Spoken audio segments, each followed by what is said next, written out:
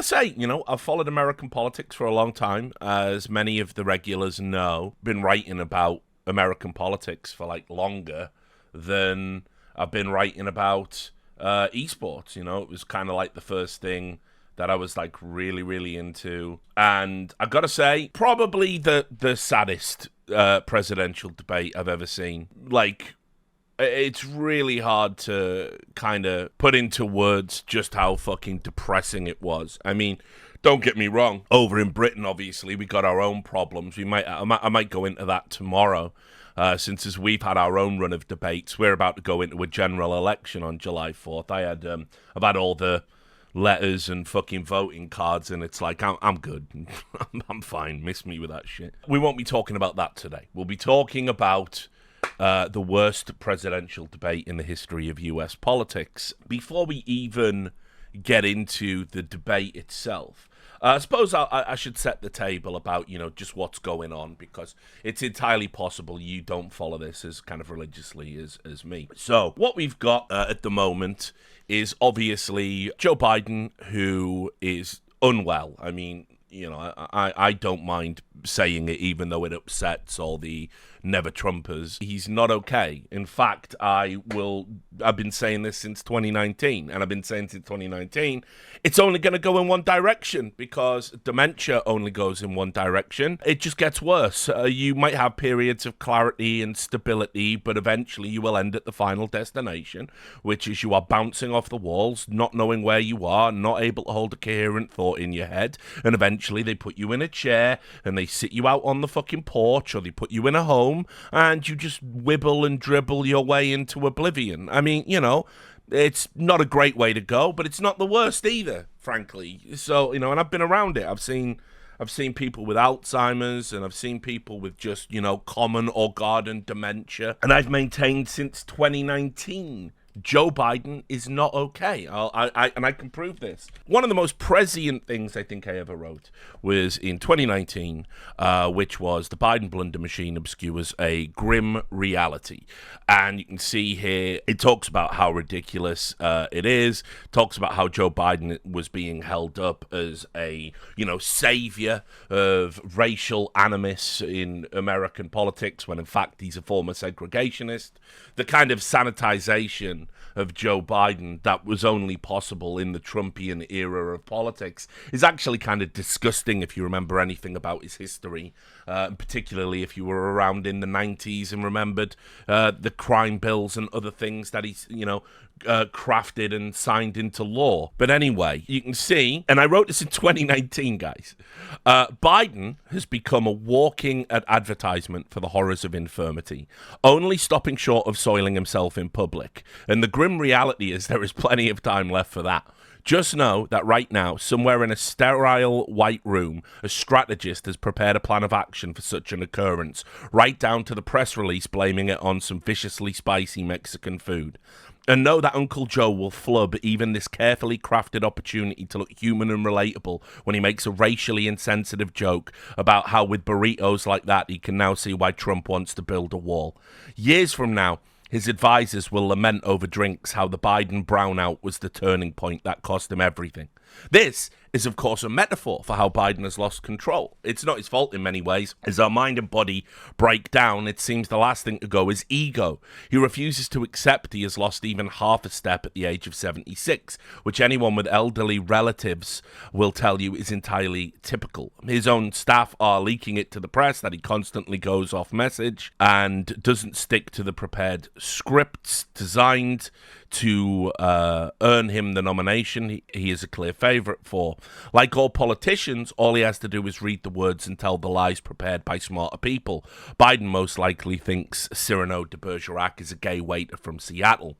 And whether you like Joe or not, Americans instinctively know one thing: that when you vote for someone that old to be president, you are also endorsing the vice president that will take over when the combination of high-powered drugs that keep them going wear off. Like McCain choosing clinical moron Sarah Palin to be his Veep, you are now forcing the voter to weigh up the suitability of two candidates and consider a future where someone they would never have voted for is now in the Oval Office pressing all the buttons amid the chaos of a dead president. Now, the only thing I got wrong in this was I genuinely thought thought people for 2020, people wouldn't have felt comfortable with Joe Biden being in charge. For whatever reason, well, I say for whatever reason, the insanely efficient ballot harvesting operation obviously got Biden over the finish line. No, I don't believe that the election was rigged. I do believe that the ballot harvesting operation, whether you think that's ethical or not, was like nothing we've ever seen, because the DNC were able to use their money, use their resources to get Biden over the finish line when neither candidate was actually desirable. So, but I've been on this ever since, and I've been talking about it quite a lot, and I will also show that I wrote this here. Does Biden's mind have 4 more years? I wrote this last year, almost a year ago, and it was when Biden was falling over. This article upset everybody, right? Again, because people don't seem to accept that, no, Biden isn't a good candidate. You can't really make a case for either his candidacy or his presidency without mentioning Trump. I mean, it can't be done. If you assess him purely on his merits, if you were to excise the existence of Donald Trump from your brain, you would have to accept that Joe Biden hasn't been a particularly great, he didn't run a particularly great campaign. It was actually embarrassing, and the DNC had to corral everyone, and Sanders took the fucking money in the party line again over actually running against another DNC candidate, something he's now done on 3 occasions, so it's hard to have any sympathy for him. You've got this difficult situation, which is everybody hates Trump, and this is the guy that is the alternative. And other than that, Biden has nothing. He doesn't appeal to anyone on any other level. If they're just being honest about it, which many people aren't being honest about it, without Trump, Biden would have no chance. I mean, like I've said it before, I don't know why the GOP is locked into this suicide pact of Trumpian, politics, when they could run a moderate Republican, and they could beat Biden, I think, just as easily, if not easier.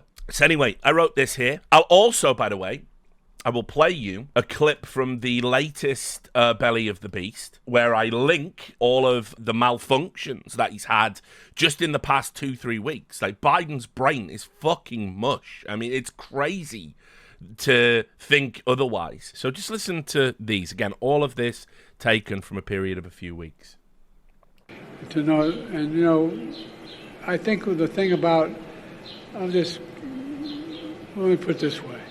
I remember when I was vice president, the promise we'd start to reconnect black and brown and overlooked neighborhoods cut off by highways in the 60s, and decades of disinvestment as a consequence of it, including here in Philly. Well, we're changed that with the Recovery Act. Right now, you see all the construction going on the highways around here. Well, we'll never forget lying around and him lying around, actually. Putin was certain that NATO would fracture.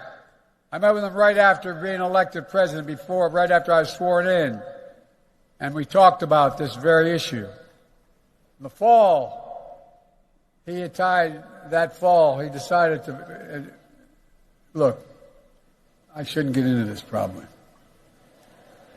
It gets me a little excited. After I signed the PAC Act into law, I handed the pen that I signed it with the addition of the person most responsible for the legislation. She knew so long as she was denied, our freedom can never be secured. Thanks to all the members of Congress and Homeland Security Secretary. I'm not sure you're going to do. You can't be pro-law enforcement and say you are pro-law enforcement and be pro-abolishing the AFT. Is Benjamin Netanyahu listening to you? I think he's listening to me. They were going to go into Rafah full bore, invade all of Rafah, go into the city, take it out. So just for context, those last 2 clips there, he referred to the ATF as the AFT, something he's done multiple times. There is no such organization as the AFT. And he got Russia and Rafah mixed up there in a sit-down, friendly interview, which is fine, I guess. All of this is fine. Personally, I've arrived at this point where, look, listen, fat, I get it.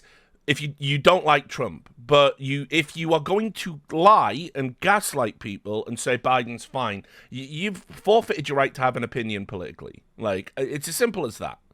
You obviously have zero respect for the office, zero respect for your own nation in a way. Because I'll tell you, it's a fucking embarrassment. And last night's debate was an embarrassment.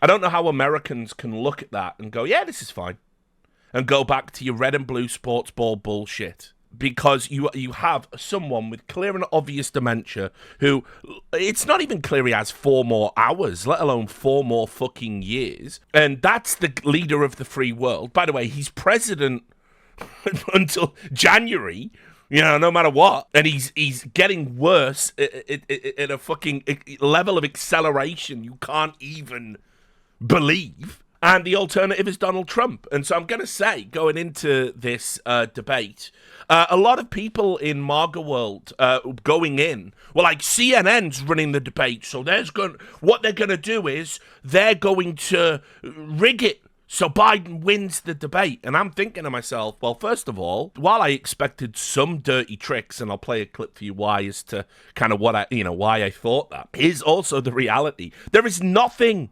CNN can do. Once Joe Biden agrees to talk for 90 minutes live, it's Jova, guys. He can't do it. So I'm like going, by the way, there's not a cocktail in the world strong enough anymore. You get diminishing returns on the drug cocktail that they're giving this guy. And by the way, it's not even a conspiracy theory. I've seen a lot of people a bit squeamish about talking about the cocktail. If you don't think they're shooting him up with something, like before the State of the fucking Union address, he was drooling. Like he kept slurping. There's a ton of drugs where like salivation is a fucking side effect. He had crackhead eyes. I'm like, guys, like it's fine to say these things. They are obvious to anyone with a functioning brain. Right? But whatever they were giving him, they either didn't give it to him for this debate, or it just doesn't work anymore. And I have to say, based on what I saw when he was at the G7, where he was just like shuffling around like fucking Boris Karloff in The Mummy, and having to be led by the arm by other world leaders, again, just an embarrassment on a national stage for Americans everywhere. We're reaching the end times. Like, understand, if a vote for Joe Biden now really is a vote for Kamala Harris. They'll have to switch him out partway through the presidency. They'll come up with a reason that he wants to spend more time with the family and blah blah blah. But anyway, so this is what triggered a lot of the Trump world people, right? There was the technology. You go behind the podiums, you can see 2 green lights. When they're on, they signal to the candidate his microphone is on. When the green lights are off, they signal to the candidate his microphone is off. Now I want to give you a sense of what it will look like for viewers at home if a candidate whose microphone is off interrupts a candidate whose microphone is on. So I'm standing at one podium, and I'll ask Phil to come in and take the other podium. And so let's say I'm answering a question. My light is green, and I'm speaking. Phil's microphone is off, and his green lights are not illuminated. He's going to interrupt me as I'm speaking, and this is what it will sound like. My volume remains constant, while Phil's interruption can be difficult to understand. Now, let's try the opposite. My microphone is now on. Victor's microphone is off, and he's going to interrupt me. My volume remains constant, while Victor's interruption can be difficult to understand. Now, CNN's production team has shared this demonstration with the campaigns earlier today, and we're sharing it with you, our viewers, so everyone fully understands how tomorrow night will work. Now, we should note, by agreeing to participate in this debate, both campaigns and candidates have also agreed to abide by these rules. The CNN presidential debate airs live tomorrow night at 9 p.m. Eastern. So, obviously, just enforcing basic moderator rules. MAGA world lost their shit. They were like, see, they're going to mute Trump. They're going to allow Biden to talk over him. It's all going to go one way. And it's like, for fuck's sake, like, this is just how a debate should work. What are you talking about? Now, I'll also add, I can understand a little bit why if you are for Trump, you might have been a bit apprehensive about the arena of this debate. We know CNN's biases. We know some of the stories they've run in the past. If you want a primer on that, you can go watch My Enemy of the People opening episode, episode 1, where I list all of the false stories in the first year that had to be recanted about Donald Trump. But what I will say is, it was the Biden team got everything they wanted. They wanted this tech in place. They asked for this specifically. They also asked for no audience. They didn't want a gallery of people there. They didn't want a press call on site reporting it live. And CNN acquiesced and gave them everything. And Donald Trump, being Donald Trump, he agreed to it all, then spent the week building up to the debate, whining about the things he agreed to, right? So it was pretty ridiculous. I mean, I will add, a Trump spokesperson went on CNN, and this happened. So it takes someone 5 minutes to Google Jake Tapper, Donald Trump, to see that Jake Tapper has consistently stop this interview if you're going to keep President attacking Trump my to Adolf Hitler. Ma'am, I'm going to stop this interview if you I'm continue to attack my colleagues. I would like to talk about Joe Biden and Donald Trump, who you work for. Yes. If you are here to speak on his behalf, I am willing to have this conversation. I am stating facts that your colleagues have stated in the past. Okay, now, I'm sorry, guys. We're going to come back out to the panel. Caroline, thank you very much for your time. You are welcome to come back at any point. She is welcome to come back and speak about Donald Trump, and Donald Trump will have equal time to Joe Biden when they both join us now at later this week in Atlanta for this. So CNN were so fucking apprehensive about because this was going to have tens of millions of viewers.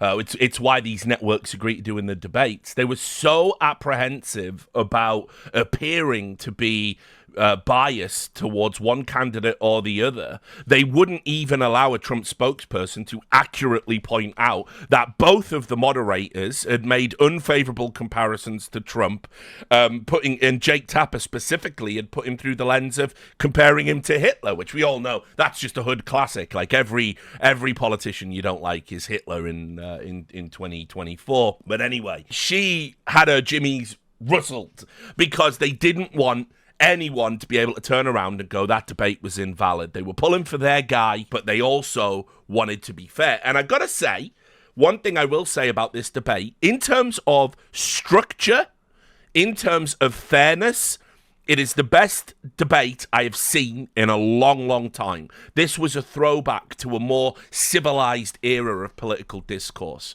This is like something you would have found in the 80s, or 70s or 80s. They were very fair to both candidates. There wasn't any apparent bias. They didn't chime in with live fact-checking like a lot of people thought they would. I would argue they probably should have done more of that, actually, because Trump talked absolute shite for the entirety of this debate, and honestly, so did Joe Biden. Joe Biden, a lot of people are saying, "Oh, Joe told the truth, but he had senior moments."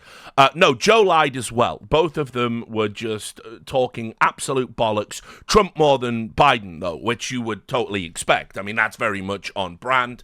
And they didn't do any live fact-checking, so Trump was just allowed, unfettered, for 2 minutes at a time, to just say things. And I would also add the area where they really failed, and probably the only area they failed, they didn't even tell they didn't make the candidate answer the question. The candidates rarely answered the questions they were being asked. I mean, we're talking about Israel and suddenly we're on insulin. You know, it was like that level of derailment. And so it got really embarrassing at one point, which will become apparent when we now watch the debate itself.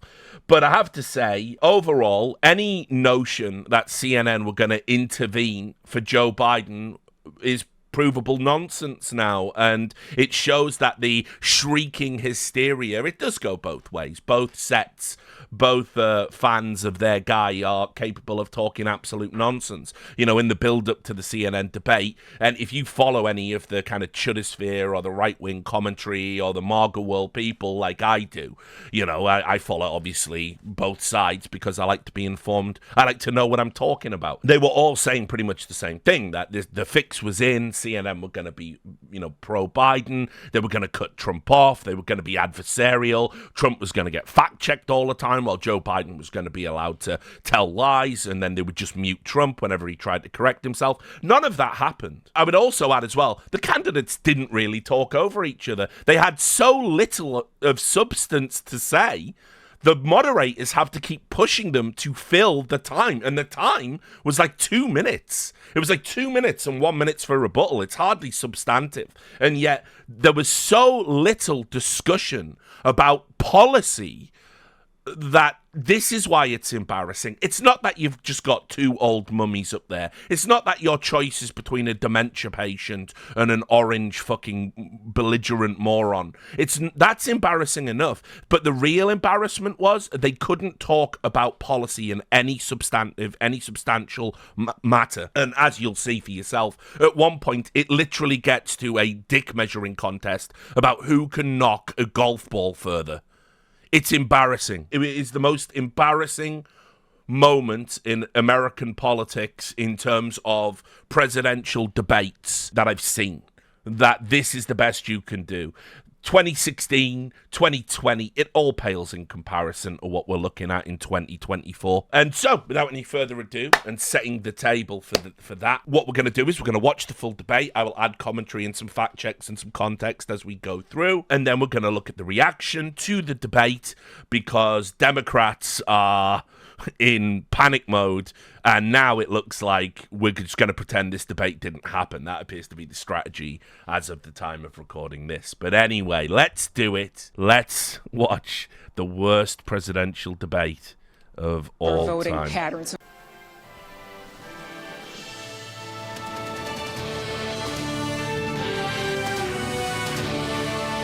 But I'll just start as well.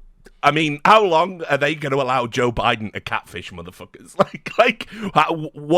When is that photo from, guys? When is that photo from? I don't know, guys. I mean, to be fair as well, they've took some of the orange out of Donald as well. But that's like your Tinder profile pic right there. That's like a fucking joke, dude. Like he actually looks alive there.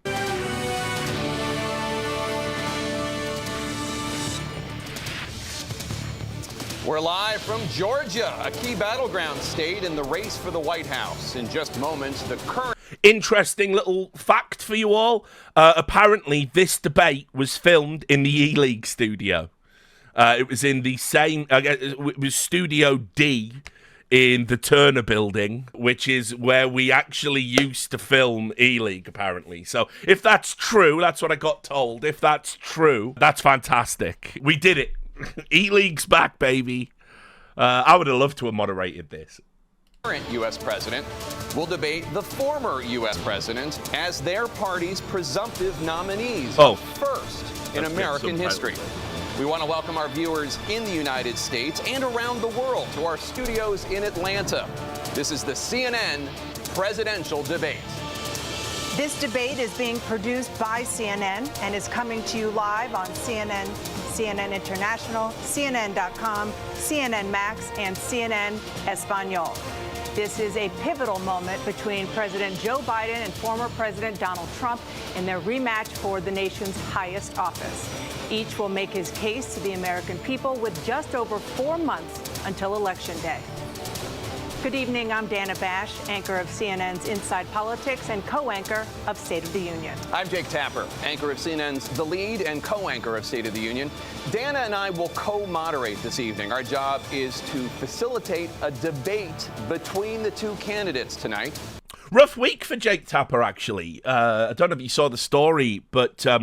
pro-Hamas protesters were outside his house harassing his family, saying that there was blood on his hands because he had said, maybe he'd done some reporting about Israel, maybe having the right to eradicate those that would destroy it. So, yeah, a rough... I'm wondering, as he sat there, yeah, all right, because we all know which side of the aisle they're on, mate. So, yeah. But yeah, they you can go and look up the footage of that. Obviously, it was Jake Tapper what was to blame for Israel's response. So, before we introduce them, we want to share the rules of the debate with the audience at home. Thank you. Former President yes, Trump will be on the left side of the screen. President Biden will be appearing on the right. How ironic. Toss determined their positions. Each candidate will have 2 minutes to answer a question and 1 minute each for responses and rebuttals. An additional minute for follow-up, clarification, or response is at the moderator's discretion. When it's time for a candidate to speak, his microphone will be turned on and his opponent's microphone will be turned off. Should a candidate interrupt when his microphone is muted, he will be difficult to understand for viewers at home. At the end of the debate, each candidate will get 2 minutes for closing statements. There is no studio audience tonight. Pre-written notes, props, or contact with campaign staff are not permitted during the debate. By accepting our invitation to debate, both candidates and their campaigns agreed to accept these rules. Now, please welcome the 46th President of the United States, Joe Biden. Folks, how are you? Right, now remember, there is no audience. But, bro, like, all he had to do, oh God. It's like, all he had to do was start strong and just not look decrepit. That was it. And here we are, right? Here we go. Great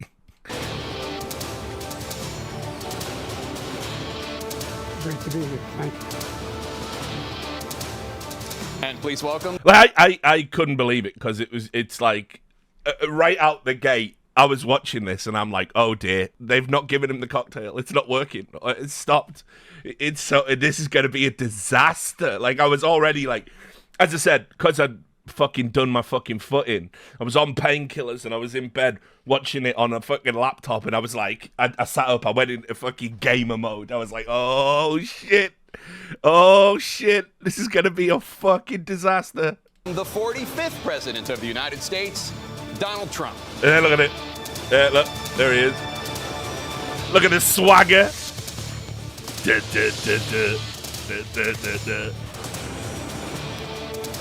Gentlemen, thanks so much for being here. Let's begin the debate, and let's start with the issue that voters consistently say is their top concern, the economy. President Biden, inflation has slowed, but prices remain high. Since you took office, the price of essentials has increased.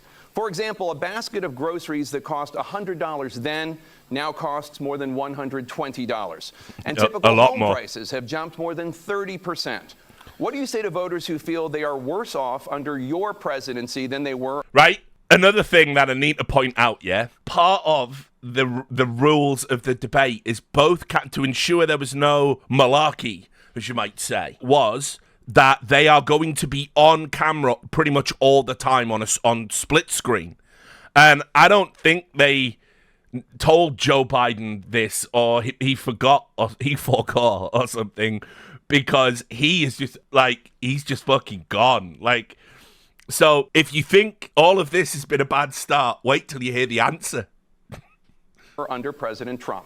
We got to take a look at what I was left when I became president and what Mr. Trump left me. We had an economy that was in free fall. The pandemic was so badly handled. Many people were dying. All he said was, it's not that serious. Just inject a little bleach into your arm. You'll be all right. Never said that. The economy collapsed. There were no jobs. Unemployment rate rose to 15%. It was terrible. And so what we had to do is try to put things back together again. And that's exactly what we began to do. We created 15,000 new jobs. We brought out the position where we have 800,000 new manufacturing jobs. But there's more to be done. There's more to be done. Working class people are still in trouble. I come from Scranton, Pennsylvania. I come of a household where the kitchen table, if the things weren't able to be met during the month, it was a problem. Price of eggs, the price of gas, the price of housing, the price of a whole range of things. That's why I'm working so hard to make sure I deal with those problems. That we're going to make sure that we reduce the price of housing. We're going to make sure we build 2 million new units. We're going to make sure we cap rents so corporate greed can't take over. The combination, what I was left with in corporate greed, is the reason why we're in this problem right now. In addition to that, we're in a situation where if you take a look at all that was done in his administration, he didn't do much at all. By the time he left, things were in chaos. literally chaos. And so we put things back together. We created, I said, those jobs. We make sure we had a situation where we brought down the price of prescription drugs, which is a major issue for many people, to $15 for a insulin shot as opposed to $400. No senior has to pay more than $200 for any drug, all the drugs they can include beginning next year. And the situation is and we're going to make that available to everybody, to all Americans. So we're working to bring down the price of around the kitchen table, and that's what we're going to get done. Thank you. Right, so that's the first answer. It's already like, okay, kind of all over the road a little bit there. But on message, the pandemic, all Trump's fault. He handled it the worst out of anybody. And even though Joe Biden campaigned on, I won't shut down the country, I'm going to shut down the virus, and then failed to shut down the virus and did shut down the country, all of the vaccine mandate stuff, closures for small businesses, the insane amount of fraud that went on around the PPP loans. I've talked about it a million times. There's no point in getting into it again. If you exist in a world where the pandemic was uniquely badly handled by Trump in such a way that he's responsible for all of the deaths, and the pandemic was expertly handled by the Biden administration and their deaths don't count, then I don't know. I think you're a partisan fucking fool. But anyway, he's on message. Economy was bad. I mean, obviously, the economy was in recovery when Biden took in. It was starting to recover. Inflation, for example, was lower than what it was when Biden got in. Which it climbed to with Bidenomics, baby. Also, yes, they did create, I think you meant to say 15 million jobs, not 15,000, but a lot of those were claim-back jobs from the pandemic. But ultimately, I think fair enough, there was some economic recovery in the Biden administration. You get plus points for that. It's definitely something to focus on because people are going out to stores right now. Cost of living has climbed. You have to kind of point out that, like, yes, okay, we're in this weird little corrective bit. We have done things for the economy, including job creation and the CHIPS Act and all this other stuff, So yeah, he's on message there. That one wasn't so bad, even though he was waffling and all over the place. Thank you, President Trump. Now Trump. We have the greatest economy in the history of our country. We have never done so well. Everybody was amazed by it. Other countries were copying us. We got hit with COVID.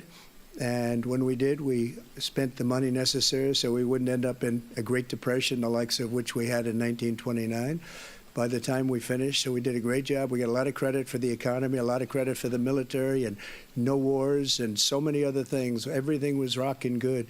But the thing we never got the credit for, and we should have, is getting us out of that COVID mess. He created mandates that was a disaster for our country. But other than that, we had given them back a country where the stock market actually was higher than pre-COVID, and nobody thought that was even possible.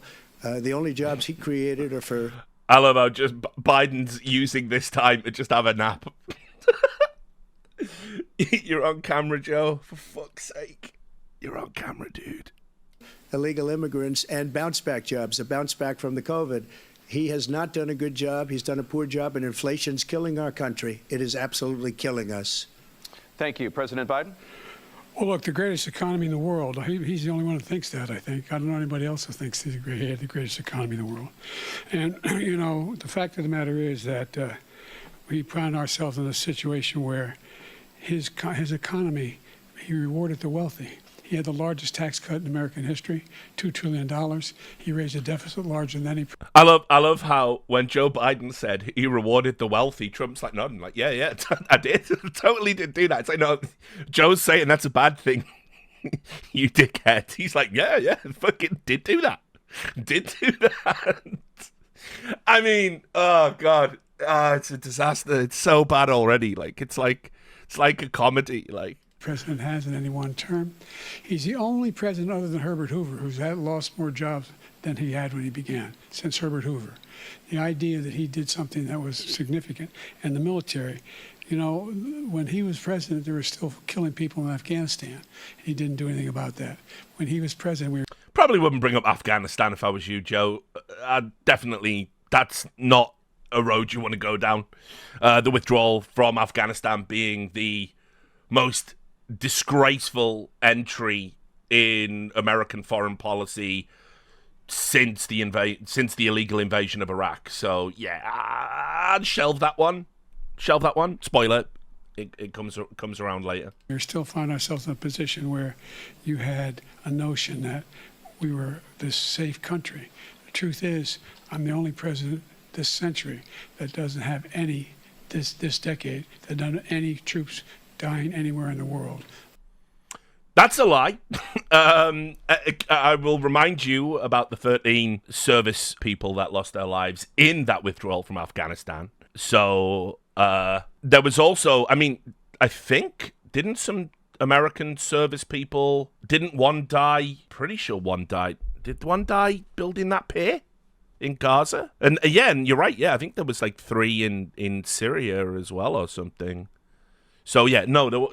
So let me check. But yeah, anyway, the bottom line is there was definitely 13 in Afghanistan. Yeah, there you go. 3 soldiers killed in 3 U.S. troops killed in drone strike in base in Middle East, January 2024. So yeah, obviously just a blatant lie. Like he did.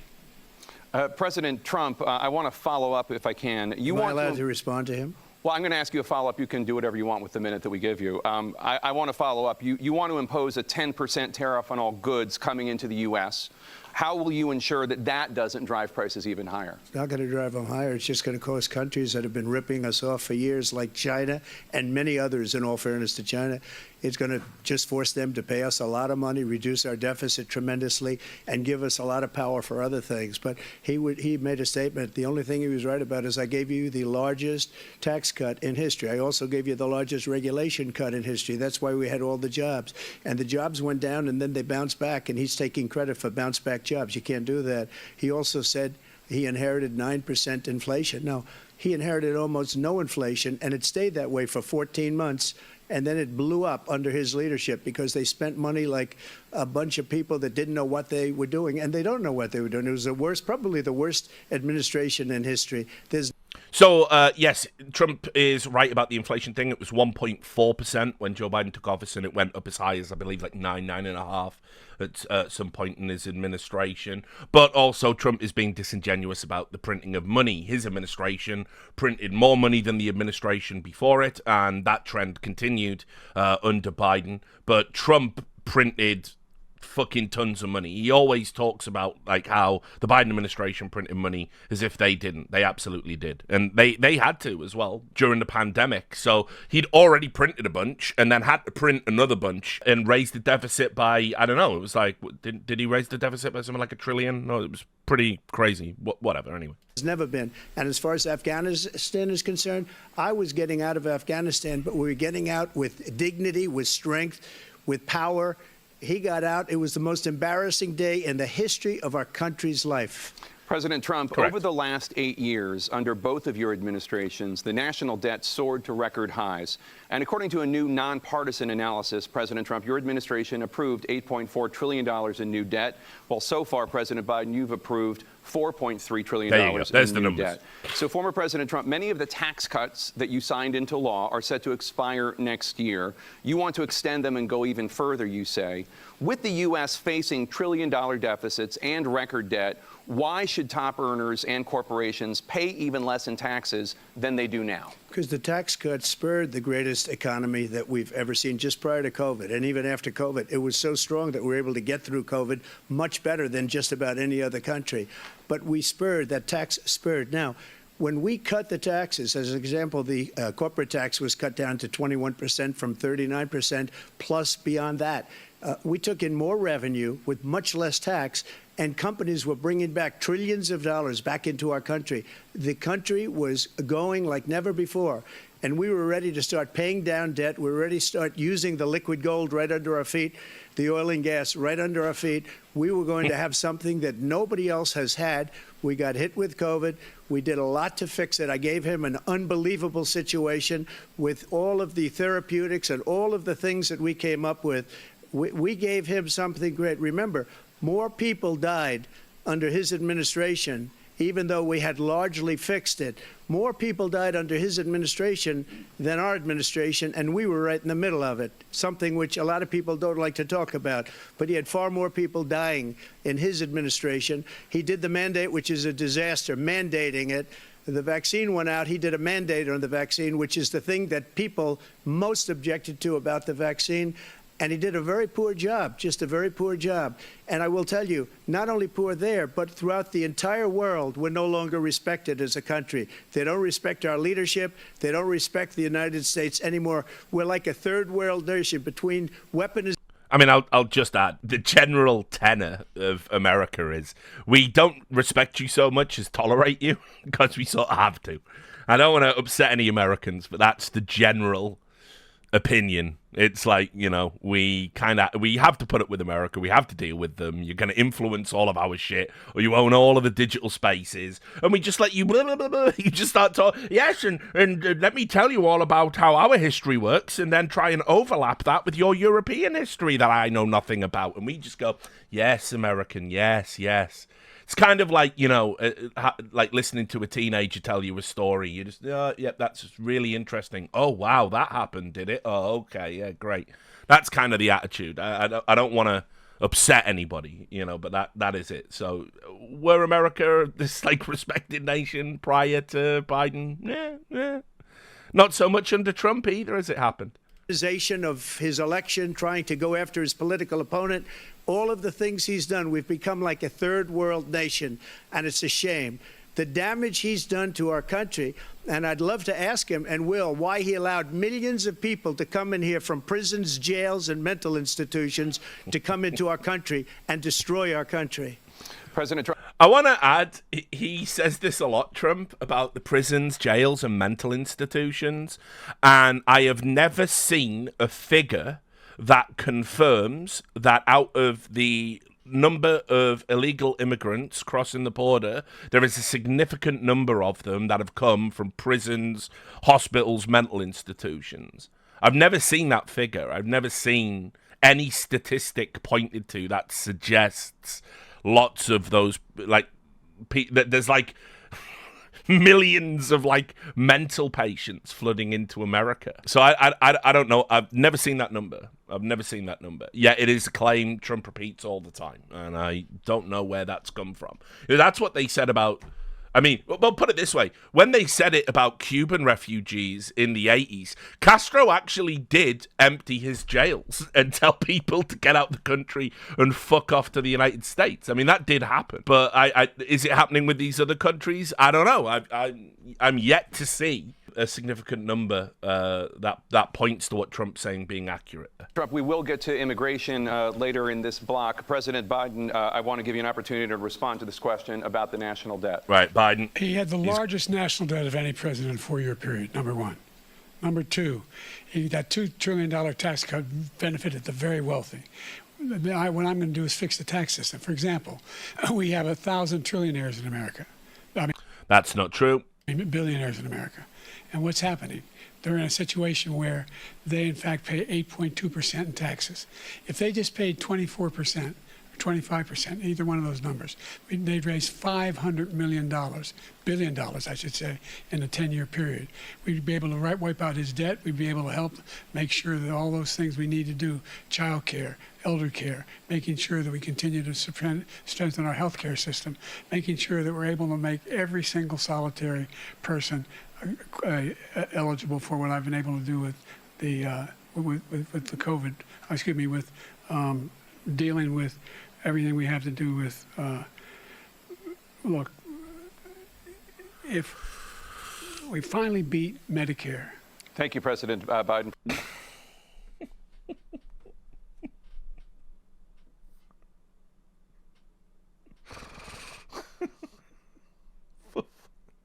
Please make it stop. Just make it stop. It's got to stop. We beat Medicare. And then he gives... By the way, the thing is, viewership goes down. Traditionally, over debates, viewership goes down the longer it goes on. So this will be the key moment that a lot of people see. They won't see that. Actually, Biden rallies a little bit and then fucks it up with his closing remarks. Again, he goes off. But that is the viral clip, especially because Trump gets a dunk in now. President Trump? Well, he's right. He did beat Medicare. He beat it to death, and he's destroying Medicare. So there you go.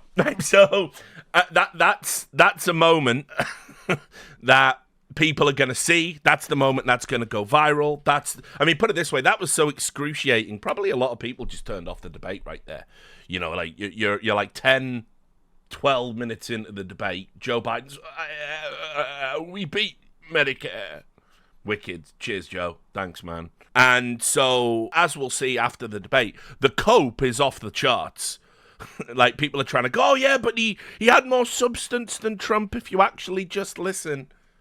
The fact that Joe Biden is incapable of getting to the end of a fucking sentence is worrying for most Americans. It's as simple as that. And keep in mind, the polling was, how many people think Joe Biden is mentally fit to finish a second term as president? It was 28% of Americans coming into this debate. So you see this clip. Do you think that number goes up or down? Because all of these people are coming in. They're putting them on Medicare. They're putting them on Social Security. They're going to destroy Social Security. This man is going to single-handedly destroy Social Security. These millions and millions of people coming in, they're trying to put them on Social Security. He will wipe out Social Security. He will wipe out Medicare. So he was right in the way he finished that sentence. And it's a shame. What's happened to our country in the last 4 years is not to be believed. Foreign countries, I'm friends with a lot of people, they cannot believe what happened to the United States of America. We're no longer respected.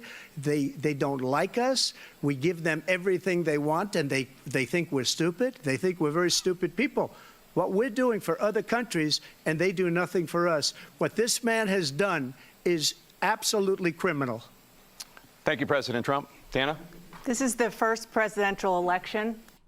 I mean, famously, the world loved Trump, didn't they, when he was in charge? Quite famously, I seem to recall him having great relationships with Macron and Merkel, and when he alphaed Macron, that was funny. Yeah, many such cases. Since the Supreme Court overturned Roe v. Wade. This morning, the court ruled on yet another abortion case, temporarily allowing emergency abortions to continue in Idaho, despite that state's restrictive ban. Former President Trump, you take credit for the decision to overturn Roe v. Wade, which returned the issue of abortion to the states. Correct. However, the federal government still plays a role in whether or not women have access to abortion pills. They're used in about 2/3 of all abortions. As president, would you block abortion medication? Right, so, bit of background here. Obviously, you will know, in America, for some reason, abortion's a big deal. The rest of the world, we've just figured it out. Yeah, of course you should be allowed to have abortions. Of course you should. And, of course, there should be some reasonable limit placed on when there's a cut-off point for when you can get them. And we went, yeah, that all makes sense. And then we just got on with our lives, and we don't really talk about it. I mean, you know, yeah, there's, like, Catholics... a wacky bunch, you know, and there's some other countries that maybe don't have it figured out so much. But in general, across Europe, it's not a big issue. Now, in America, it just has been, because when you show a member of the Christian right a picture of a fetus with, like, just a bean and a picture of a baby with a big smile on its face, all blonde hair, blue eyes, they think it's the same thing. Most people, I would contend, don't, because they're not. And so everyone fucking, you know, this topic comes up time and time again. And Trump, the worst thing Trump did for the Republican Party was he put it on the ballot. It's why that, remember all those political commentators that told you the red wave was coming in, the red tsunami was coming in the midterms?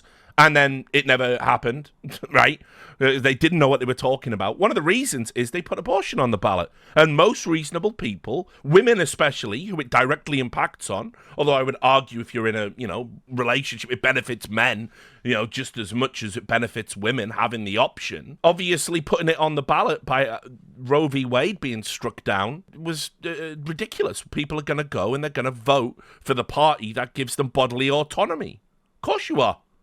So, as I've said, the issue really sort of becomes you have to go further back and realize Roe v. Wade should have been removed when in the Obama era, and they had the Supreme Court majority. They could have swapped out Ruth Bader Ginsburg, put in a moderate judge, and they could have struck down Roe v. Wade, which was constitutionally unsound, right? But they could have put something else in, and a federal protection for abortions, and then we just don't have any of this nonsense that's happening now. Anyway, one of the things I will say, a lot of people have misrepresented Trump on abortion. Trump is walking this ridiculous tightrope. As we know, Trump is a man who fucks porn stars and pays them off. I'm pretty sure he's got a couple of abortions in his past. Who knows, right? Like, by the way, he has been a moderate Democrat for most of his life, incredibly, before he sort of ran as a Republican and then started pandering to the Christian right. The Christian right, they are like, all life is sacred and we must, as soon life begins at conception, and all these other like wacky fucking beliefs. So he has to pander to them. And so as a result, the media have been saying, oh, Trump's going to put a federal ban on all abortions in place. That isn't true. He's actually said on record he would like there to be a federal rule of like a 12-week limit, a 15-week limit, something like that. And they try and set him up here to look bad by saying, oh, and you will ban home abortion pills, which is the most common form of abortion women will engage in. And he says, no, actually, I wouldn't do that. So there's a lot of misinformation about it, but the fact that this is an issue at all, the fact that this has now gone to certain states, and there are states where it's like, unless you are dying or it is a rape baby, then you're not allowed an abortion, is absurd to me in a civilized, a theoretically civilized country. Now, just before we start playing the clip, this is where Joe Biden should be really, really strong. Really, really strong. Because this is a huge issue, and inarguably, the Democrat Party is the party of bodily autonomy pertaining to the issue of abortion. So Joe Biden should knock this out the park. Unfortunately, he gives the worst answer of the debate. So we're going to listen to Trump, and then Joe says the worst thing imaginable. First of all, the Supreme Court just approved the abortion pill, and I agree with their decision to have done that, and I will not block it. And if you look at this whole question that you're asking, complex but not really complex. 51 years ago, you had Roe v. Wade, and everybody wanted to get it back to the states. Everybody, without exception. Democrats, Republicans, not true. Liberals, conservatives. Just not everybody true. wanted it back. Religious. I don't know who everybody would be. In fact, I would argue the fact that Roe v. Wade held up, despite most people kind of winking and acknowledging that it wasn't actually constitutionally sound. And the case that brought Roe v. Wade into life was deeply flawed. In fact, the person involved in that, Roe, later came out publicly and said she'd lied and she regretted what it had led to. But everybody, the kind of alliance of common sense held around Roe v. Wade. Not so much these past few years. And what I did is I put 3 great Supreme Court justices on the court, and they happened to vote in favor of killing Roe v. Wade and moving it back to the states. This is something that everybody wanted. Now, 10 years ago or so, they started talking about how many weeks and how many this, and getting into other things. But every legal scholar throughout the world, the most respected, wanted it brought back to the states. I did that. Now the states are working it out. If you look at Ohio, it was a decision that was an end result that was a little bit more liberal than you would have thought. Keep it together, Kansas, Joe. I would say the same thing. Texas is different. Florida is different. But they're all making their own decisions right now. And right now, the states control it. That's the vote of the people. Like Ronald Reagan, I believe in the exceptions. I am a person that believes.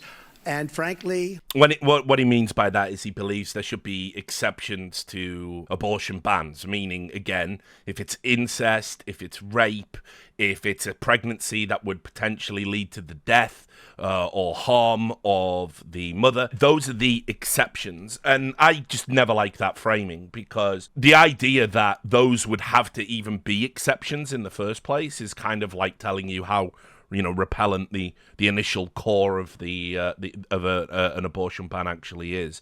But anyway, so Trump is he's doing his tightrope act on this topic. He needs to pander to the Christian right. If he was to come out and just openly say, I fully support a ban on abortion, that would be good for the Christian right, but people will go, well, I don't support a federal ban. Most people would vote against them. It would be a disastrous policy position. So he's trying to flip-flop on it, is what he's doing right now. And as I said, Joe should be able to deliver a knockout punch. Definitely can't.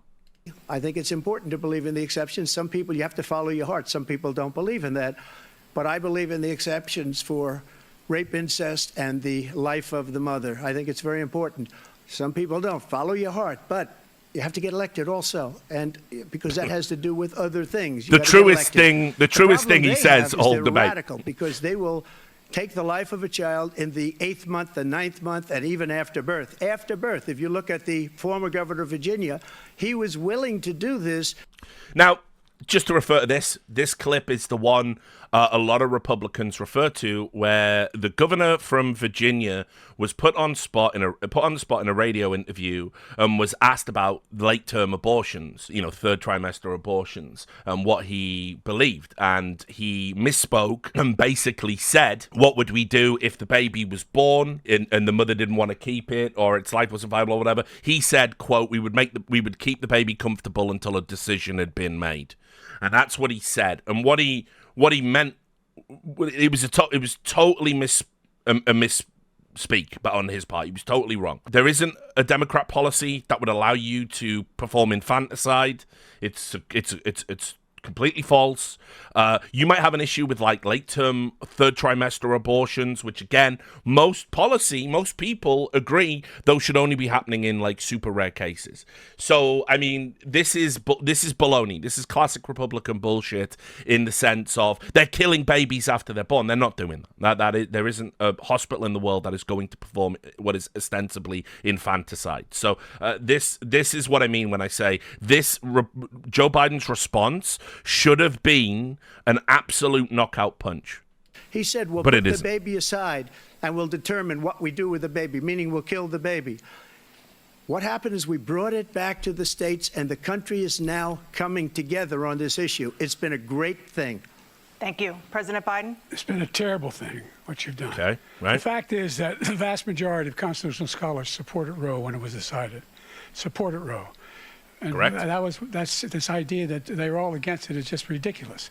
And this is the guy who says the state should be able to have it. We're in a state where in 6 weeks, you don't even know whether you're pregnant or not, but you cannot see a doctor, have you. Correct. Keep going, have Joe. Him decide on what your circumstances are, whether you need help. The idea that states are able to do this is a little like saying we're going to turn civil rights back to the states. Okay. Each state have a different rule. Look, there's so many young women who have been, including a young woman who just was murdered, and he went to the funeral. The idea that she was murdered by an immigrant coming in, they talk about that. But here's the deal: there's a lot of young women who are being raped by their in-laws, by their spouses, brothers and sisters, it's just ridiculous, and they can do nothing about it.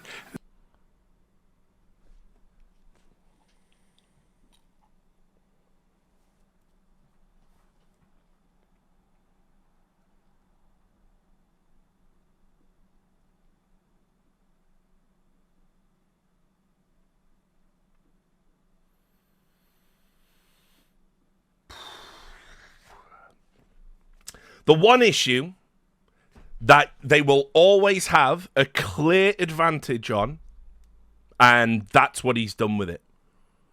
I don't know. What are you saying, Joe? Why have you brought up immigration, Joe? Why are you talking about that murder, Joe? Oh, God. And they tried to arrest him when they crossed state line. Thank you. Yeah, how quick the moderator got there. Thank you. Stop that. Enough of that. There have been many young women murdered by the same people he allows to come across our border. We have a border that's the most dangerous place anywhere in the world.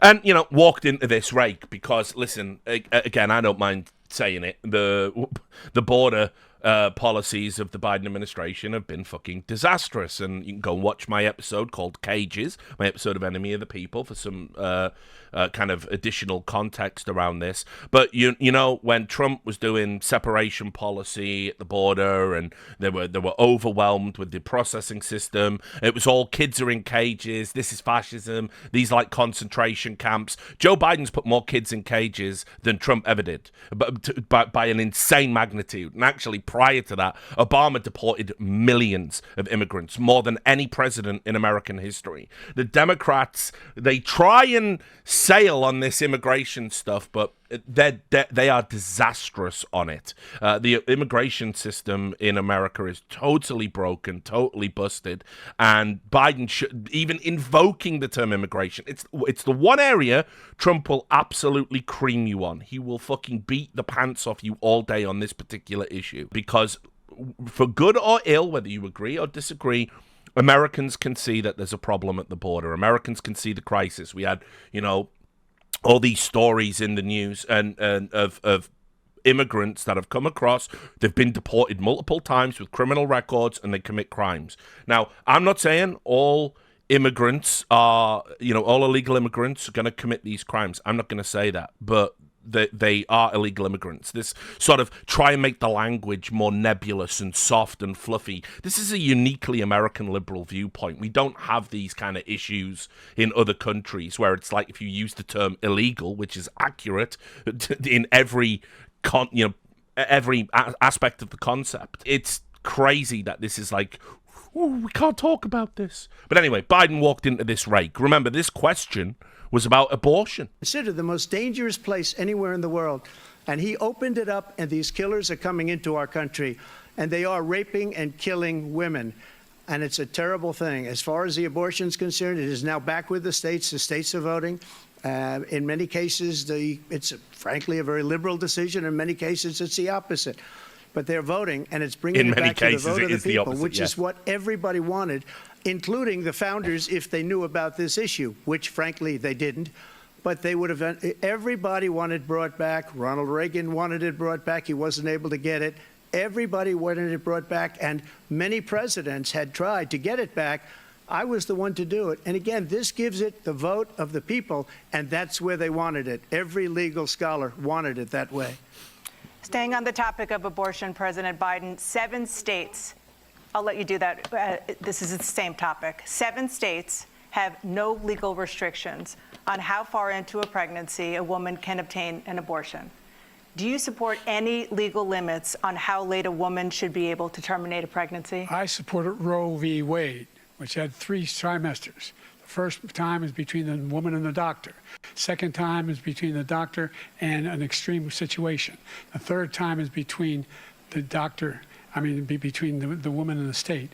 The idea that the politicians, that the founders wanted the politicians to be the ones making decisions about women's health is ridiculous. That's the last. No politician should be making that decision. A doctor should be making those decisions. That's how it should be run. That's what you're going to do. And if I'm elected, I'm going to restore Roe v. Wade. So that means he can take the life of the baby in the 9th month and even after birth, because some states, Democrat run, take it after birth. Again, the former governor of Virginia, put the baby down, then we decide what to do with it. So he's willing to, as we say, rip the baby out of the womb in the 9th month and kill the baby. Nobody wants that to happen, Democrat or Republican. Nobody wants it to happen. But that is simply not true. The premise of Trump's argument is that Democrats do want it to happen. So you can't have it both ways, homie.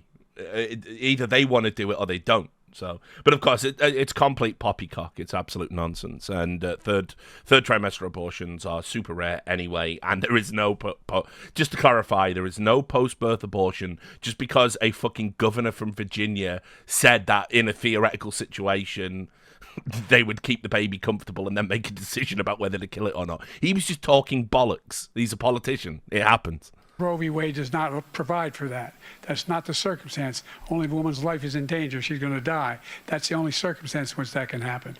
But we are not for late-term abortion, period. Period, period. Under Roe v. Wade, you have late-term abortion. You can do whatever you want, depending on the state. You can do whatever you want. We don't think that's a good thing. We think it's a radical thing. We think the Democrats are the radicals, not the Republicans. For 51 years, that was the law. 51 years, constitutional scholarship said it was the right way to go. 51 years, and it was taken away because this guy put very conservative members on the Supreme Court. He takes credit for taking it away.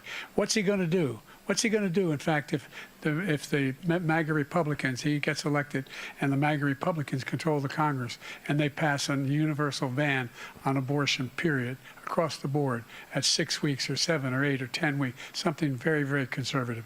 Is he going to sign that bill? I'll veto it. He'll sign it. Thank you. Let's turn now to the issue of immigration and border security. President Biden, a record number of migrants have illegally crossed the southern border on your watch. Overwhelming border states and overburdening cities such as New York and Chicago, and in some cases causing real safety and security concerns. Given that, why should voters trust you to solve this crisis? Because we worked very hard to get a bipartisan agreement that not only changed all of that, it made sure that we are in a situation where you had no circumstance where they could come across the border with the number of border police there are now. We significantly increased the number of asylum officers. By the way, the Border Patrol endorsed my position. Now, that's a lie. I can even show you a tweet if you want. Because, again, the people are coming out of this saying, oh, you know, Joe Biden had some senior moments, but at least he told the truth. No, Biden told probably not as many lies as Trump, because when we get to the halfway point, Trump just gives up on even attempting to tell the truth, actually. But, yeah, I will just show you. This is the Border Patrol Union. To be clear, we never have and never will endorse Biden. So Biden's had a bit of a lie there, but that's fine. In addition to that, we found ourselves in a situation where when he was president, he was separating babies from their mothers, putting them in cages, making sure the families were separated. That's not the right way to go. What I've done since I've changed the law, what's happened? I've changed it in a way that now you're in a situation where there are 40% fewer people coming across the border illegally. That's better than when he left office. And I'm going to continue to move until we get the total ban on the total initiative relative to what we can do with more Border Patrol and more asylum officers. President Trump? I really don't know what he said at the end of that sentence. I don't think he knows what he said either. Look.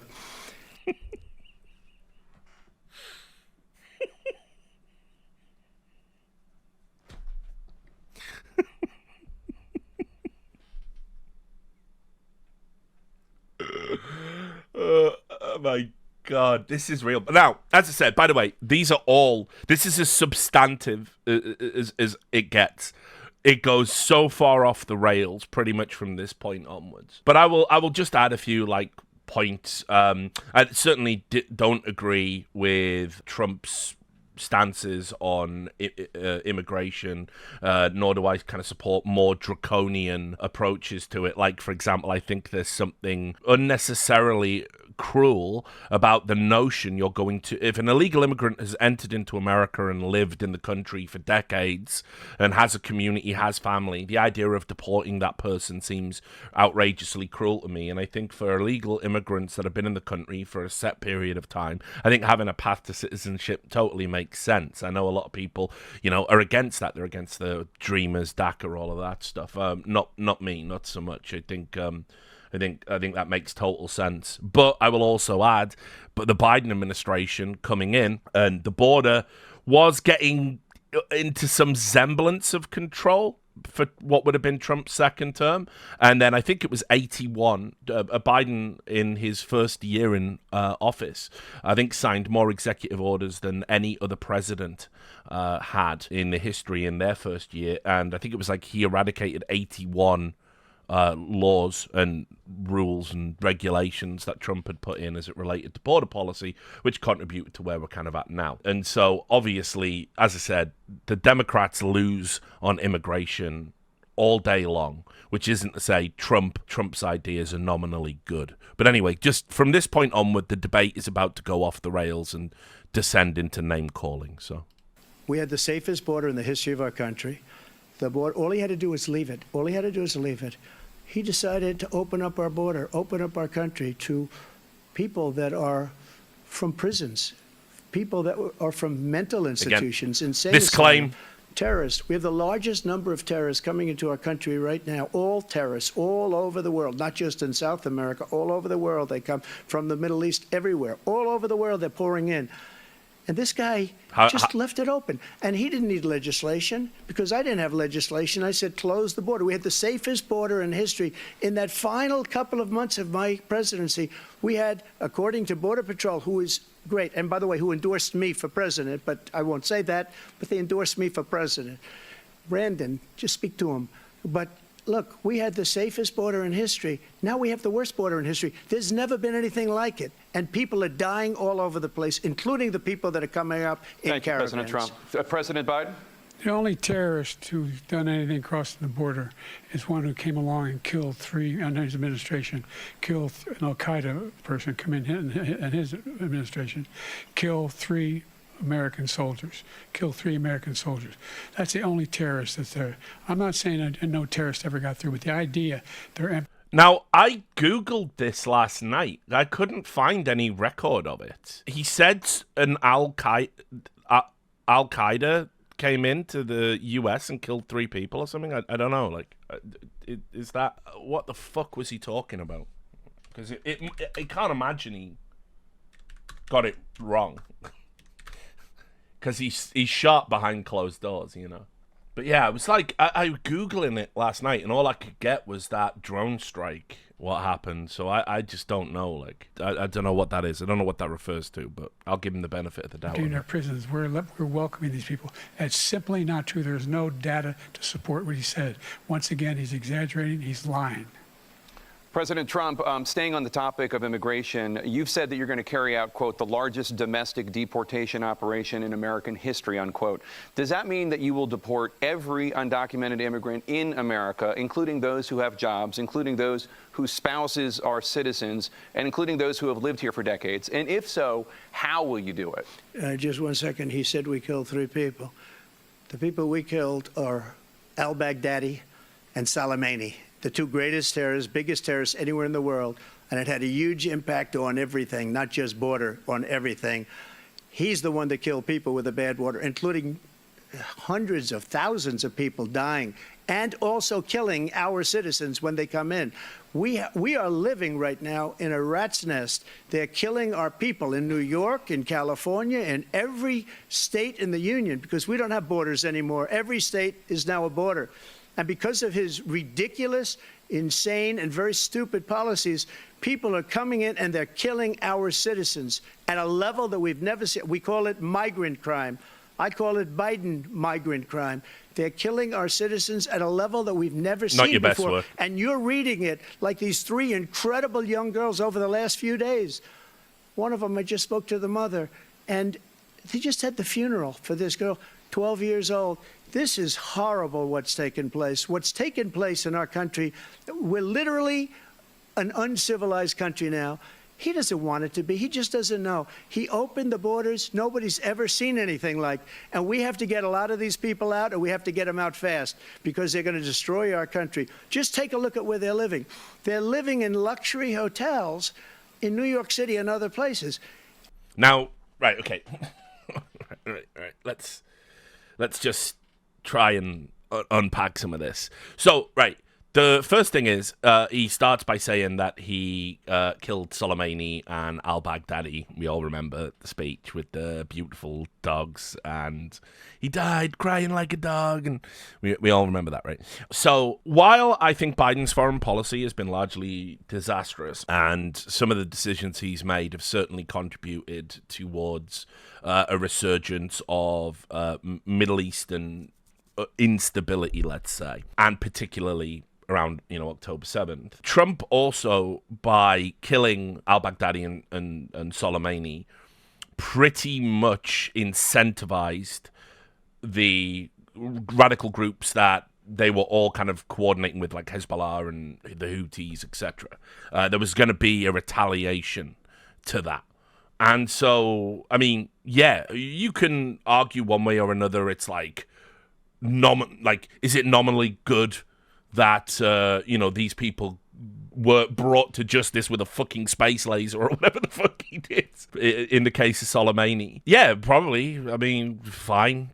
But obviously, you then have to sort of understand, well, they're not going to just forget that and go, well, yeah, you fucking zapped Soleimani to death. There's obviously going to be some retaliation. That is the nature of the beast. So, you know, bragging about that sort of seems, again, a bit short-sighted, because anyone that follows it logically sort of understands what that led to and what that contributed to. The next thing is, obviously, I agree, I think Biden's been disastrous on the border, but this idea that these illegal immigrants are like staying in luxury hotels in fucking New York. I mean, this is a classic, you know, bait and switch. The average experience for an illegal immigrant that has contact with a border patrol when they get into America, they're certainly not in a luxury hotel. They are generally in a processing center, which are so overcrowded. You've got 13, 14 people in chicken wire cells, you know, sometimes in appalling heat. So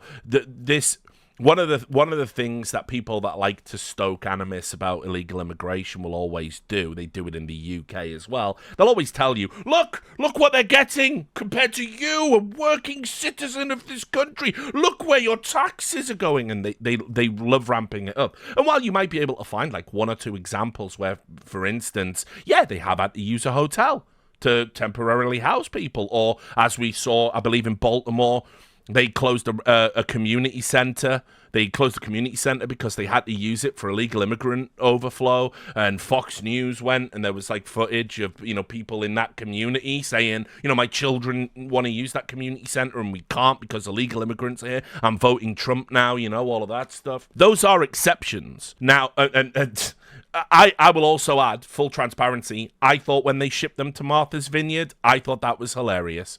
I thought it was hilarious, and I think it really exposes the hypocrisy at the center of it all, which is, you know, white middle class to upper class people turning around and saying, you know, oh, no, you're a Texan border town, you've got to put up with the illegals. That's who we are. We're a nation of immigrants. Oh, wait, they're in my neighborhood? Oh, well, no, this is a problem. And we've seen this in Chicago. We've seen this in New York, the Martha's Vineyard incident. You know, yeah, exactly, NIMBY. You know, at that point, when it's not in my, the not in my backyard politics wrought large, I think that's one of the smartest things the GOP have done in recent years. It really shows that for all of the bluff and the bluster and all of the posturing and preening about, you know, there's a statue with a poem on it, sir, like Jim Acosta got up. I will remind you about the statue, sir.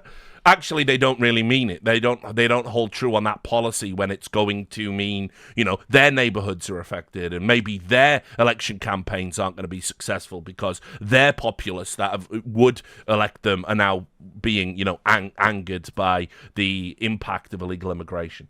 So, I mean, look, all of this is to say Trump will win on that issue all day long, but what he's saying here is patently false. Our veterans are on the street. They're dying because he doesn't care about our veterans. He doesn't care. He doesn't like the military at all, and he doesn't care about our veterans. Nobody been worse.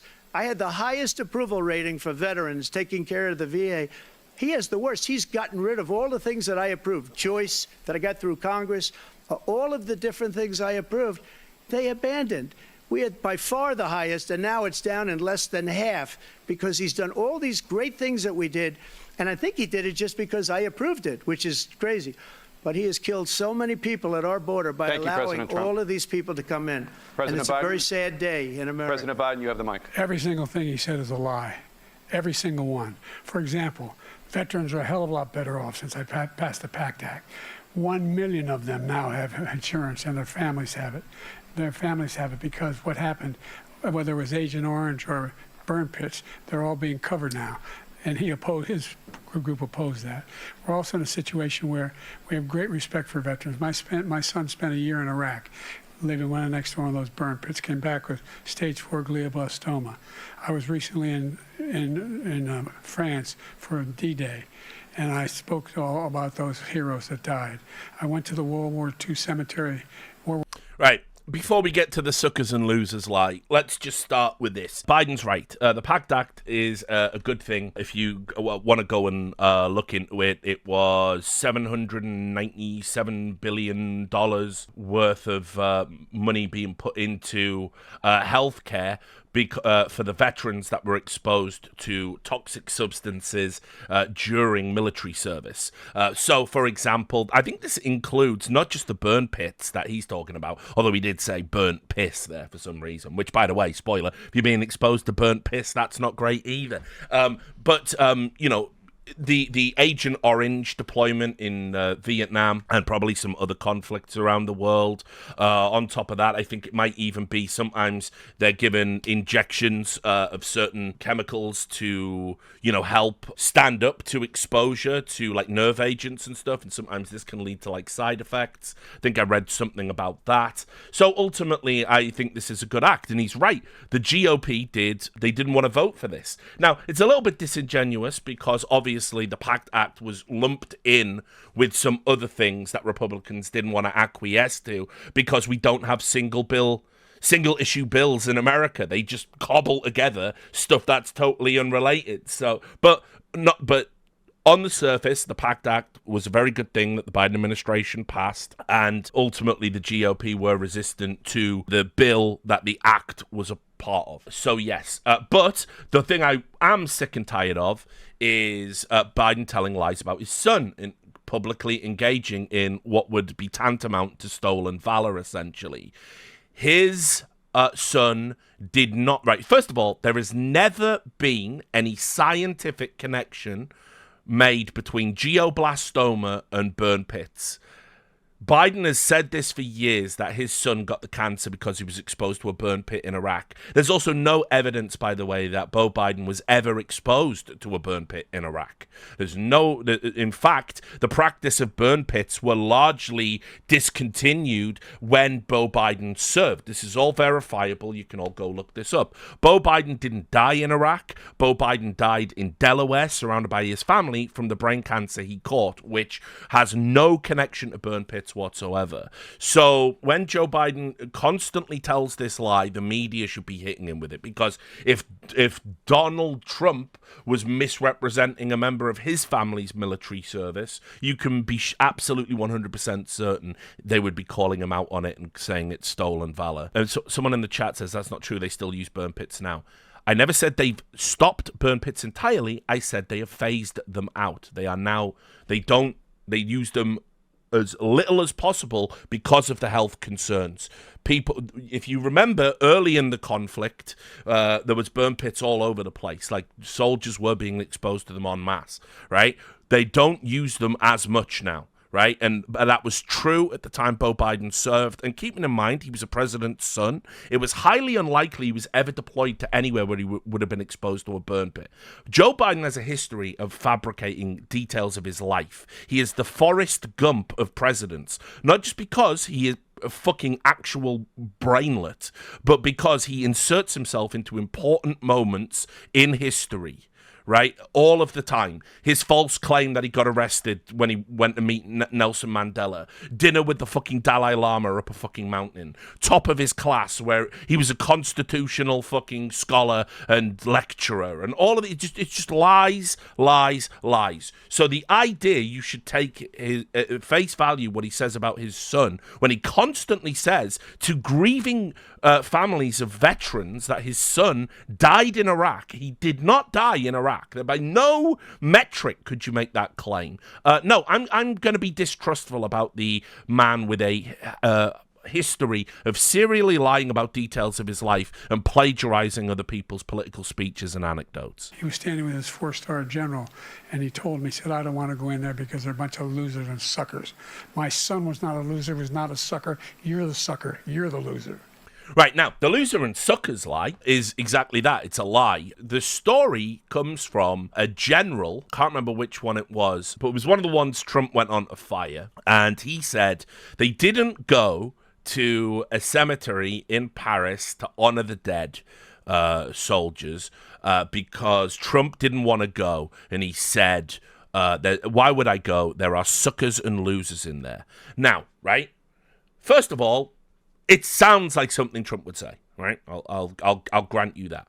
But the person saying this initially was a single anonymous source before they publicly came out to double down on it.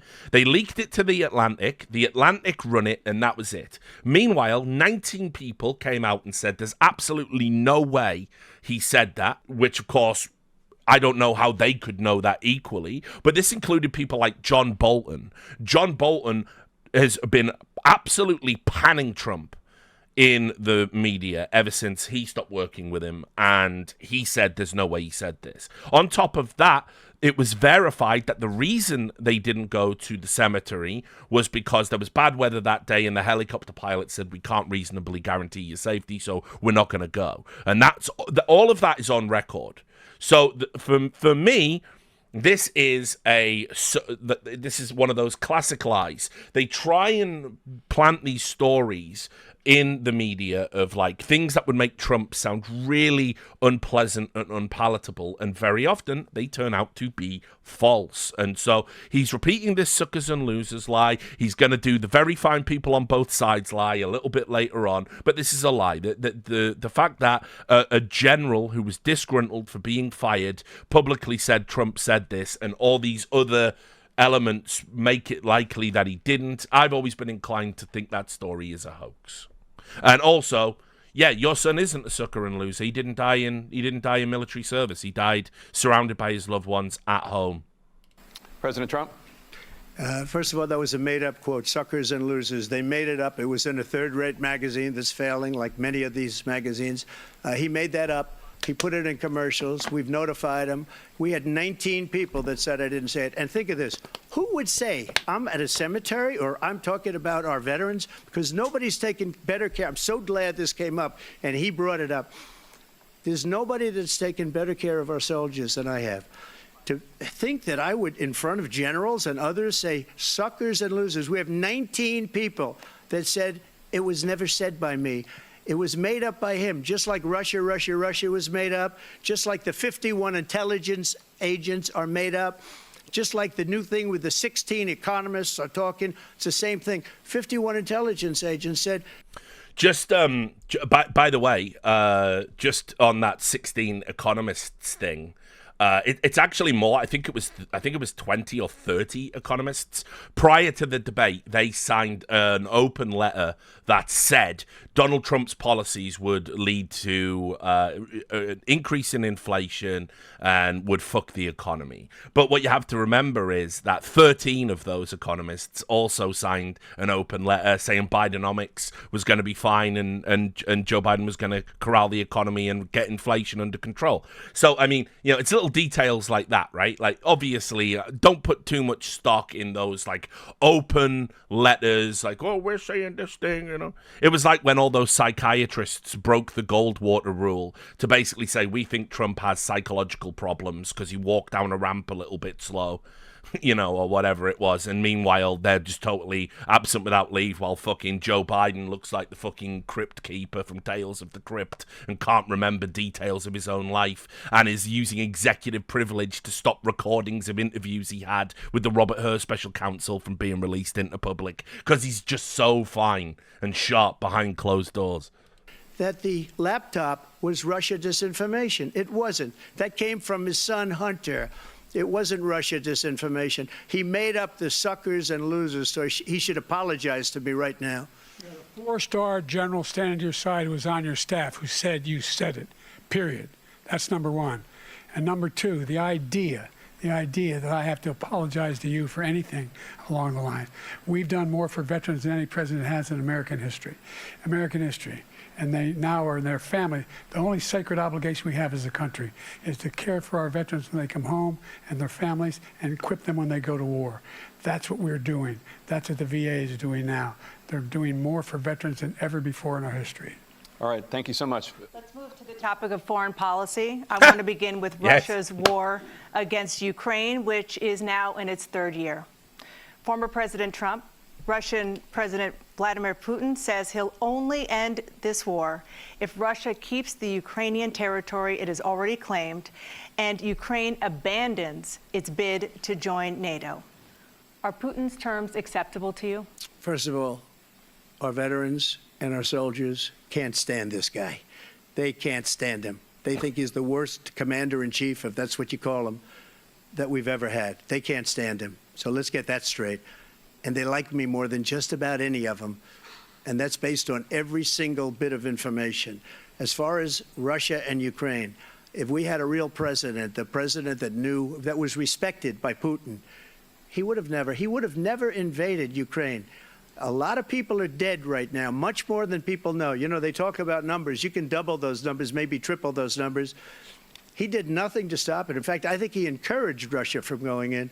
I'll tell you what happened. He was so bad with Afghanistan. It was such a horrible embarrassment, most embarrassing moment in the history of our country, that when Putin watched that and he saw the incompetence, that he should have fired those generals like I fired the one that you mentioned. And so now, okay. Trump does shit the bed on this question quite a bit. I don't know, but this part isn't one of them. Where he's getting the claim from that you can double or triple the numbers and we don't even know how many are actually dead. I don't know why. First of all, I don't know why he would say that. And second of all, I don't know where he would be getting that information from or why he would make that claim publicly. I've never heard that. I've never heard that there's sort of any problem in terms of understanding the death toll in Ukraine. I've never heard that at all, and it seems just a weird thing to say.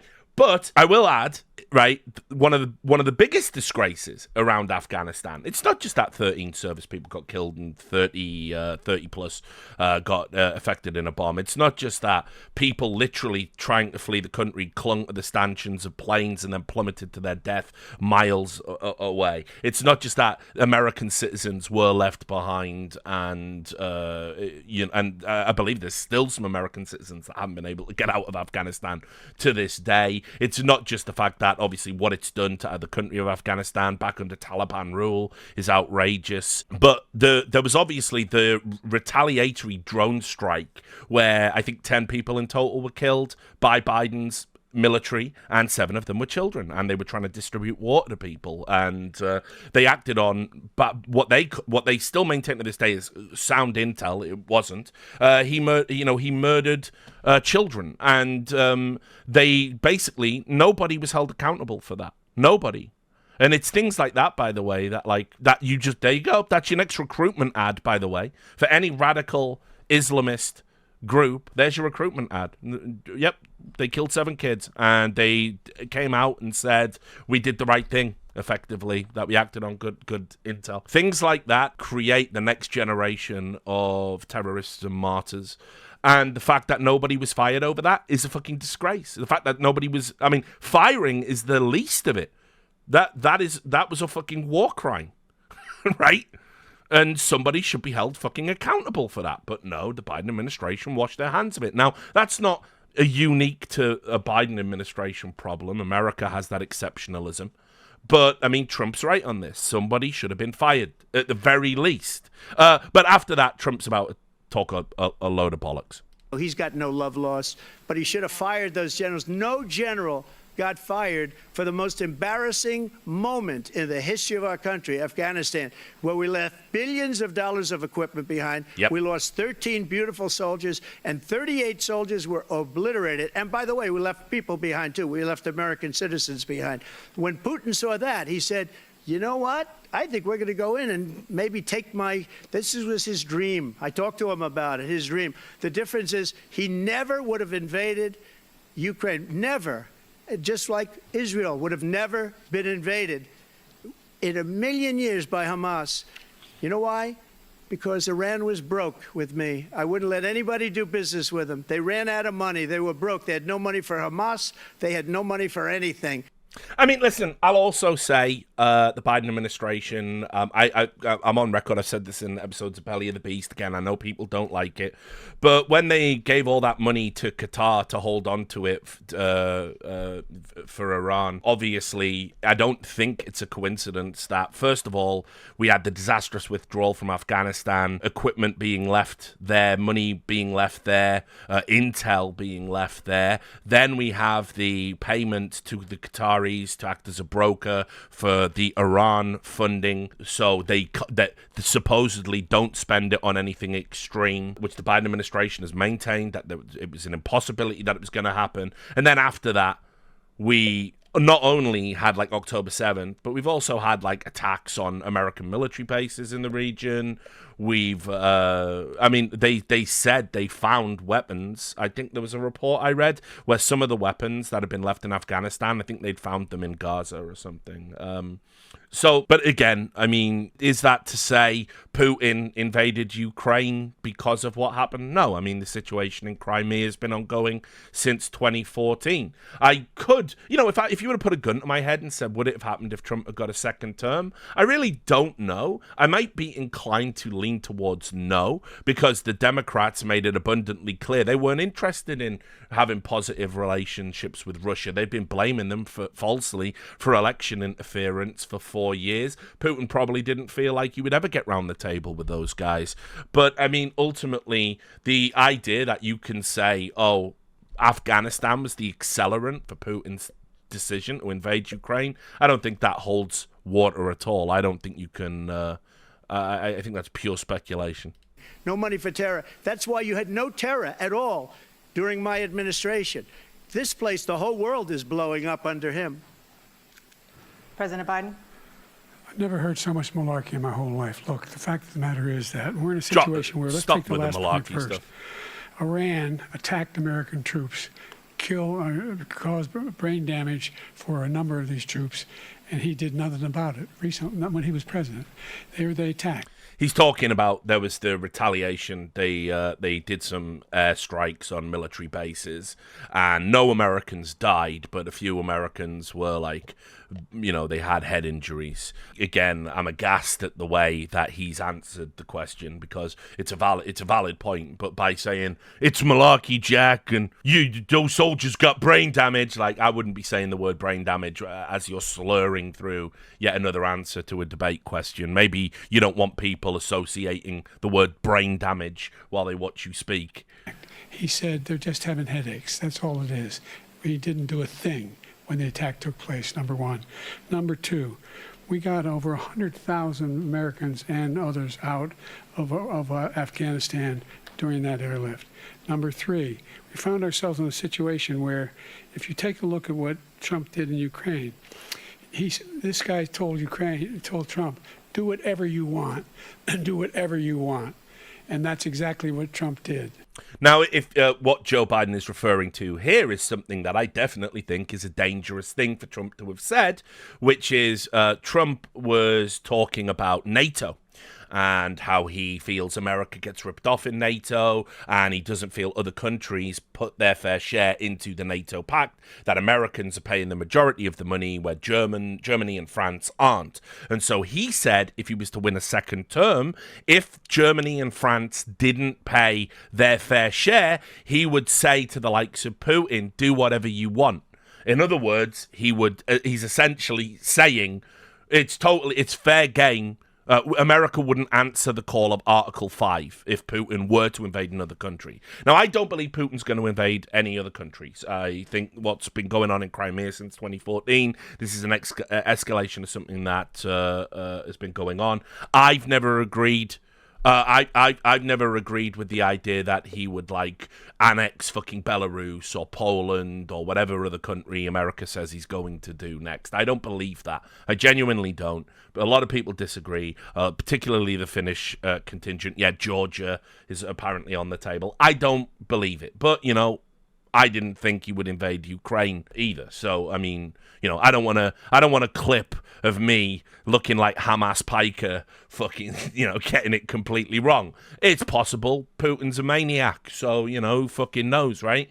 But I will just say Trump's language about, I would say to Putin, do what you want, is outrageous. I mean, it's completely outrageous.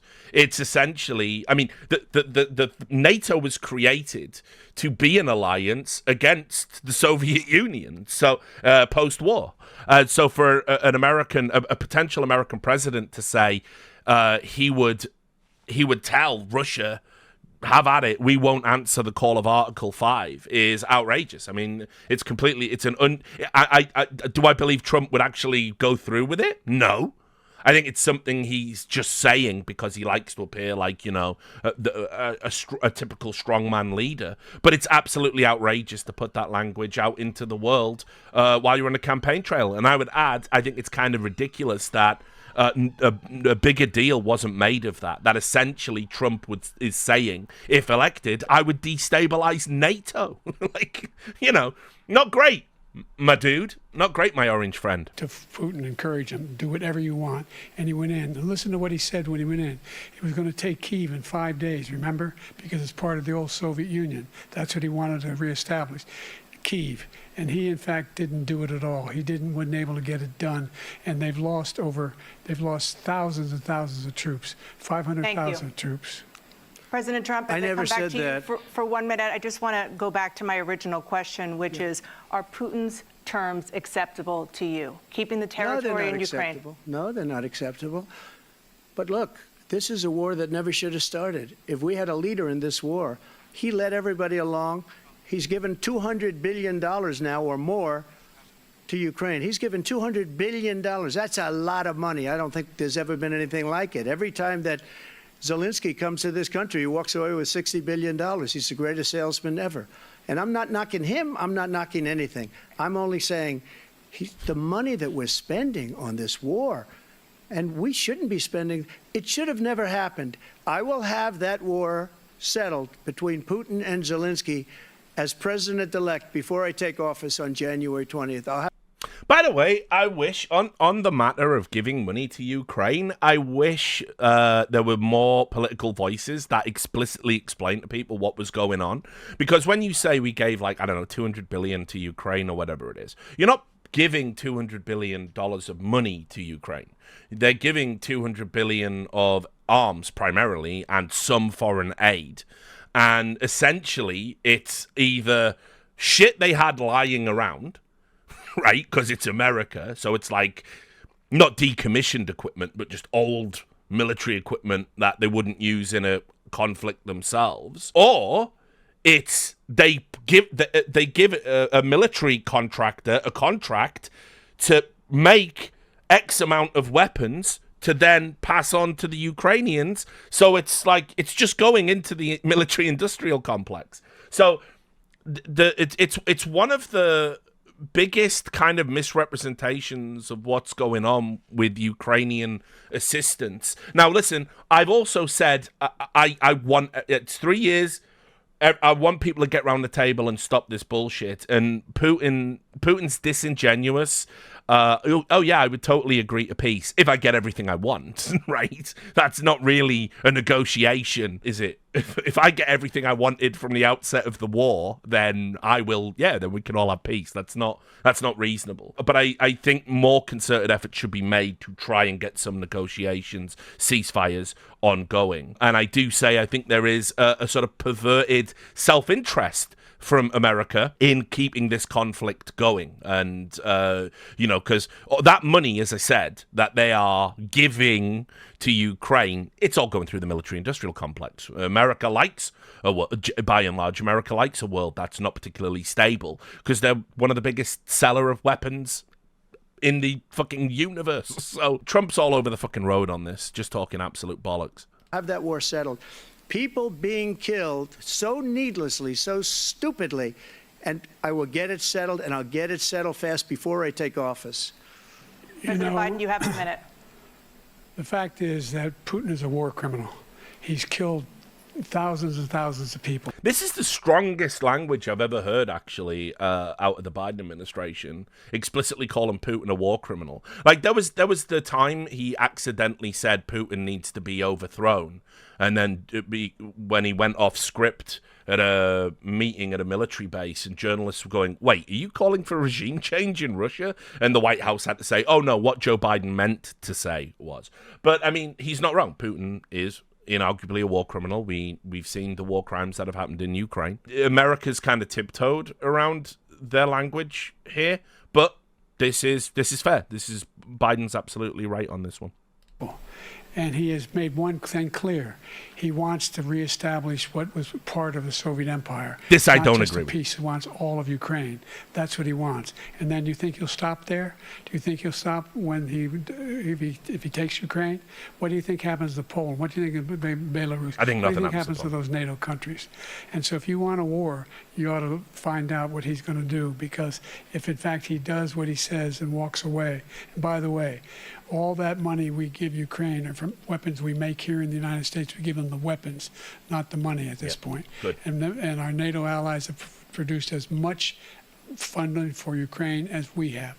This is all Biden's strongest part of the debate, by the way. Everything he said is pretty much on point. That's why we're strong.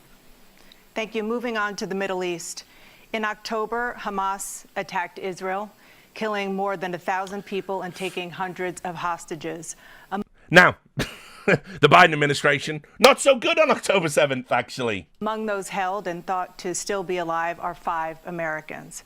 Israel's response has killed thousands of Palestinians and created a humanitarian crisis in Gaza. President Biden, you've put forward a proposal to resolve this conflict, but so far Hamas has not released the remaining hostages, and Israel is continuing its military offensive in Gaza. So what additional leverage will you use to get Hamas and Israel to end the war? You have 2 minutes. Number one, everyone from the United Nations Security Council straight through to the G7 to the Israelis and Netanyahu himself have endorsed the plan I put forward. Which has 3 stages to it. The first stage is trade the hostages for a ceasefire. Second phase is a ceasefire with additional conditions. The third phase is the end of the war. The only one who wants the war to continue is Hamas. Yes. Number one. They're the only ones standing out.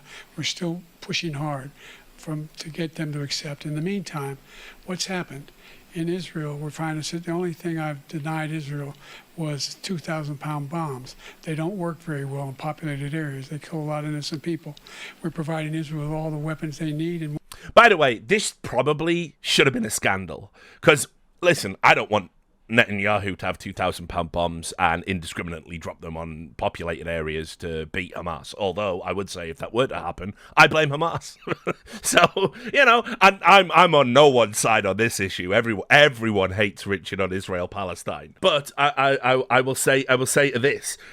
This probably should have been a political scandal, because if you recall, Trump was alluding to the fact that he would withhold aid, military assistance to Ukraine. This was the grounds for the first impeachment, unless they did an investigation into Joe Biden. And it was said then it's probably illegal to threaten to withhold aid, military aid, for a political quid pro quo. That was what was said at the time. Well, Joe Biden basically has said privately, there was a report, I think it was in Axios, it said basically he told Netanyahu he needs him to calm the fuck down because it's costing him votes. And then he went on and said, I'm not giving you them bombs, buddy. So you've got to get your shit together, which is a lot like withholding military aid for a political quid pro quo. It's not an apples for apples comparison, but it's pretty close. And yet nobody fucking made anything about this. That story just came and went. It just went, because obviously we know which side the media want to be on. The average journalist is out there tearing down those hostage posters, aren't they?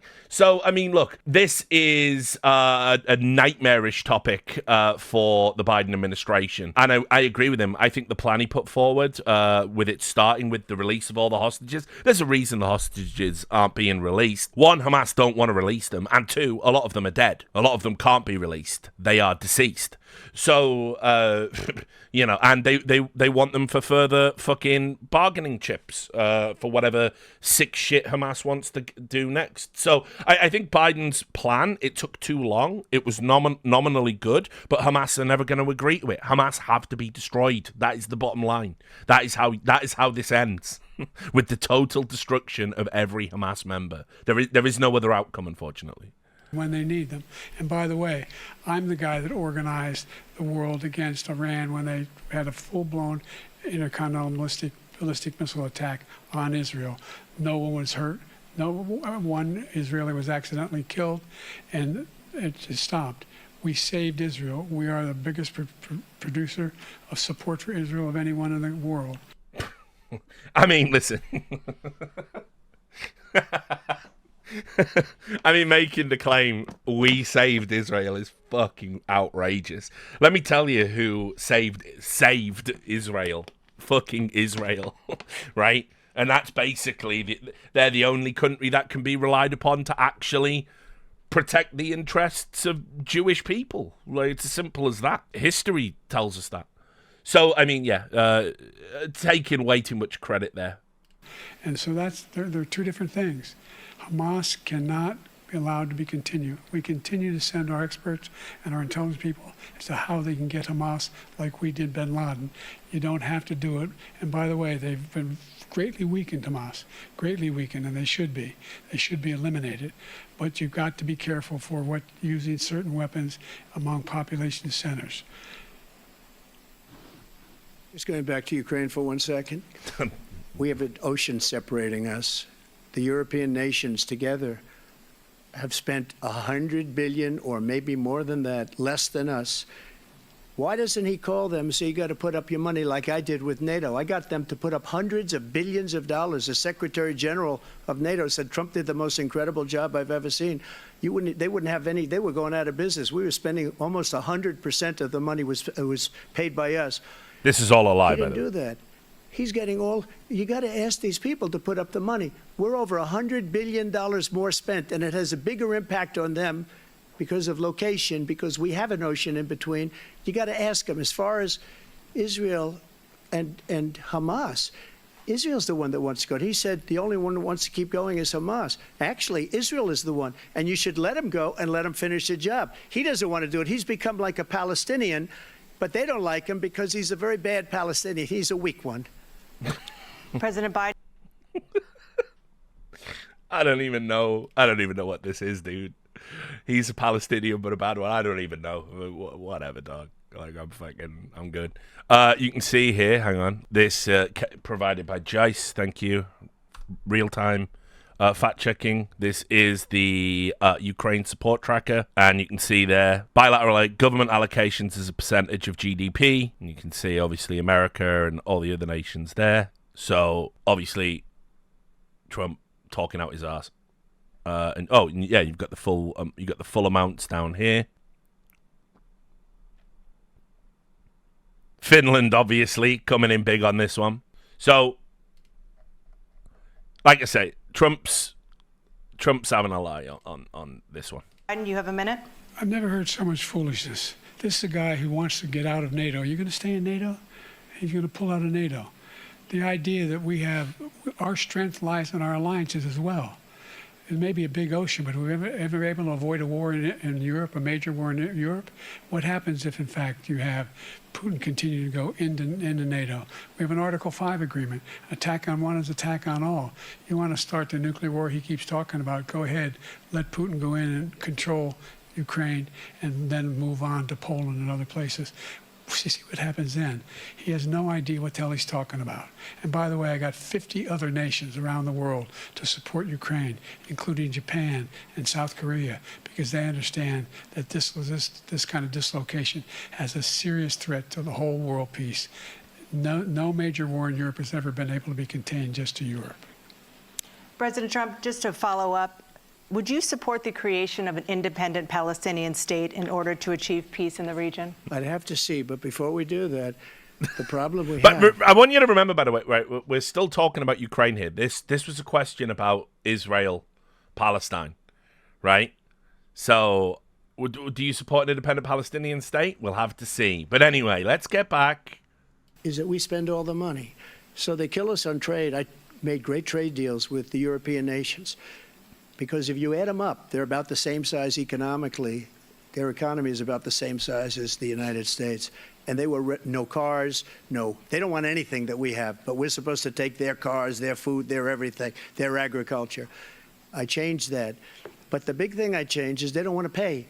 And the only reason that he can play games with NATO is because I got them to put up hundreds of billions of dollars. I said, and he's right about this, I said, no, I'm not going to support NATO if you don't pay. They asked me that question. Would you guard us against Russia? at a very secret meeting of the 28 states at that time, nations. Real at that big time. secret now, isn't it, No, mate? if you don't pay, I won't do that. And you know what happened? Billions and billions of dollars came flowing in the next day and the next months. But now we're in the same position. We're paying everybody's bills. Let's turn to the issue of democracy. Former President Trump... No. You see, let's not turn to the issue of democracy because we didn't even...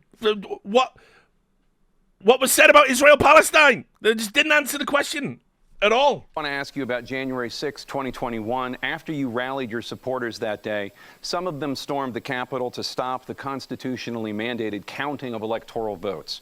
As president, you swore an oath to, quote, preserve, protect, and defend, unquote, the Constitution. What do you say to voters who believe that you violated that oath through your actions and inaction on January 6th and worry that you'll do it again? Well, I don't think too many believe that. And let me tell you about January 6th. On January 6th, we had a great border. Nobody coming through. By the way, this is retarded. I can't even believe Trump does this. This is the worst conceivable way to answer this question. He lists all of the things that were good on January 6th, right? And it's like, yeah, but did something else happen that the rest of the world looked at and thought, it's kind of fucking embarrassing? No. So this answer is ridiculous. Very few. On January 6th, we were energy independent. On January 6th, we had the lowest taxes ever. We had the lowest regulations ever. On January 6th, we were respected all over the world. All over the world, we were respected. And then he comes in, and we're now laughed at. We're like a bunch of stupid people. What happened to the United States' reputation under this man's leadership is horrible, including weaponization, which I'm sure at some point you'll be talking about, where he goes after his political opponent because he can't beat him fair and square. You have 80 seconds left. My question was, what do you say to those voters who believe that you violated your constitutional oath through your actions and inaction on January 6, 2021, and worry that you'll do it again? Well, I didn't say that to anybody. I said peacefully and patriotically.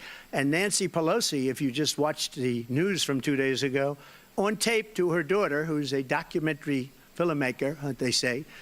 But she's saying, oh, no, it's my responsibility. I was responsible for this. Because I offered her 10,000 soldiers or National Guard, and she turned them down. And the mayor in writing, by the way, the mayor, in writing, turned it down, the mayor of D.C.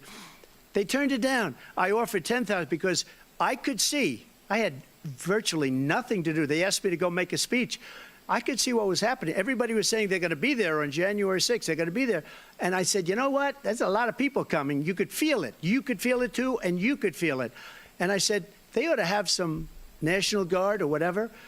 And I offered it to her. And she now admits that she turned it down. And it was the same day she was, I don't know, she can't be very happy with her daughter because it made her into a liar. She said, I take full responsibility for January 6th. President Biden? Look, he encouraged those folks to go up on Capitol Hill, number one. I sat in the dining room off the Oval Office. He sat there for 3 hours watching, begging, being begged by his vice president and a number of his colleagues on the Republican side as well to do something, to call for a stop, to end it. Instead, they talked about these people being patriots and great patrons of America. In fact, he says he'll now forgive them for what they've done. They've been convicted. He says he wants to commute their sentences and say that no. But he went to every single court in the nation. I don't know how many cases, scores of cases, including the Supreme Court. And they said, no, this guy is responsible for doing what was done. He did do a damn thing. And these people should be in jail. And they should be the ones who are being held accountable. And he wants to let them all out. And now he says if he loses again, such a whiner that he is, that it could be a bloodbath. Thank you, President Biden. We're not doing the bloodbath hoax, for fuck's sake. So pathetic. He was literally talking about the car industry. And also, it's like, it was at a speech where they were talking about the tariffs on electric cars. And he said he was talking about that, and he said it's a bloodbath, which, by the way, a definition of the term bloodbath specifically refers to economic crisis. which they temporarily removed that definition on the day Trump used bloodbath. So, I mean, that's pathetic. Biden, President Trump? What they've done to some people that are so innocent, you ought to be ashamed of yourself. What you have done, how you've destroyed the lives of so many people. When they ripped down Portland, when they ripped down many other cities, you go to Minnesota, Minneapolis, what they've done there with the fires all over the city. If I didn't bring in the National Guard, that city would have been destroyed. When you look at all of they took over big chunks of Seattle. I was all set to bring in the National Guard. They heard that. They saw them coming, and they left immediately. What he said about this whole subject is so off. Peacefully patriotic. One other thing. The Unselect Committee, which is basically two horrible Republicans that are all gone now, out of office, and Democrats, all Democrats, they destroyed and deleted all of the information they found because they found out we were right. We were right. And they deleted and destroyed all of the information. They should go to jail for that. If a Republican did that, they'd go to jail. Thank you, President Trump. President Biden, I want to give you a minute. The only person on this stage is a convicted felon is the man I'm looking at right now. And the fact of the matter is, what he's telling you is simply not true. The fact is that there was no effort on his part to stop what was going on up in Capitol Hill. And all those people, every one of those who were convicted, deserves to be convicted. The idea that they did... I put it this way. I've said, just on the matter of the January 6th stuff, I've said, like, there were definitely people that were there with ill intent. And definitely people, I'm a fuck around, find out kind of guy. If you're going to go into government buildings and access parts of that building that you're not meant to be in, things are going to happen to you. You're going to go to jail. You're going to get shot. That's just how it works, and how it has to work.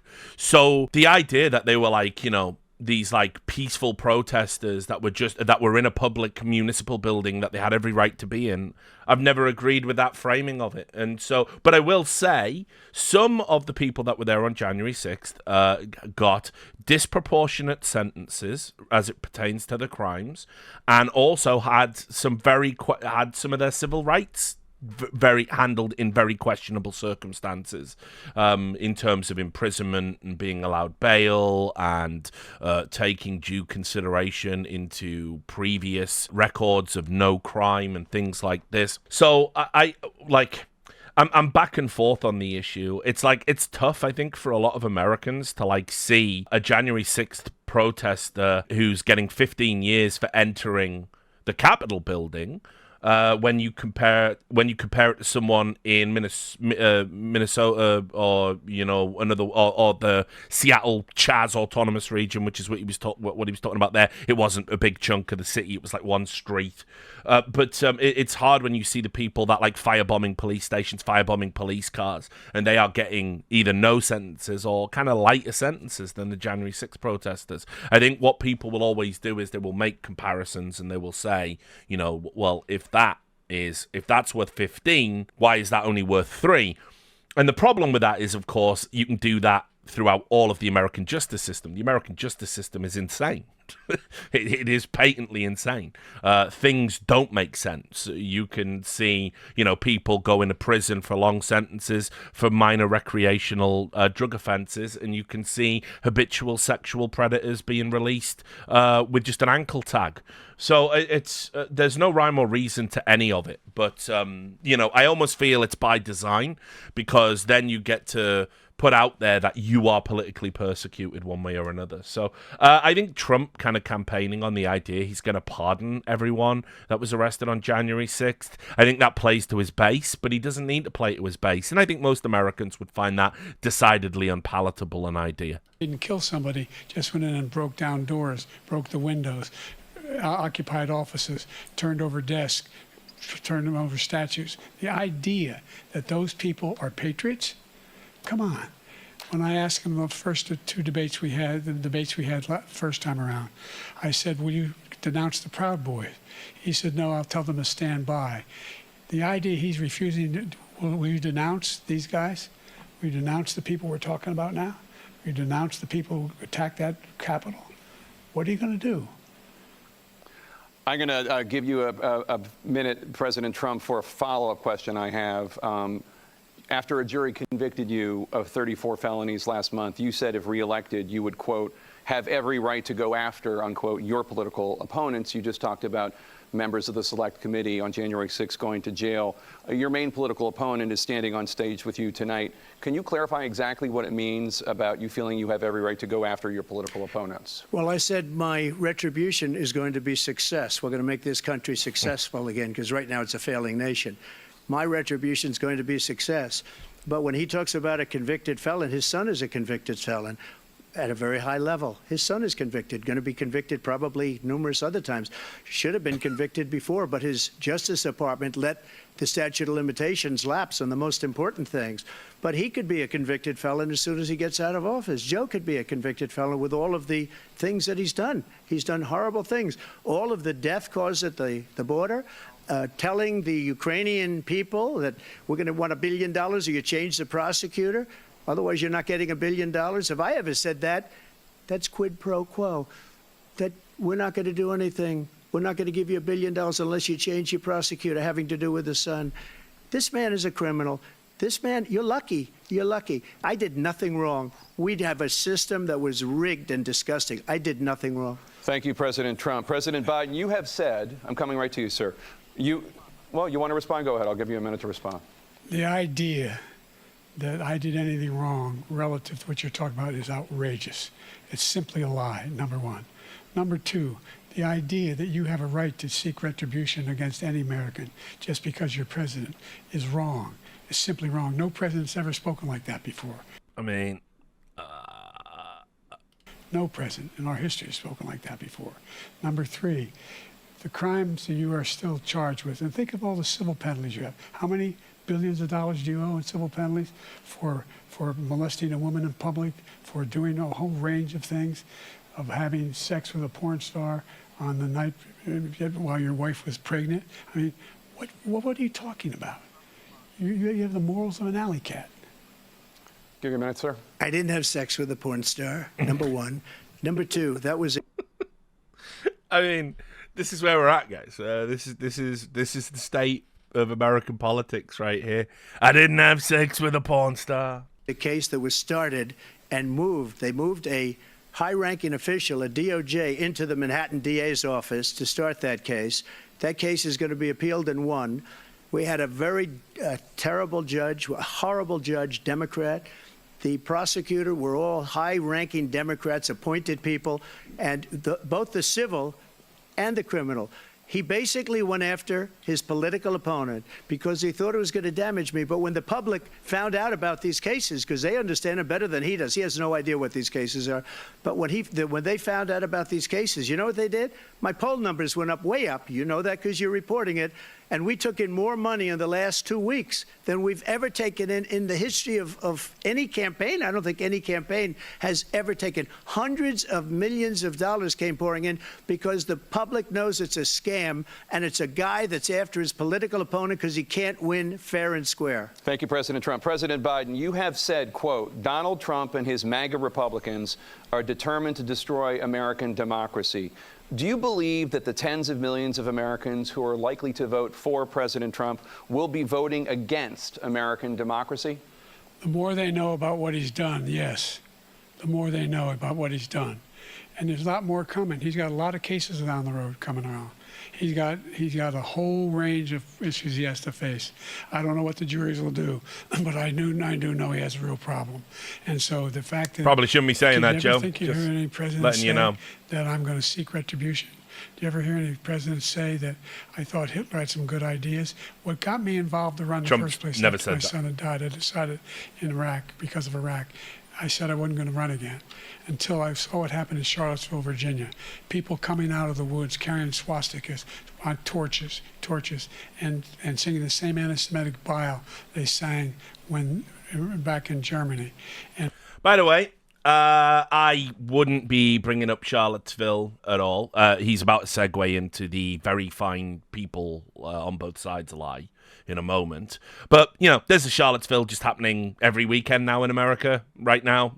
Jewish people being beaten on the streets, being told they can't attend universities, people chanting from the river to the sea, going into Jewish neighborhoods. Jake Tapper was indeed affected by this.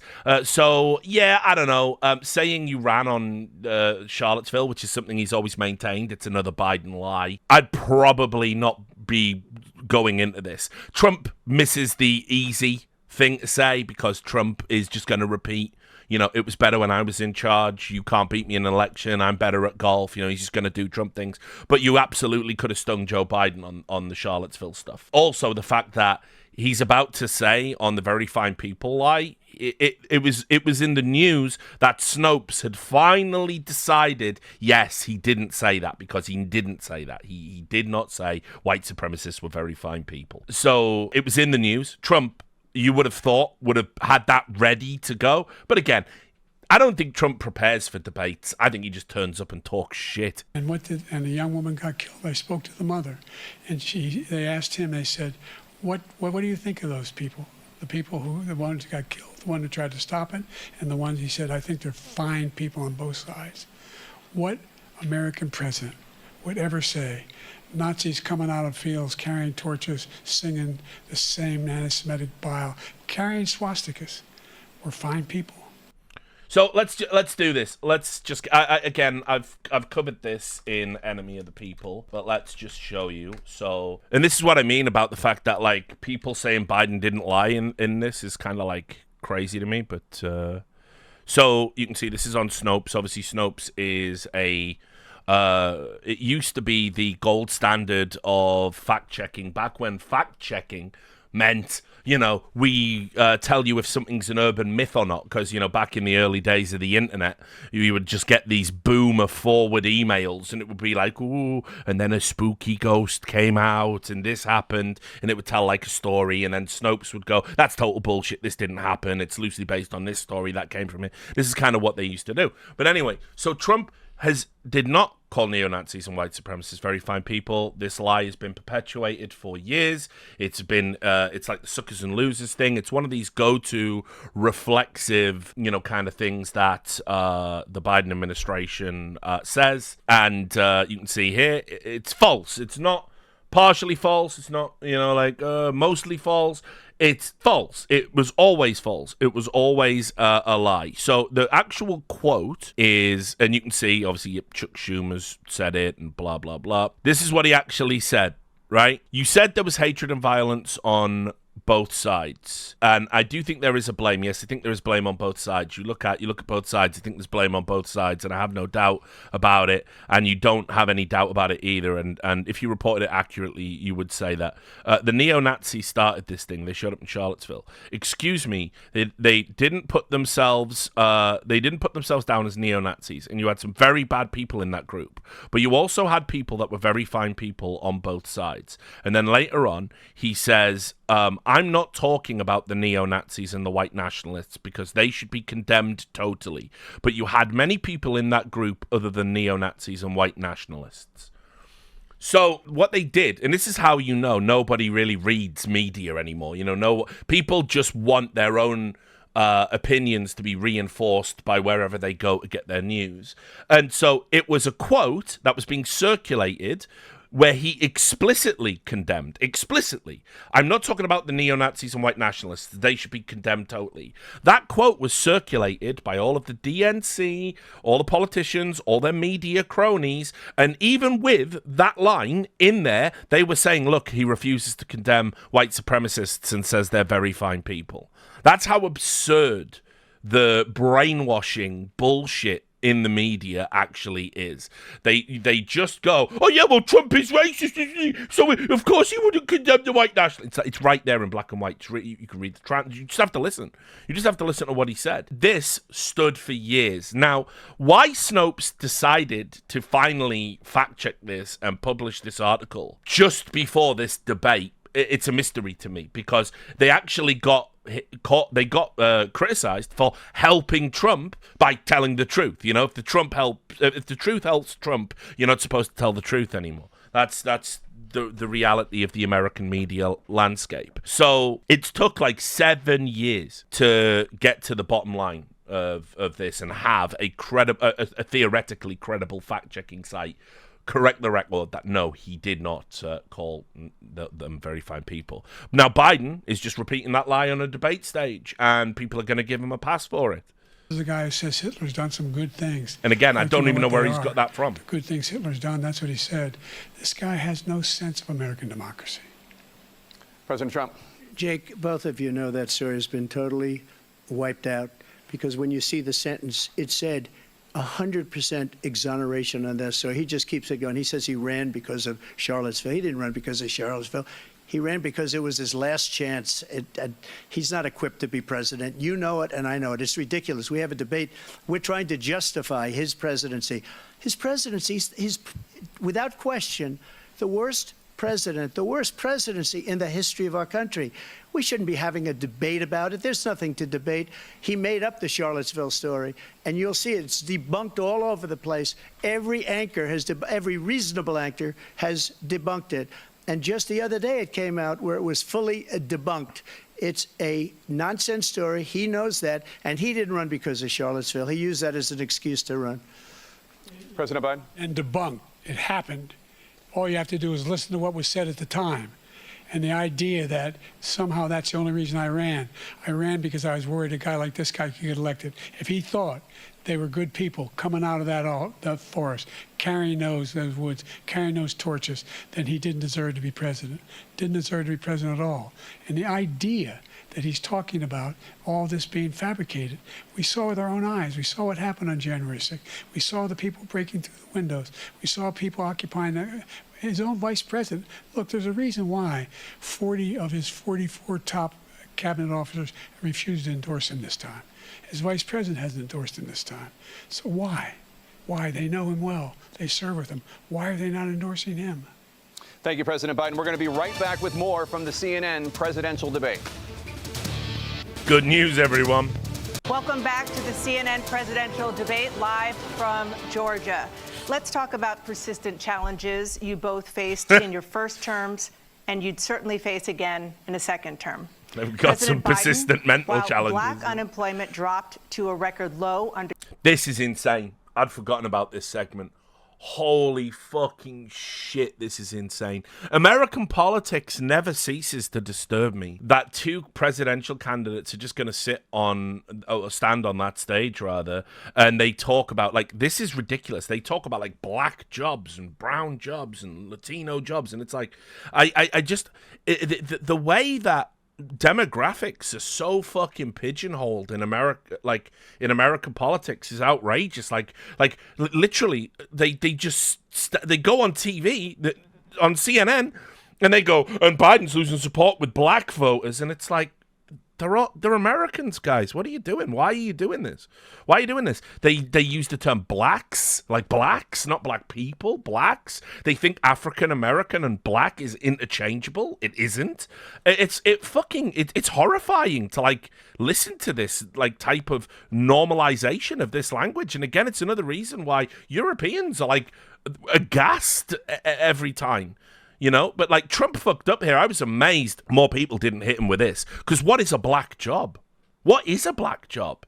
What kind of mind conceptualizes that? Now, look, again, I'll be charitable. I know what he meant to say was immigrants are coming into the country and taking jobs away from black people as much as they are white people. But that isn't what he said. That isn't what he said. What he said was black jobs, Latino jobs. What are those jobs? And the problem you've always got with like white America is, and Democrats do this all the time, you know, it's like when people say like, oh, well, if we didn't have immigrants, who would serve me my Costa coffee? You know, quite that Kelly Osbourne line, you know, who would clean our toilets? You go, what? That's what you think of people that come from foreign countries, that they should be doing your like menial labor? And it's really instructive when people slip up and say that, because you go, oh, okay, you are a racist. You actually are. You know, and so I've seen that so many times, just normalized in American politics. I mean, put it this way: if I was a Democrat operative, I would be hitting Trump with this. That would be the thing I would be screaming. He's doing it again. He's raised black jobs. Black jobs. What's a black job? Well, he's implied black people can't do all the jobs. I would be, you know. But I think everyone's just so fucking weary of it because we've had so many like false flags and fake claims of racism and all this stuff that they're not even going down that anymore. He's a threat to democracy. He's gonna fuck up NATO and all this other stuff. But this segment is like actually so like it's disgusting to listen to, actually, like on all sides. The fact that this is like an element of American politics, it always horrifies me every time I brush up against this stuff. Under your presidency, black families still earn far less than white families. Black mothers are still 3 times more likely to die from pregnancy-related causes, and black Americans are imprisoned at 5 times the rate of white Americans. What do you say to black voters who are disappointed that you haven't made more progress? They acknowledge they made a lot of progress, number one. The fact of the matter is there's more small black businesses that have been started than any time in history. Number two, the wages of black unemployment is the lowest level it's been in a long, long time. Number three, we're providing housing for black Americans and dealing with the segregation that exists among these corporations that collude to keep people out of their houses. And in addition to that, we find that the impact on the choice that black families have to make relative to child care is incredibly difficult. When we did the first major piece of legislation in the past, I was able to reduce black child care costs. I cut them in half. Joe's talking about cutting black children in half on a debate stage. I can't deal with it, like King Solomon. In half. We got to make sure we provide for child care costs. We got to make sure because when you provide those child care protections, you increase economic growth because more people can be in the job market. So there's more to be done, considerably more to be done. But we've done a great deal so far, and I'm not letting up, and they know it. You have 49 seconds. And they know it.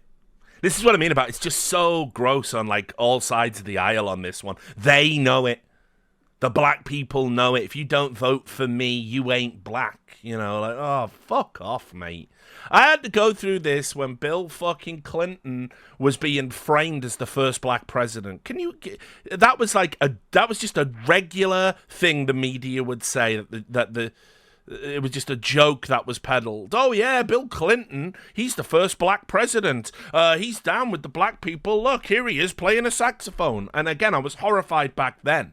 Go look this up, Bill Clinton as the first black president. That's no joke. That was regular, normal, approved discourse back then. And it's so gross to like diminish like black culture and black people's contribution to America to things like music and stuff like this. And it's just there and it's just normalized. And as I said, Biden worked with segregationists historically. Biden penned the Criminal Act that basically disproportionately imprisoned black people due to the fact it went across not just socioeconomic lines, but also it made a legal distinction between crack and powdered cocaine, which also is used across socioeconomic lines. And so black people were being disproportionately imprisoned under things he wrote, legislation he wrote. He is, and yet people are framing him as like the alternative. You know, the 3 strikes rule. Joe Biden approved of that. This is like, you know, this is the state you're in with America. Like the politicians like Joe Biden think that black people owe them some kind of fealty for being like slightly less racist than on an old school Republican from the deep South. It's like, and the way they talk, man, it just fucking horrifies me. That said, here's Donald Trump. What do you say to black voters who are disappointed with the progress so far? I say I don't blame them for being disappointed. Inflation is still hurting them badly. For example, I provided for the idea that any black family first-time home buyers should get a $10,000 tax credit to be able to buy their first home so they can get started. I made sure that we're in a situation where all those black families and those black individuals who had to take out student loans that were ballooning, that if they were engaged in nursing, doctor, and anything having to do with volunteerism, if they paid their bills for 10 years on their student debt, all the rest is forgiven after 10 years. Millions have benefited from that. And we're going to do a whole lot more for black families. Thank you, President Trump. And he caused the inflation. He's blaming inflation, and he's right, it's been very bad. He caused the inflation, and it's killing black families and Hispanic families and just about everybody. It's killing people. They can't buy groceries anymore. They can't. You look at the cost of food where it's doubled and tripled and quadrupled. They can't live. They're not living anymore. He caused this inflation. I gave him a country with essentially no inflation. It was perfect. It was so good. All he had to do is leave it alone. He destroyed it with his Green New scam and all this money that's being thrown out the window. He caused inflation. As sure as you're sitting there, the fact is that his big kill on the black people is the millions of people that he's allowed to come in through the border. They're taking black jobs now, and it could be 18, it could be 19, and even 20 million people. They're taking black jobs, and they're taking Hispanic jobs, and you haven't seen it yet, but you're going to see something that's going to be the worst in our history. Thank you. President Biden? His big kill on black people is letting immigrants take black jobs. Like, I don't fucking know, guys. Maybe we need to have a fucking come to Jesus moment about the fucking rhetoric that gets thrown around in American politics, be you a Republican or a Democrat, frankly. It's so fucking ridiculous. There was no inflation when I became president. You know why? The economy was flat on its back. 15% unemployment. He decimated the economy. Absolutely decimated the economy. Pandemic decimated the economy. That's why there was no inflation at the time. There were no jobs. We provided thousands of millions of jobs for individuals who were in all communities, including... I always hate, right, that the Democrats kind of absolve themselves of how they behaved at the start of the pandemic and things that objectively happened, right, for those that don't remember. When the first cases of coronavirus started breaking out on American shores, Donald Trump said, listen, we're going to have to put a ban on travel from China because China, that's where it came from. And the Democrats all came out, the Pelosi's, the Schumers, the usual swamp creatures, they all came out and they said, he's being racist again, he just hates Asians. A travel ban, that's not who we are. And then they held like festivals in Chinatowns in major cities. And you can go look this up. They were there. Like, Pelosi was there. She was like, come down to Chinatown. It's like, there's a pandemic brewing, and we should not be mingling in large public gatherings, whether in Chinatown or not, right? And they did that. And then when it spread, and then eventually Trump did put the travel ban in and did that, they were going, well, he's allowed the virus to spread. It's like, guys, come on, man. Come on, you pieces of shit. I won't even start with what Cuomo did in New York, where the overflow for fucking COVID patients were old people's homes, when the only thing we knew about the virus at the start of the outbreak was you were more likely to die if you were elderly. That was like the one fact we had while we were doing the fucking guess who of COVID viruses, and Cuomo did that, right? And so he should be in fucking prison for that. Instead, he's now coming back and doing a bit of a tour. You know, they gave him an Emmy for how he handled the pandemic. He just killed elderly people. So the Democrats, they fucking talk about how the pandemic flattened the economy. Yeah, you played your fucking part, by the way. Minority communities. We made sure that they have health insurance. We have covered, the ACA has increased. I made sure that they're $8,000 per They gave him an Emmy, family. An actual Emmy. They created an Emmy to give Cuomo an Emmy. This guy wants to eliminate that. They tried 50 times. He wants to get rid of the ACA again, and they're going to try again if they win. You find ourselves in a position where the idea that we're not doing anything, we put more police on the street than any administration has. He wants to cut the cops. We're providing for equity and making sure people have a shot to make it. There's a lot going on, but in inflation, he caused it by his tremendous He's about to say malfeasance. Just to show you, Richard, don't tell you no lies. We do.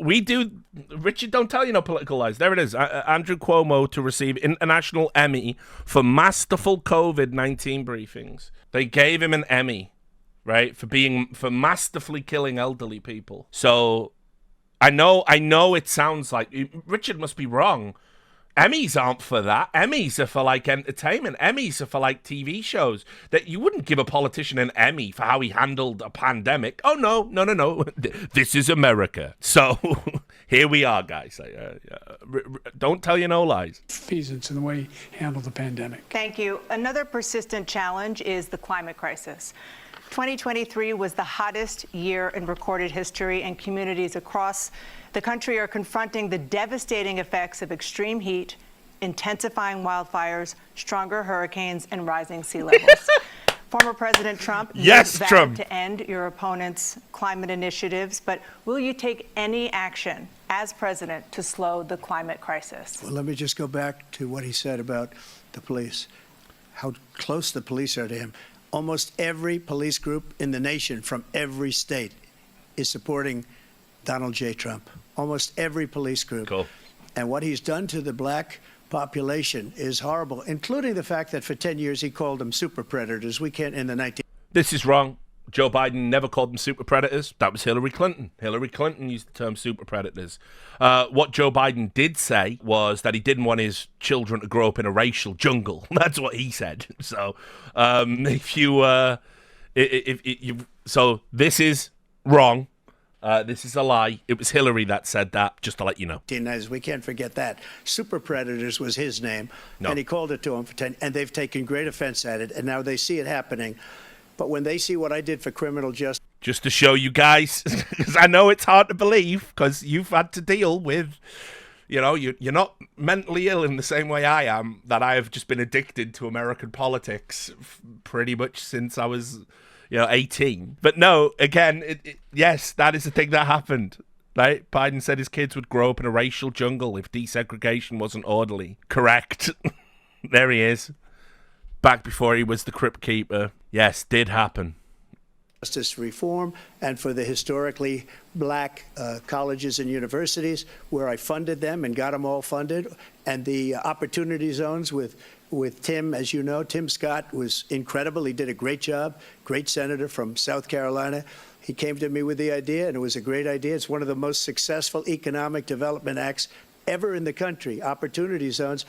And the biggest beneficiary are blacks. And that's why we have the best numbers with them in maybe ever. They're saying ever. I read this morning where ever, the best numbers. He's lost much of the black population because he's done a horrible job for black people. He's also done a horrible job for Hispanics. But wait till you see these millions of people pouring into our country, and they're going to take the jobs. And it's already started. This was a question about climate change. It's a disaster. 38 seconds left. President Trump, will you take any action as president to slow the climate crisis? So I want absolutely immaculate clean water, and I want absolutely clean air, and we had it. We had H2O. We had the... We had H2O. Right. I mean... Without the fucking we had H2O, right? Like, so first of all, yeah, he's not wrong. You did have H2O. You did have the you did have H2O. But also, right, just to, like, it's a shame that is a ridiculous, stupid, classic brain dead Trump thing to say, because it distracts from the fact that it's complete garbage to try and make out that American drinking water was the cleanest in the world by any stretch of the imagination. I don't have to invoke Flint, Michigan to anyone, because everybody knows the general quality of drinking water across America, particularly in like big cities, is terrible. Most Americans, most middle-class Americans would never dream of drinking tap water. So the idea that, and also, I mean, his clean air claim is fucking nonsense as well. The American cities, I mean, have you been to LA? It's got some of the worst air quality, in the world. I mean, obviously, yes, I've been to other parts of the world, let's say, where the air quality is horrible. But, I mean, the idea that America had great air quality and, in particular, drinking water quality is just total nonsense. The idea it's got appreciably worse under Biden is a total fabrication, because while Trump did put money into the Flint, Michigan situation, and I believe he signed, it might have been an executive order, if memory serves me correct, they should have had this to hand, but I think he signed off a few $100 million to try and sort out what was going in Flint. The reality is that that's just one part of a huge problem. America has outrageously poor infrastructure for a first world country. And I'm not just talking drinking water or, I'm talking electricity grids. I mean, think about what happened in Texas when they had that freak blizzard. It's crazy to try and pin that on this administration when it has been a fucking problem for decades. America keeps taking this money, keeps printing this money, spending it on shit, and they never sort their infrastructure out. And by the way, you're starting to bear fruits of that. I mean, look, America's got a ton of problems.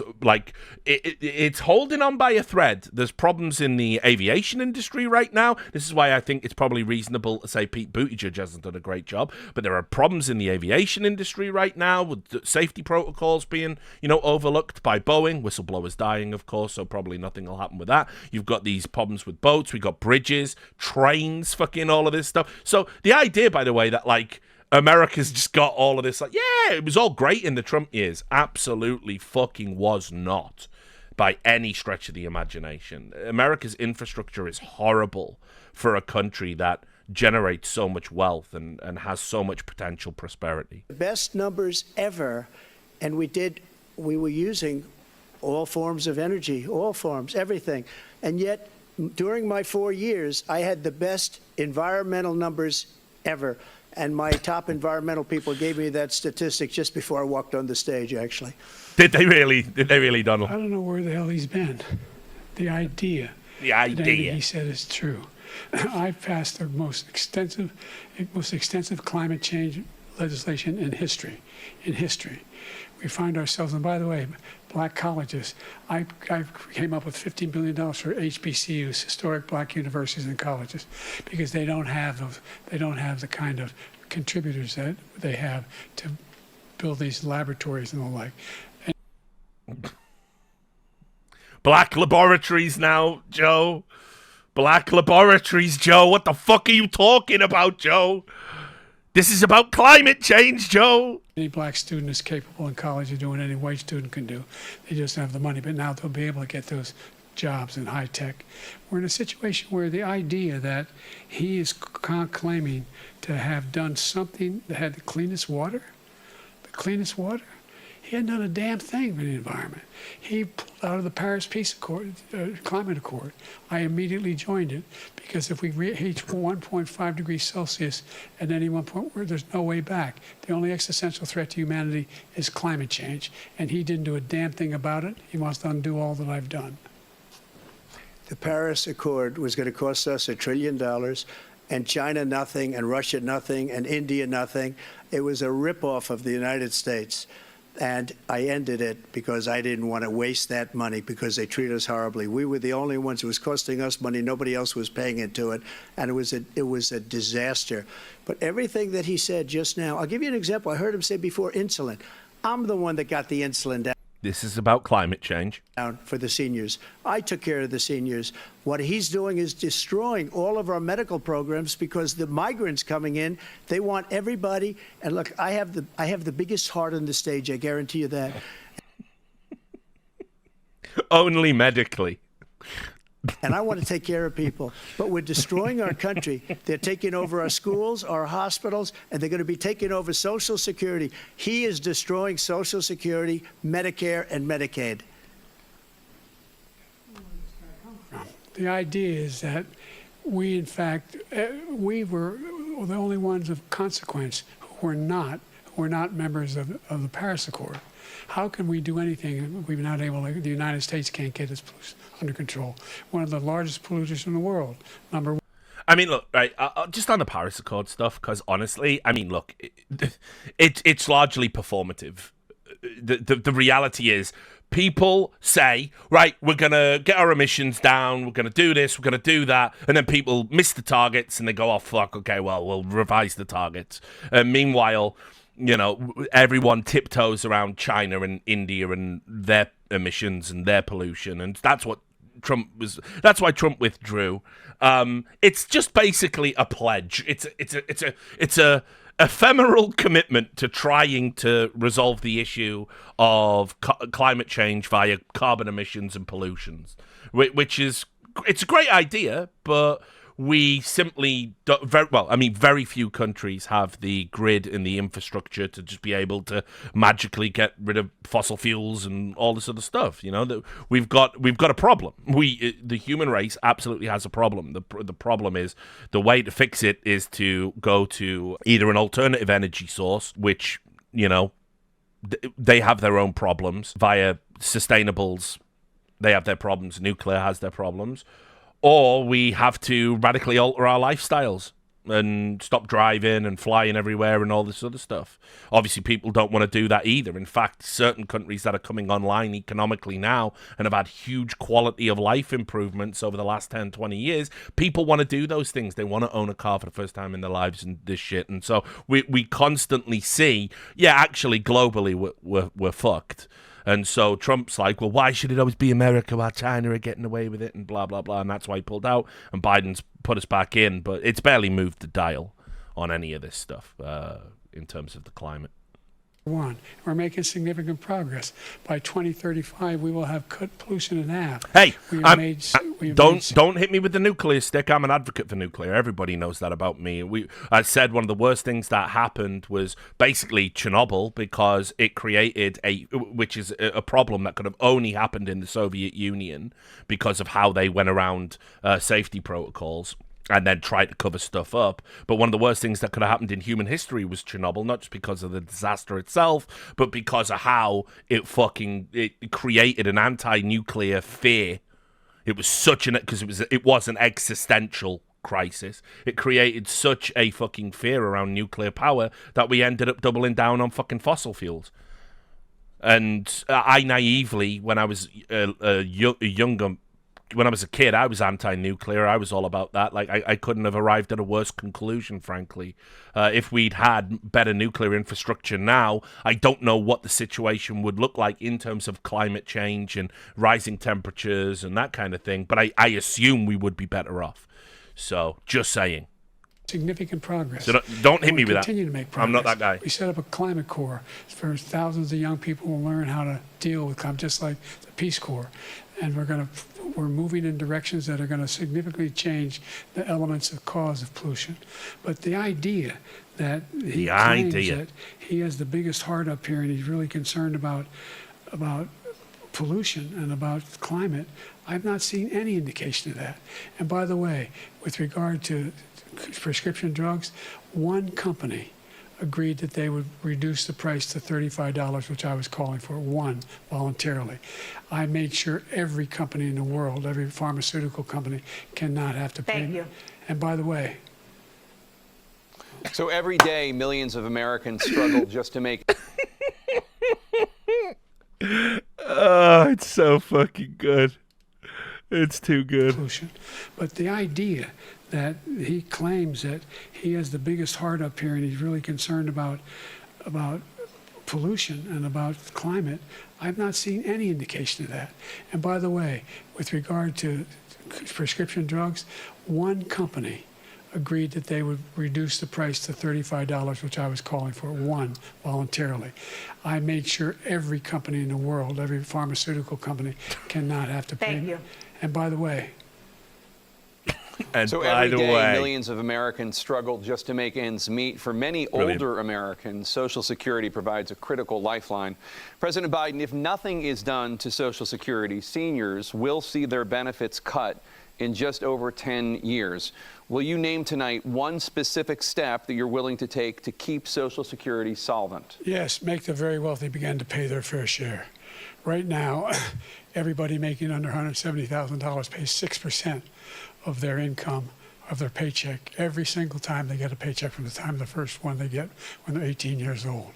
The idea that they're going to, I'm proposing that everybody, they pay, the millionaires pay 1%. 1%. So no one I would not raise the cost of Social Security for anybody under $400,000. After that, I began to make the wealthy begin to pay their fair share by increasing from 1% beyond to be able to guarantee the program for life. So you still have 82 seconds left. Are there any other measures that you think that would be able to help keep Social Security solvent, or is that... When he said you had 82 seconds left, he meant of life. Fucking hell, this is excruciating. One enough? Well, no, that one enough will keep it solvent, but the biggest thing I'll do if we defeat this man, because he wants to get rid of Social Security. He thinks there's plenty to cut in Social Security. He's wanting to cut Social Security and Medicare, both times. And and if you look at the program put forward by the House Republican caucus that I believe supports, is in fact want to cut it as well. The idea that we don't need to protect our seniors is ridiculous. And by the way, no one's proffering that idea. Though has greater health care coverage today than ever before, and on the ACA, as I said, you're in a circumstance where 400,000 people, 40 million people would not have insurance because they have a pre-existing condition. Only thing that allows them to have that insurance is the fact that they, in fact, are part of the ACA. And by the way, the other thing is, we're in a situation where we talk about education for Black communities. I've raised the amount of money for Pell Grants by another $8,000. So anybody making under $70,000 a year is going to be able to get $15,000 toward their tuition. He just doesn't know what he's talking about. Thank you, President Biden. President Trump. So I've dealt with politicians all my life. I've been on this side of the equation for the last 8 years. I've never seen anybody lie like this guy. He lies. I've never seen it. He can look you in the face. About so many other things, too. And we mentioned the laptop. We mentioned Russia, Ukraine. Everything he does is a lie. It's misinformation and disinformation. The losers and suckers story that he made up is a total lie on the military. It's a disgrace. But Social Security, he's destroying it because millions of people are pouring into our country, and they're putting them onto Social Security. They're putting them onto Medicare, Medicaid. They're putting them in our hospitals. They're taking the place of our citizens. So just on this point, yeah, if an immigrant comes into the country illegally and they get a job and they are on Social Security and they have a Social Security number, they are paying into the Social Security. So how does that ruin Social Security? Generally, any country that has a pension or a Social Security system, i.e. somewhere where you put money in and you get it out once you go beyond a certain age, retirement age, that kind of thing. One of the big reasons governments promote immigration is that essentially all Social Security systems, it's basically a Ponzi fucking scheme. It's a pyramid. So the only way to guarantee you get to take shit out when you're 65, 67. In fact, this is one of the reasons why they keep raising the retirement age. They go, oh, you're living longer, so you don't get your Social Security for another 2 years. It's why people in France protested. The reason why they do that is because there's nothing to take out, because we need more people to put more money in. So if people come in and they pay into the system and they're on Social Security, that's a good thing. That helps the Social Security system coalesce for at least another tier of the never-ending pyramid. So I don't know what he's saying here. I don't know how immigration would kill Social Security here within the context of... one of the pro-immigration arguments is always that we need more immigrants to prop up Social Security. What they're doing to the VA, to our veterans, is unbelievable. Our veterans are living in the street, and these people are living in luxury hotels. He doesn't know what he's doing. And life expectancy went down for the first time in a while in the U.S. You are correct. So, life expectancy is trending downwards at the moment in the U.S. It's really coming back. I've never seen such anger in our country before. President Biden? The idea that veterans are not being taken care of, I told you before. And by the way, when I said suckers and losers, he acknowledged after that he fired that general. That general got fired because he's the one that acknowledged that that's what he said. He was the one standing with Trump when he said it, number one. Number two, the idea that we're going to be in a situation where all these millions and millions, the way he talks about it, illegal aliens are coming into the country and taking away our jobs. There's a reason why we have the fastest growing economy in the world. The reason why we have the most successful economy in the world. What is it, Joe? We're doing better than any other nation in the world. And by the way, those 15 Nobel laureates he talked about being phony, those 15 Nobel laureates, economists, they all said that if Trump is reelected, we're likely to have a recession. And inflation is going to increasingly go up. And by the way, worst president in history, 159 presidential scholars voted him the worst president in the history of the United States of America. President Biden, thank you so much. Let's turn to the cost of... This is fucking embarrassing now. It goes into this back and forth about, no, you're the worst president. No, you're the worst president. You're the worst president. You're killing America, Joe. You're the worst president. You're against democracy, Donald. It's like, fuck me, get me out. Child care, which many American families struggle to afford. President Trump, both you and President Biden have tried to address this issue, but the average cost of child care in this country has risen to more than $11,000 a year per child. For many families, the cost of child care for 2 children is more than their rent. In your second term, what would you do to make child care more affordable? Just to go back, the general got fired because he was no good. And if he said that, that's why he made it up. But we have 19 people that said I didn't say it, and they're very highly respected, much more so than him. The other thing is, he doesn't fire people. He never fired people. I've never seen him fire Dude, anybody. we're talking about child care, for fuck's sake. He was no good. I fired a lot of the top people at the FBI, drained the swamp. They were no good. Not easy to fire people. You'd pay a price for it, but they were no good. I inherited these people. I didn't put him there. I didn't put Comey there. He was no good. I fired him. This guy hasn't fired anybody. He never fires. He should have fired every military man that was involved with that the Afghanistan horror show, the most embarrassing moment in the history of our country. He didn't fire. Did you fire anybody? Did you fire anybody that's on the border that's allowed us to have the worst border in the history of the world? Did anybody get fired for allowing 18 million people, many from prisons, many from mental institutions? Did you fire anybody that allowed our country to be destroyed? Joe, our country is being destroyed as you and I sit up here and waste a lot of time on this debate. I do agree it's a waste of time. He's the worst president. He just said about me because I said it. But look, he's the worst president in the history of our country. He's destroyed our country. Now all of a sudden he's trying to get a little tough on the border. He came out with a nothing deal, and it reduced it a little bit, like this much. It's insignificant. He wants open borders. He wants our country to either be destroyed or he wants to pick up those people as voters. And I don't think we just can't let it happen. If he wins this election, our country doesn't have a chance, not even a chance, of coming out of this rut. We probably won't have a country left anymore. That's how bad it is. He is the worst in history by far. Thank you, President Trump. President Biden? I don't even understand. Like Trump says this a lot. Like, he says if Biden wins, we won't even have a country. Like, what does that mean, dude? Like, what happens? Like, America just stops? Like, do you know what I mean? It just stops. Like, what does it mean? Like, it's just ridiculous. We're the most admired country in the world. We're the United States of America. I don't know. I got some opinions about that, homie. But there's nothing beyond our capacity. We have the finest military in the history of the world. The finest in the history of the world. No one thinks we're weak. No one wants to screw around with us. Nobody. Number one. Number two, the idea that we're talking about worst presidents. I wasn't joking. Look it up or go online. Oh, yeah. 159 or 58, don't hold me the exact number, presidential historians, they've had meetings and they voted who's the worst president in American history. Who gives a fuck, Joe? From best to worst. They said he was the worst in all of American history. That's a fact. That's not conjecture. He can argue they're wrong, but that's what they voted.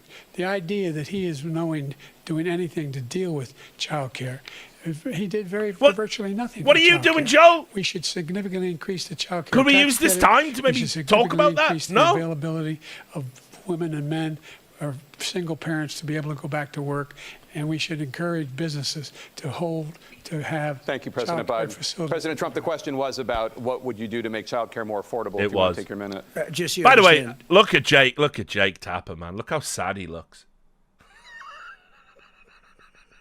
Can I just take a moment to point out he's fucking so dead inside.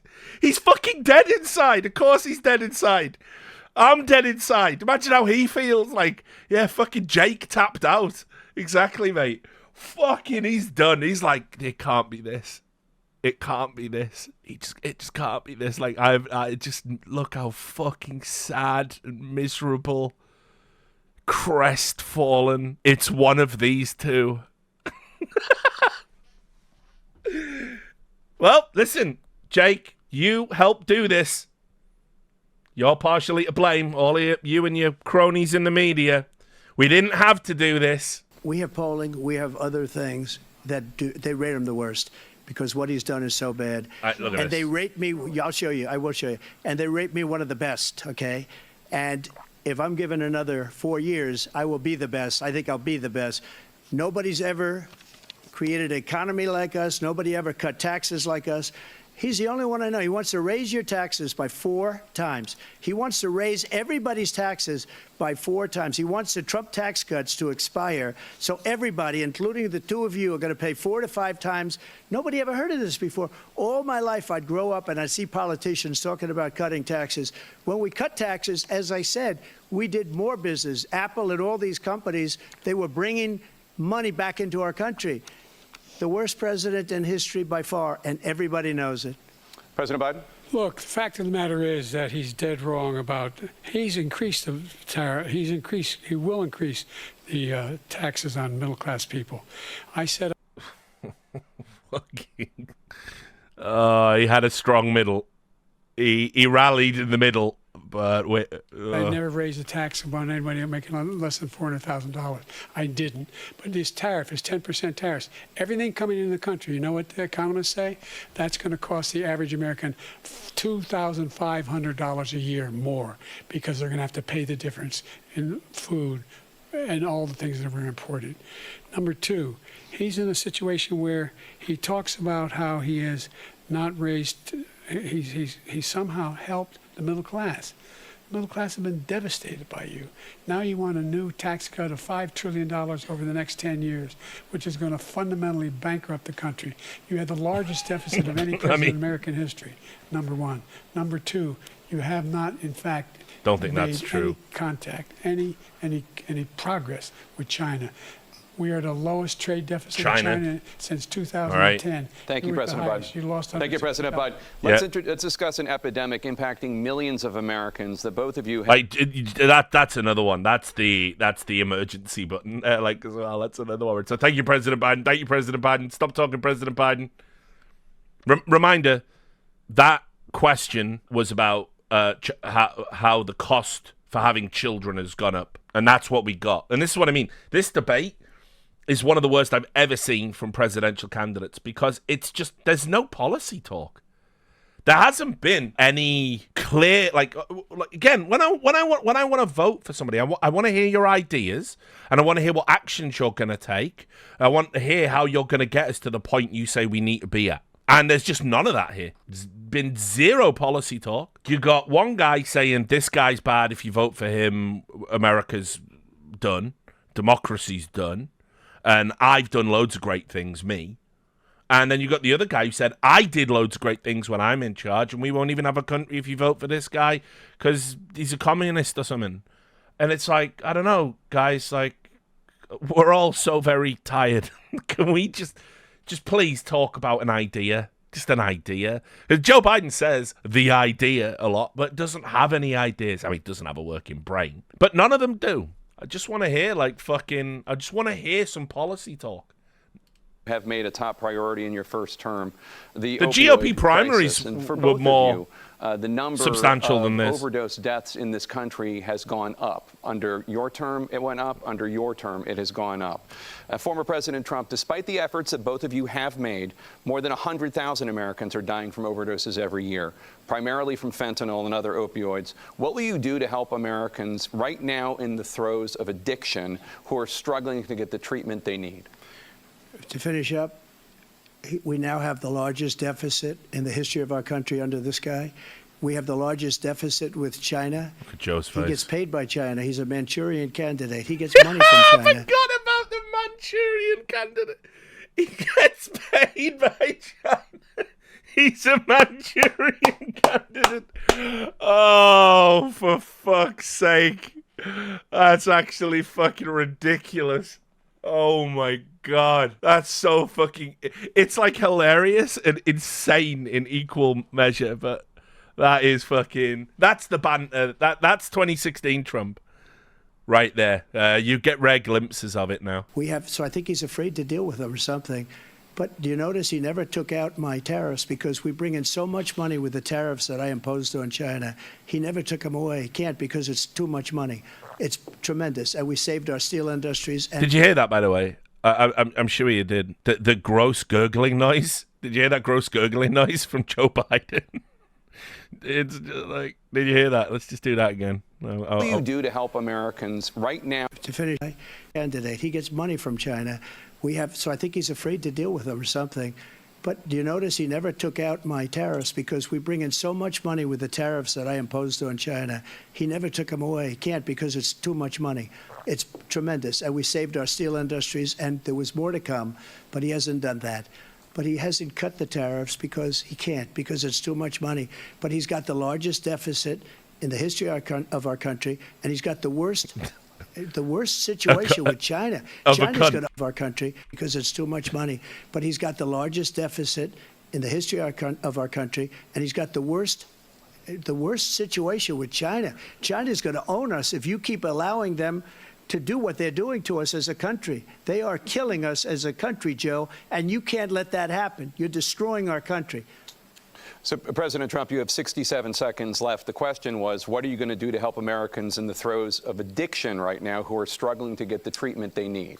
Jake, we were doing very well at addiction until the COVID came along. We had the 2.5, almost 3 years of like nobody's ever had before, any country, in every way. And then we... How hard do you think you had to work there? When the Kung flu came along, the China virus, I call it the China virus. He's managed to avoid saying it. We had to get tough, and it was the drugs pouring across the border it started to increase. We got great equipment. And America was not doing well on the most incredible addiction. Thing that you've ever seen, the way they can... Diseases of despair were on the rise before the pandemic. The pandemic just turbocharged them. There was more and more people were, like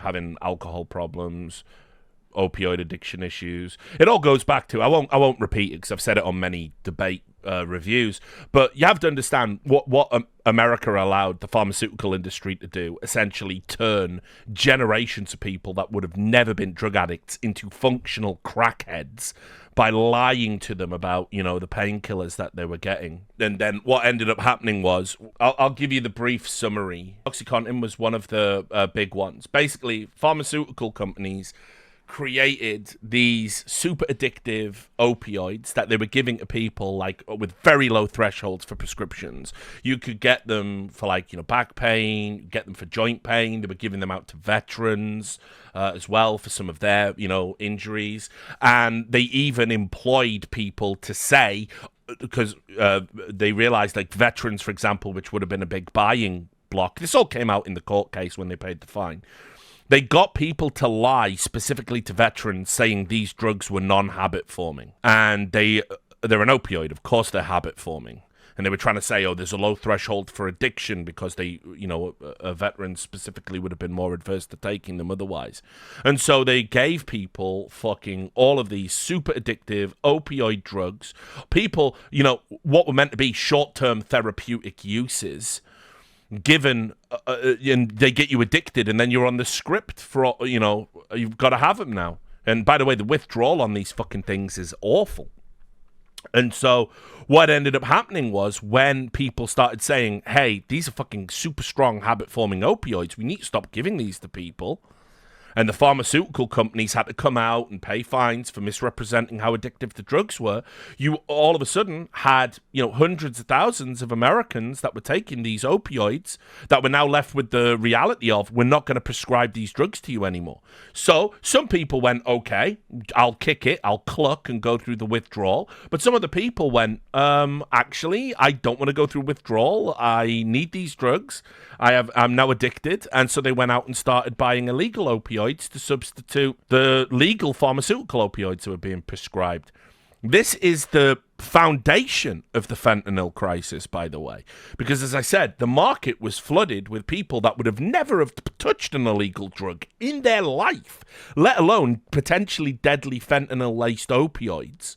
And so once again, the pharmaceutical companies just get to wash their hands of it. They pay a fine. No one holds them accountable. The politicians hold them accountable. And it's legislation now where doctors aren't incentivized to help people come off these drugs or anything like that. There's no money being put into addiction programs.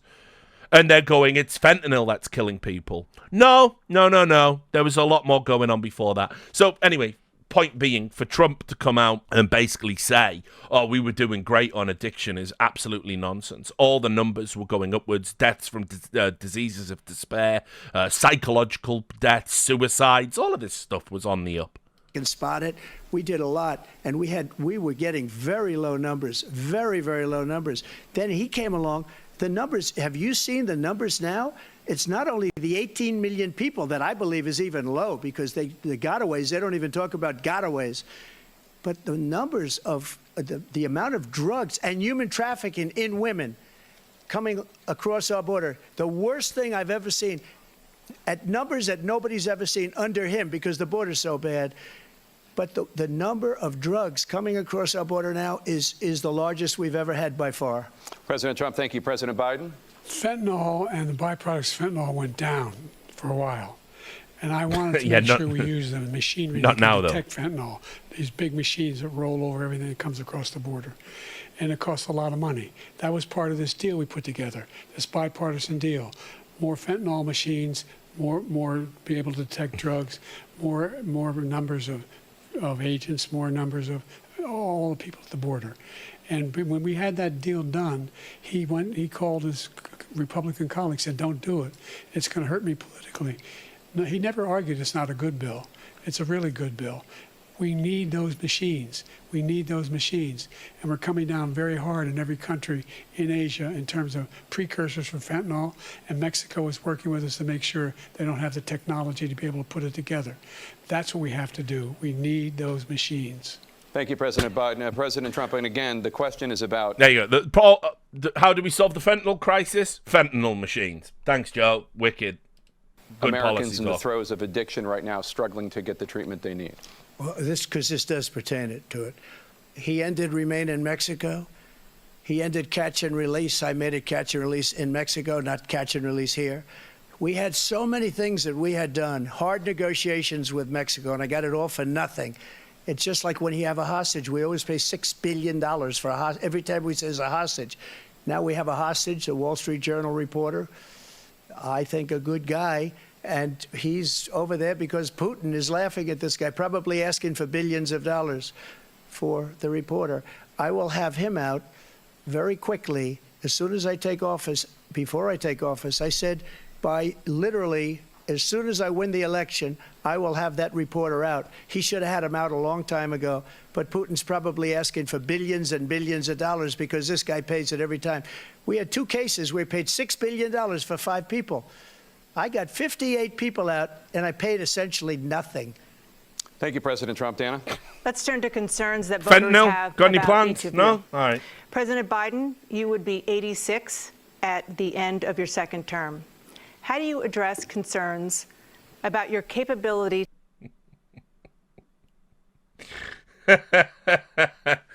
How do you address concerns about your age? I don't know.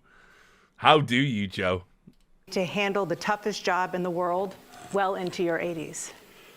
Well, first of all, I spent half my career being criticized being the youngest person in politics. I was the second youngest person ever elected to the United States. That was during the American Civil War. Senate, and now I'm the oldest. This guy's 3 years younger and a lot less competent.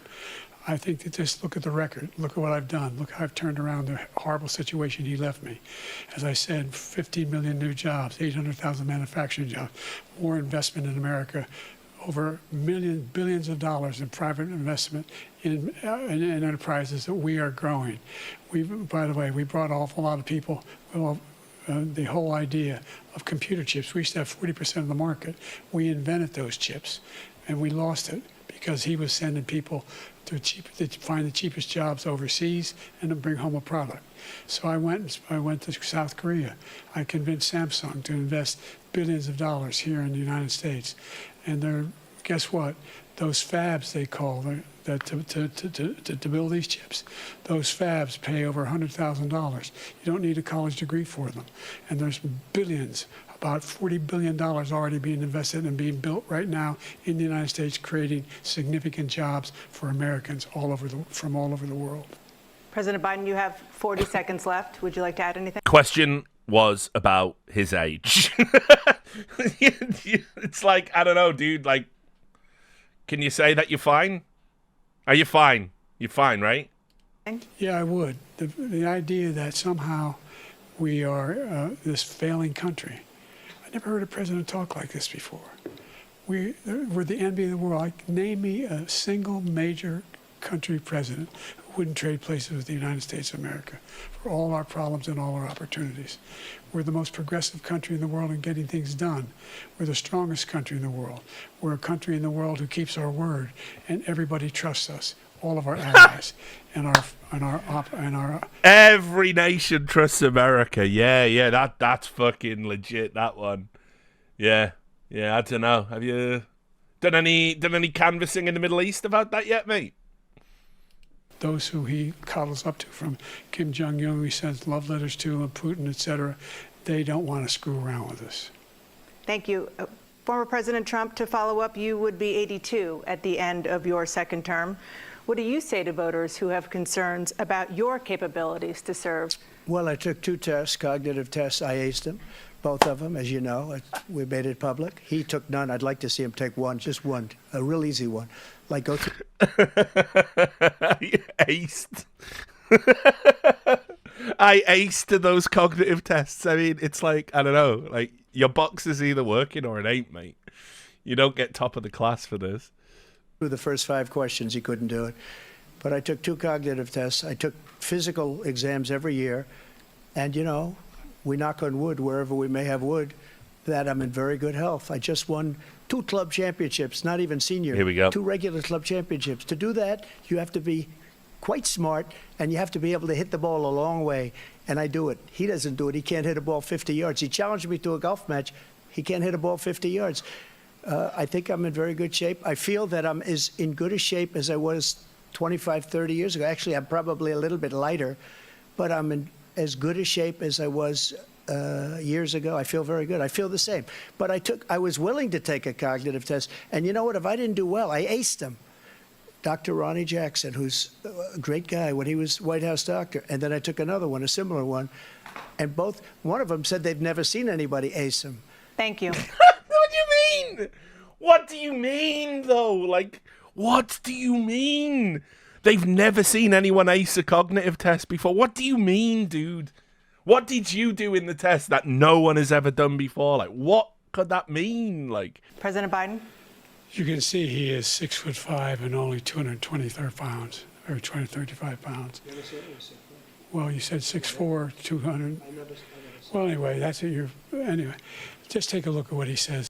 I mean, oh God, he says he's 6'5" and only 235 pounds. No.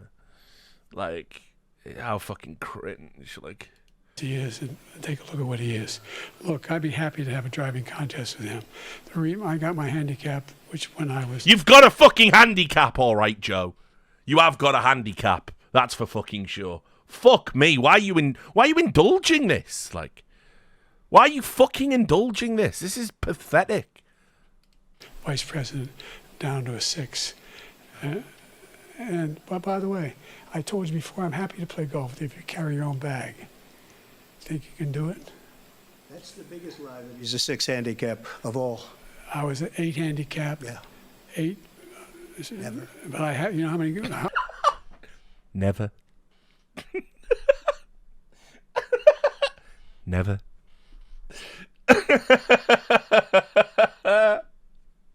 I've seen you swing. I know you swing. Okay, let's not act like children. President Trump, we're going to turn Let's not act like children. to a specific concern Bit late for that, Donald. voters have about you. Never. Will you pledge tonight that once all legal I've seen you swing, Joe.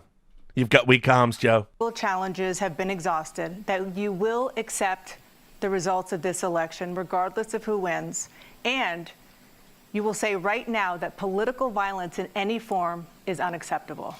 Well, I shouldn't have to say that, but of course I believe that. It's totally unacceptable. And if you would see my statements that I made on Twitter at the time, and also my statement that I made in the Rose Garden, you would say it's one of the strongest statements you've ever seen. In addition to the speech I made in front of, I believe, the largest crowd I've ever spoken to, and I will tell you, nobody ever talks about that. They talk about a relatively small number of people that went to the Capitol, and in many cases were ushered in by the police. And as Nancy Pelosi said, it was her responsibility, not mine. She said that loud and clear. But the answer is, if the election is fair, free, and I want that more than anybody. And I'll tell you something. I wish he was a great president, because I wouldn't be here right now. I'd be at one of my many places enjoying myself. I wouldn't be under indictment because I wouldn't have been his political opponent, because he indicted me because I was his opponent. I wish he was a great president. I would rather have that. I wouldn't be here. I don't mind being here. But the only reason I'm here is he's so bad as a president that I'm going to make America great again. We're going to make America great again. We're a failing nation right now. We're a seriously failing nation. And we're a failing nation because of him. His policies are so bad. His military policies are insane. They're insane. These are wars that will never end with him. He will drive us into World War III, and we're closer to World War III than anybody can imagine. We are very, very close to World War III, and he's driving us there. And Kim Jong-un and President Xi of China, Kim Jong-un of North Korea, all of these, Putin, they don't respect him. They don't fear him. They have nothing going with this gentleman, and he's going to drive us into World War III. So what you're saying is, Donald, that Joe can drive something. You want a World War III, let him follow and win, and let Putin say, do what you want, NATO. Just do what you want. There's a thing called Article 5. An attack on one is attack on all, and required response.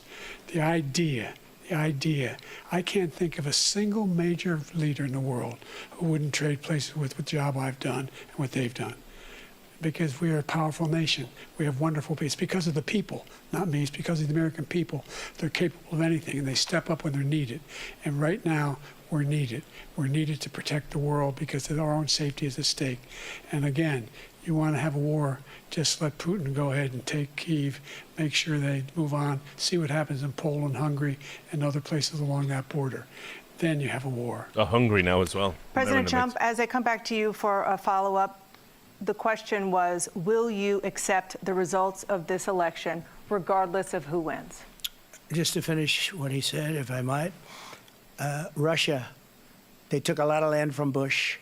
They took a lot of land from Obama and Biden.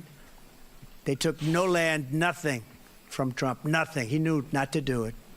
He's not going to play games with me. He knew that. I got along with him very well, but he knew not to play games. He took nothing from me. But now he's going to take the whole thing from this man right here. That's a war that should have never started. It would have never started ever with me. And he's going to take Ukraine. And, you know, you asked me a question before, would you do this? He's got us in such a bad position right now with Ukraine and Russia, because Ukraine's not winning that war. He said, I will never settle until such time. They're running out of people. They're running out of soldiers. They've lost so many people. It's so sad. They've lost so many people, and they've lost those gorgeous cities with the golden domes that are 1,000 years old, all because of him and stupid decisions. Russia would have never attacked if I were president. President Trump, the question was, will you accept the results of the election, regardless of who wins? Yes or no, please. if it's a fair and legal and good election, absolutely. I would have much rather accepted these, but the fraud and everything else was ridiculous. And if you want, we'll have a news conference on it in a week. Don't even know what that means. One of these in a week.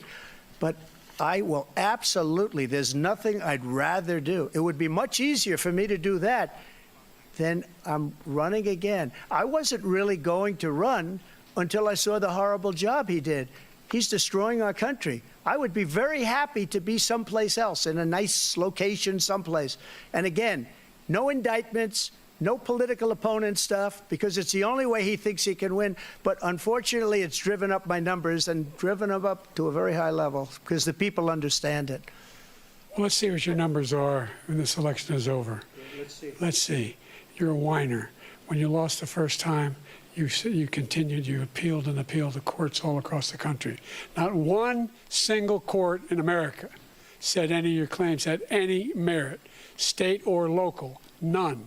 But you continue to provoke this lie about somehow there's all this misrepresentation, all this stealing. There is no evidence of that at all. And I tell you what, I doubt whether you'll accept it because you're such a whiner. The idea, if you lose again, you accepting anything, you can't stand the loss. Something snapped in you when you lost the last time. We'll be right back with more from the CNN presidential debate, live from Georgia. That's funny. Spurp Sub said Biden won't need any votes. There's plenty left over from last time. Okay, we're back for the, these are the closing statements, I believe. It is now time for the candidates to deliver their closing statements as predetermined by a coin toss. Right, so Biden's had a couple of W's, even though it's been mostly a disaster, as we're going to get to when we do the post-debate reactions, right? But at least he could finish strong. A strong closing statement. The people who've stuck around to the end, so most people stop watching a debate as it goes on, as I said, but those who watch the entirety of a debate, the thing that you will remember are the closing statements. So, okay, you didn't start strong, Joe. You rallied in the middle. You had a bit of a flub, but you just got a W. If you can just do a closing statement, a strong closing statement that shows you are sharp, like everyone says you are behind closed doors, it could save the whole night, okay? We're going to begin with you, President Biden. You have 2 minutes. We've made significant progress from the debacle that was left by President Trump in his last term. We find ourselves in a situation where, number one, we have to make sure that we have a fair tax system. I ask anyone out there in the audience or anyone out watching this debate, do you think the tax system is fair? The fact is that I said nobody even making under $400,000 had a single penny increase in their taxes, and will not. And if I'm reelected, that'll be the case again. But this guy has increased your taxes because of the deficit. Number one, he's increased inflation because of the debacle he left after the way he handled the pandemic. And he finds himself in a position where he now wants to tax you more by putting a 10% tariff on everything that comes into the United States of America. What I did, when, for example, he wants to get rid of the ability of Medicare for us to be tariff on himself with a debacle he left after the way he handled the pandemic. And he finds himself in a position where he now wants to tax you more by putting a 10% tariff on everything that comes into the United States of America. What I did, while they're doing the slow zoom, he wants to get rid of the ability of Medicare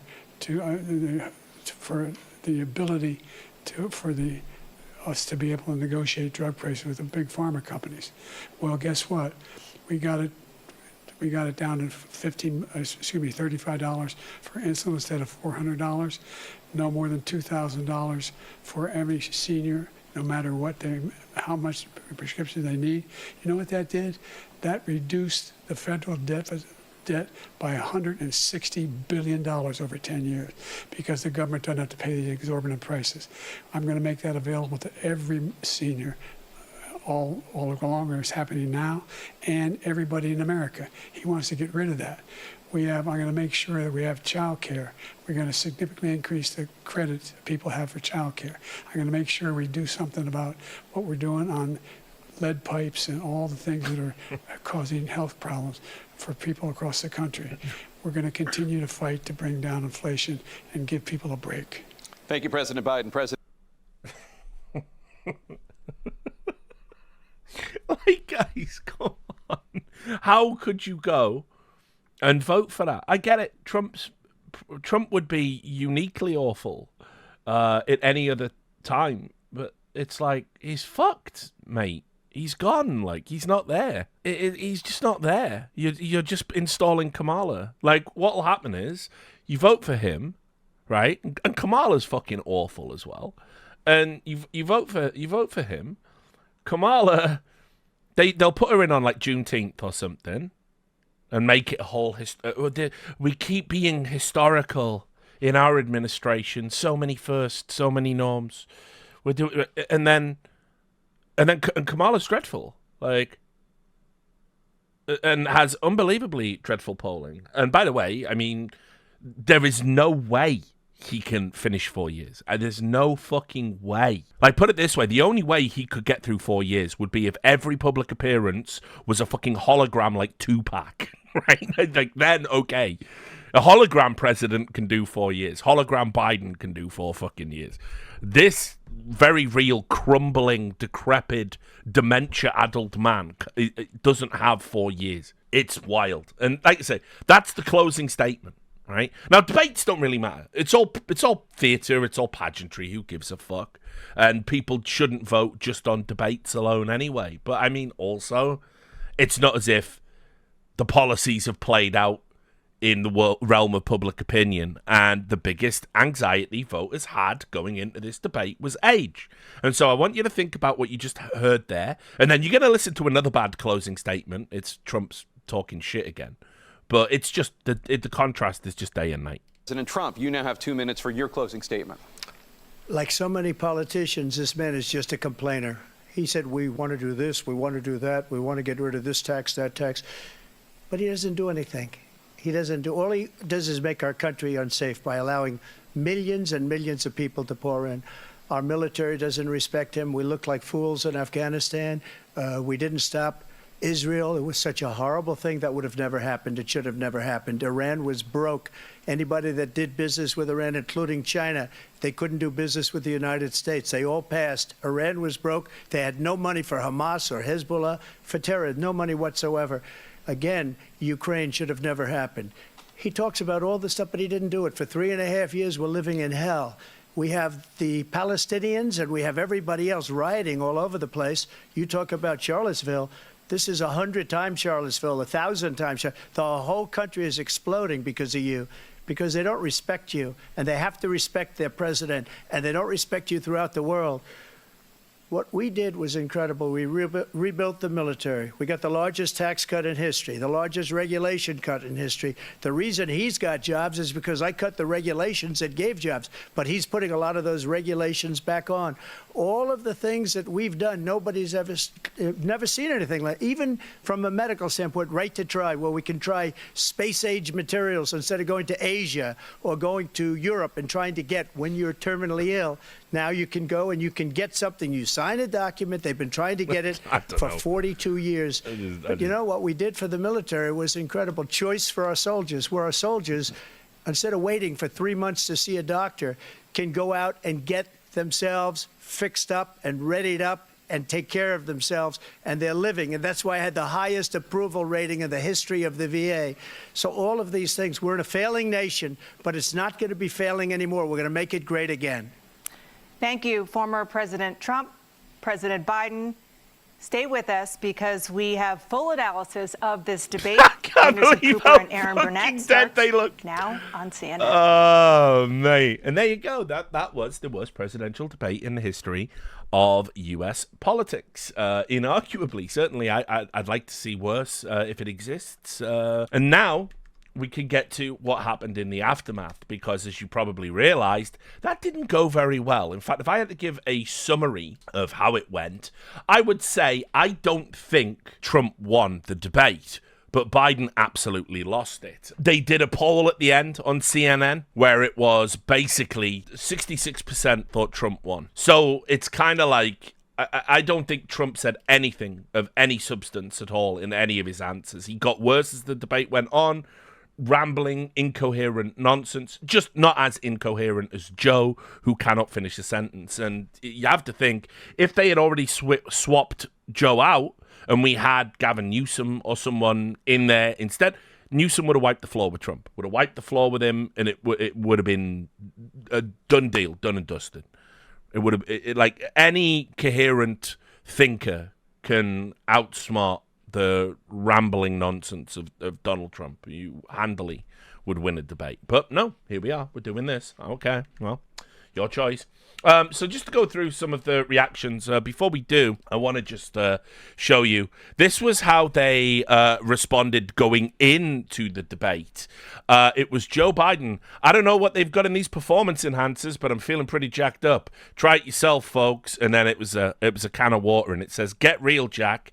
It's just water." So first of all, I would just say here, probably not great to even acknowledge the fact that a very significant percentage of the American people believe that you have to get jacked up to get through a 90-minute conversation. But I would also add as well, it's like, I think these were like $4 for a can of still water, which is, yeah, Bidenomics. And it turns out he did have the H2O the whole time.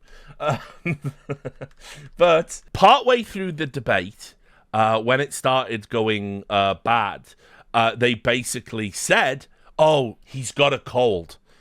It went so bad, people reacted so, like, they were just horrified at what they were seeing, at how poor he was. They did the whole thing, and I've talked about this a lot on Belly of the Beast.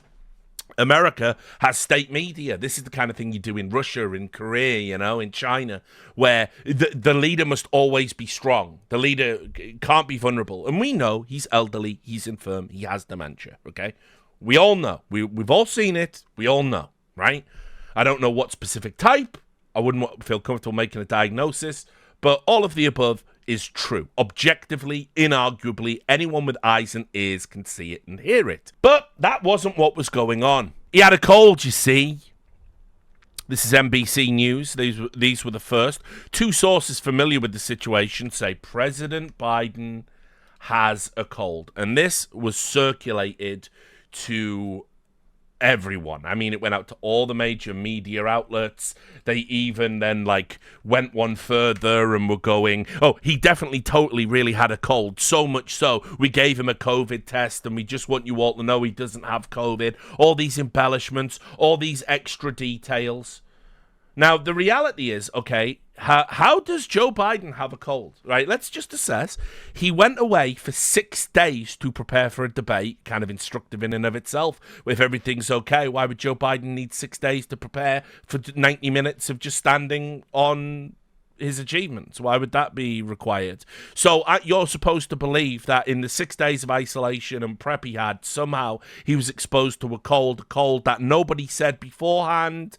Nobody brought it up beforehand. It only was announced 20 minutes in to the debate that he had it. And I did the funny little tweet. I did the "it's just a stutter," because as soon as he started talking, I was like, bro's cooked. Whatever cocktail they gave him for State of the Union, he either didn't get it here or it's not working anymore. And I've known he's cooked. As I showed at the start, I've known he's fried. His brains are applesauce. There is no Joe Biden left, right? He's not fit for office. It's that simple. And anyone who says otherwise is deeply unserious.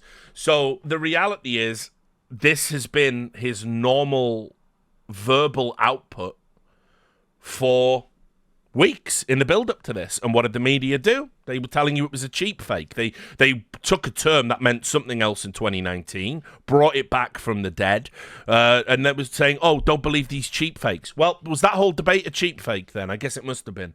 No, it turns out actually Joe Biden just is fucked. He's ancient. He's old. This is how it should be. And I'm telling you, the reaction on the media outlets, they were horrified too. There was no hiding from it. I'm going to hit you some of the immediate responses. My personal favorite political commentator, Stephen Miller, of Wonder Woman fame. "I don't think Biden is juiced up, guys. No, I don't think so either." Cenk was in there. It's over. Biden looks and sounds ancient, losing his train of thought, speaking in a barely audible whisper. They have to pull him. DJ Academics had an opinion. He said, what is he staring at? That gentleman staring at the Grim Reaper. Obviously, great political thinker there. DJ Academics. We have odds of a September 10th debate are close to 0 about now. I mean, that is, of course, one of the other points. There was 2 debates agreed to.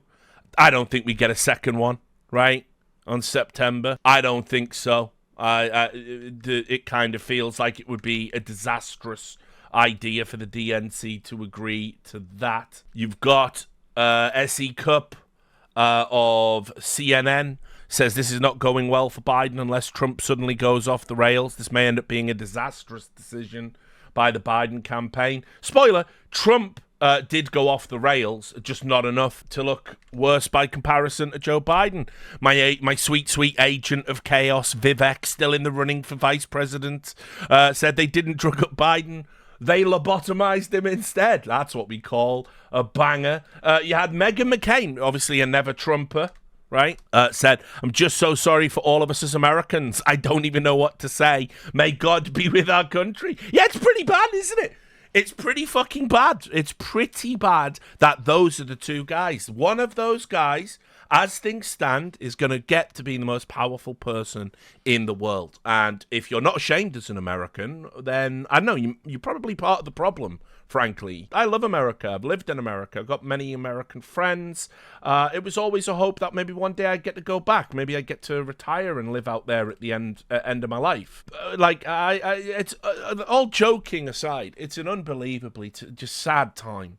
And this has been coming for a long time. This all started back in the Obama era, right? Well, in the post-Bush era, really, politics started becoming more and more like this, and this is where it was always going to go. This is the logical end stage of being run by a bunch of geriatric narcissists where the parties are so polarized they've stopped caring about everyday Americans and everyday things that Americans should care about, and instead they're just telling you that the blue team are going to destroy you because they're going to allow mass immigration, we won't have a country, and the red team are going to take away all of your rights, and they're racist and they're Nazis and he's Hitler and all of it. And it's like, guys, I don't know.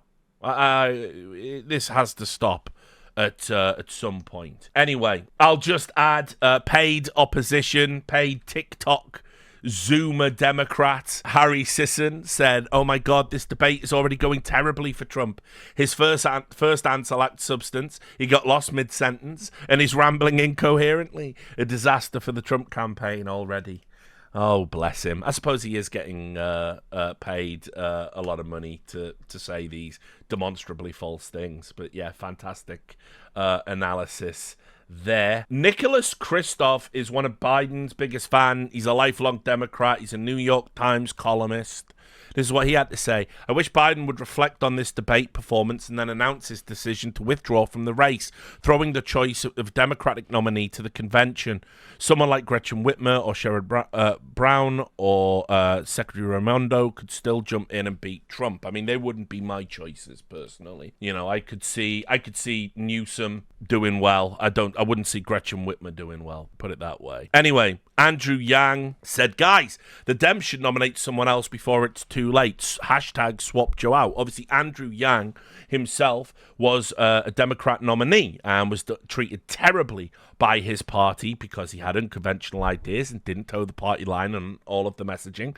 He briefly went and became a CNN contributor afterwards, working for the same network that put somebody else's face where he was in the debate build-up. And I also believe it was them that muted his mic when he was trying to talk. But anyway, he now is trying to make another political party in America called the Forward Party. I like Andrew Yang. I could totally be on board with Yang Gang, and I hope it works out. But he added another tweet after that, which, again, I think it's instructive. People should probably listen to this stuff.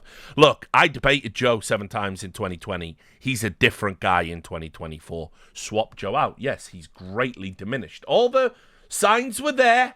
Even a layperson in politics could see in 2019, as I demonstrated at the start of the stream, I knew we were going to get here. I predicted all of this, but you still did it. A banger tweet here. This one made me fucking laugh. This was hilarious. Ryan Gadusky said, I hope the final question is to draw a clock. Which you understand, you know, how you check if you've got like a brain problem. You can identify, it's a diagnostic tool. You can identify several mental problems by drawing a clock with a face and the numbers. So that's hilarious. I actually laughed out loud when I saw that come across the timeline. Also, the rarest of things as well, which was a funny from The Onion. Jill Biden, that's not the man I buried. That was a good one. Now, what I also did see was there was a story which, if I Hate It Here, rest in peace, I Hate It Here, if that was still going, it's a story we would have covered on there. But basically in Brazil, there was a woman that went into like a bank to get a dead person's like money, and they took the corpse in there with them so they could sign for a loan, and she held the hand and the corpse was like that, and it's like the most obvious. The guy is clearly fucking dead and the woman's manipulating the dead body. Now, I can't show the picture of the dead body on Twitch because I do believe that's against TOS, even though it shouldn't be, whatever. But anyway, somebody did a picture of that woman with the dead body holding the pen and tweeted and said Kamala Harris with Joe Biden after this debate, which I also thought was really, really funny. You'll be able to find that tweet somewhere if you go looking for it. Back to general responses. This is Oren Kerr, who is a senior law professor at Berkeley, said, this is bad. There needs to be talk about Biden stepping down and getting another Democratic nominee for November. And I'll just also show you the opinion pieces were flooding in. I'll play you some of the responses in a moment, but this is like the New York Times. Biden cannot go on like this. I'm hearing high anxiety from Democrats over Biden's debate performance. President Biden, it's time to drop out. It's time to stop. It really is. Right, next. CEO of The Dispatch, Stephen Hayes. We're a great country. This is a national embarrassment. Correct. It certainly is. And that sentiment was echoed by Sarah Isgur of ABC News. Also, has got bylines at The Dispatch. My main reaction to tonight's debate, sadness. Yeah, if only it was all avoidable. If only we could have not got here. But, you know, you did this, media. You did this as much as anybody else. I'll just add, because I did mention earlier, so these tweets, this segment might be a little bit out of order, but you can just see here, it did the rounds. Biden has a cold. President Biden has a cold over NBC, CBS, 45 minutes into the debate. A source familiar with the president's debate prep confirmed President Biden has a cold. And then, of course, the one I showed you with Kelly O'Donnell. It's just a cold, guys. Nothing to worry about. A good point here by Charles Cook. Yeah, this is an interesting one. Robert Hur deserves an apology. He absolutely does, doesn't he? They castigated that man, said he was a Trump insert and was lying and making it needlessly political when he said about Joe Biden that he was an old man with a poor memory and couldn't remember details of his own life. Now, I want to just remember as well, that was Robert Hur was the special counsel, the head of the special counsel that concluded Joe Biden had indeed broken the law when it came to the handling of classified documents, but there was no point in prosecuting him because by the time he got out of office, he would be elderly, likely infirm, and no reasonable juror would convict an old man with a poor memory, particularly a former president. Robert Hur was castigated for that. Robert Hur was absolutely fucking right, and that is why Biden is using executive privilege to not release the recordings. Chris Cillizza, who is no longer at CNN, he was one of the people that were ousted with the changeover in ownership. He said, look, this debate was a total and complete disaster for Biden. He looked old. His answers trailed off repeatedly. He was hard to understand. He would stop in mid-sentence and move on to something else. I never thought he would be this bad. Stunning, truly. Well, actually, if you hadn't been part of the apparatus that wanted to obfuscate just how bad Joe Biden actually is, if you wanted to obfuscate that from the public, as you did in the media, everybody would have known. Like, nobody that listens to my content would have been surprised about that. Nobody who listened to the recent episode of Belly of the Beast would have been shocked by the debate performance, the articles I've written. This didn't happen overnight. This has been getting progressively worse. And as we went into this election cycle, you had to do this. You had to say, Joe, you did your duty. You finally got to be president at the end of a long, disgusting political career. You got the ultimate reward. Well done. You kept Trump out of the office. It's now time for someone else. And we're going to find that somebody else. And we want you to bow out gracefully and endorse them. Go enjoy your life. Go enjoy your fucking politically corrupt gains with the rest of your fucking dysfunctional, grotesque family. Go and enjoy it.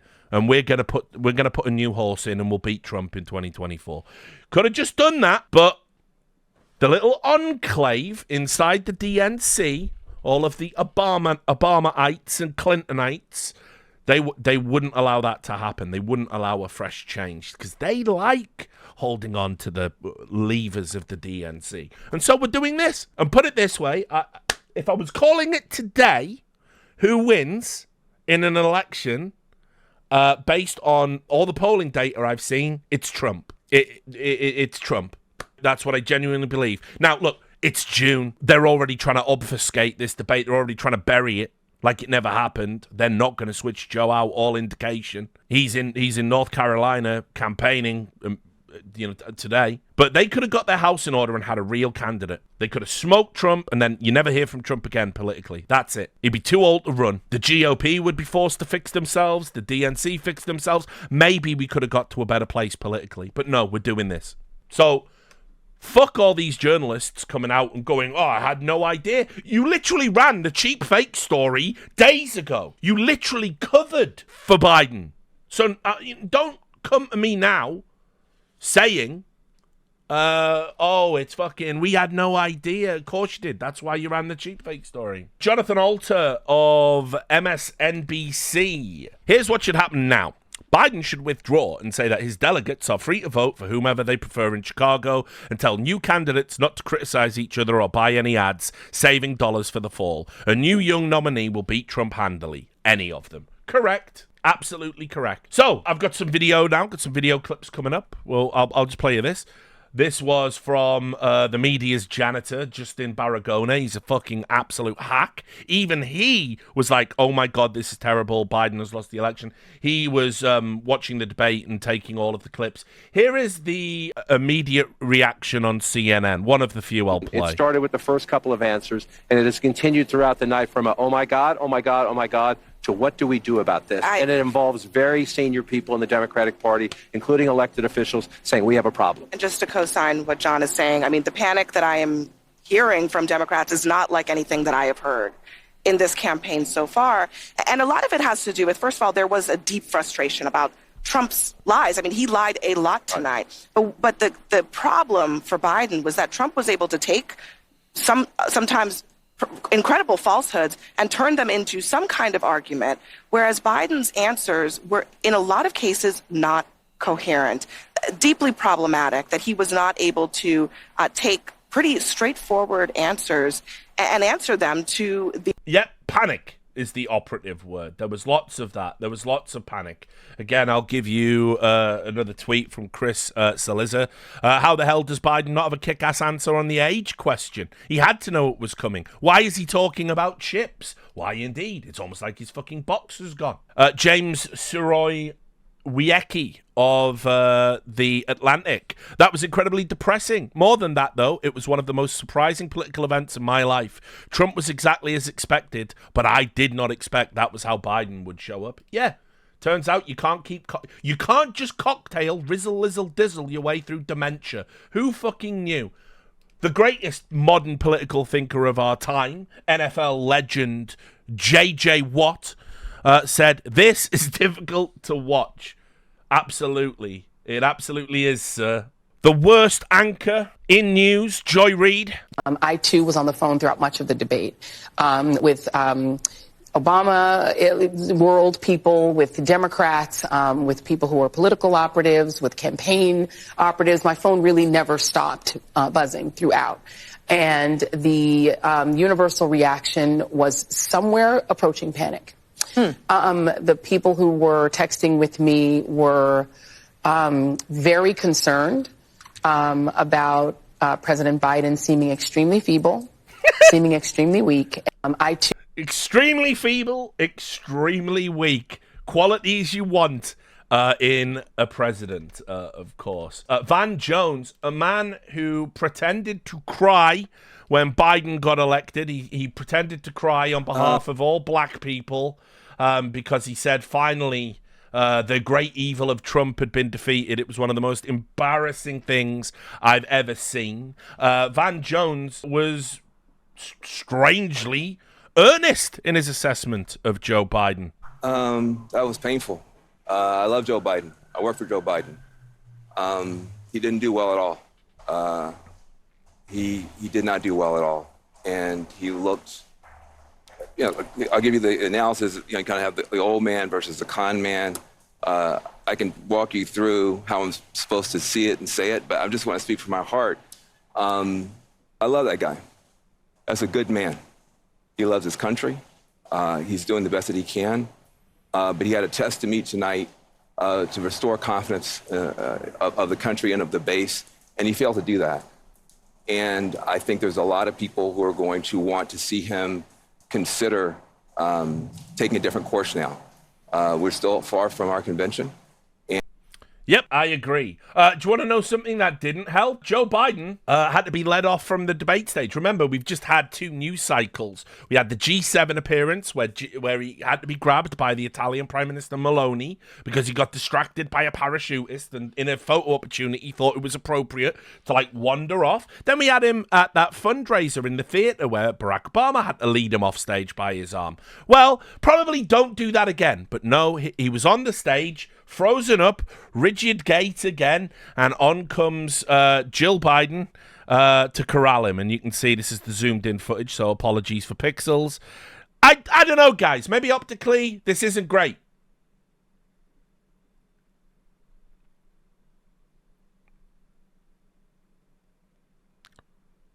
Oh, Christ. Oh, God.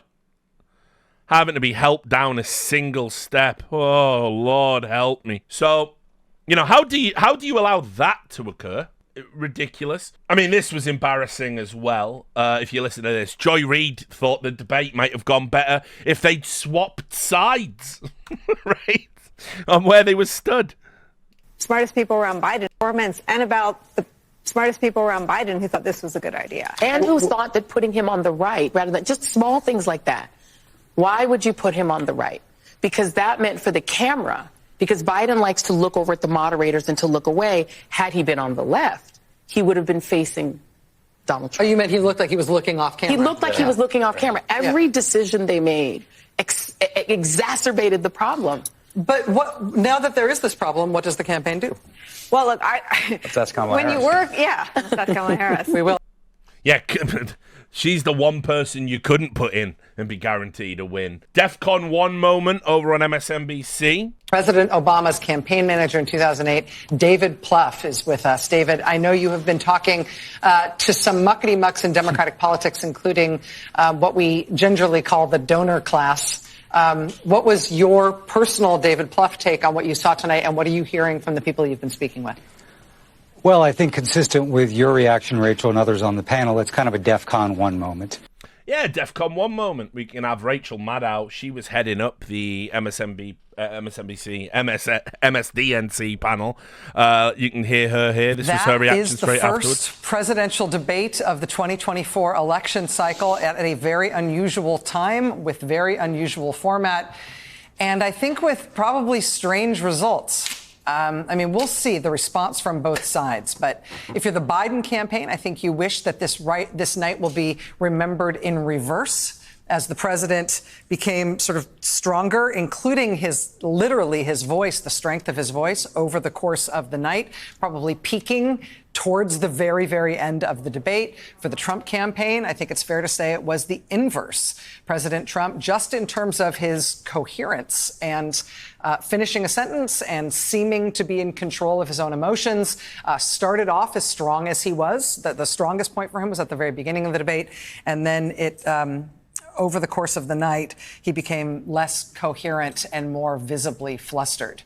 I don't think either of these campaigns, either of these candidates is going to feel like this was a shining moment for them. But I think that first initial impression, Nicole, of President Biden walking out and his voice being very hard to hear. It's hard to tell what he was saying because his voice was so weak, and his halting delivery in his first couple of answers has got to have put a shock into the campaign, at least at the start, before he started to get stronger. Yeah, I'd say so. Panic, you might say. This is Chris Hayes. Again, this is MSDNC. So if you've lost these guys, you got problems. The job of the president is making decisions. The job of a presidential candidate is to communicate. Mm-hmm. It just is. That's the job. It's a communications job. It is talking to people and communicating them, persuading them, trying to get people who don't agree with you. And I think Joe Biden has a very good record on making decisions, and I think he's a very poor communicator right now. And that inability to communicate, I mean, I see this all the time. We will cover things on our show all the time. This big OPEC oil trade they did, where they bought high, they bought oil very cheap, and then they sold very high. They made all this money. They kind of broke the back of OPEC. And people say, I didn't know that. Yeah. Well, that's awesome. That's cool.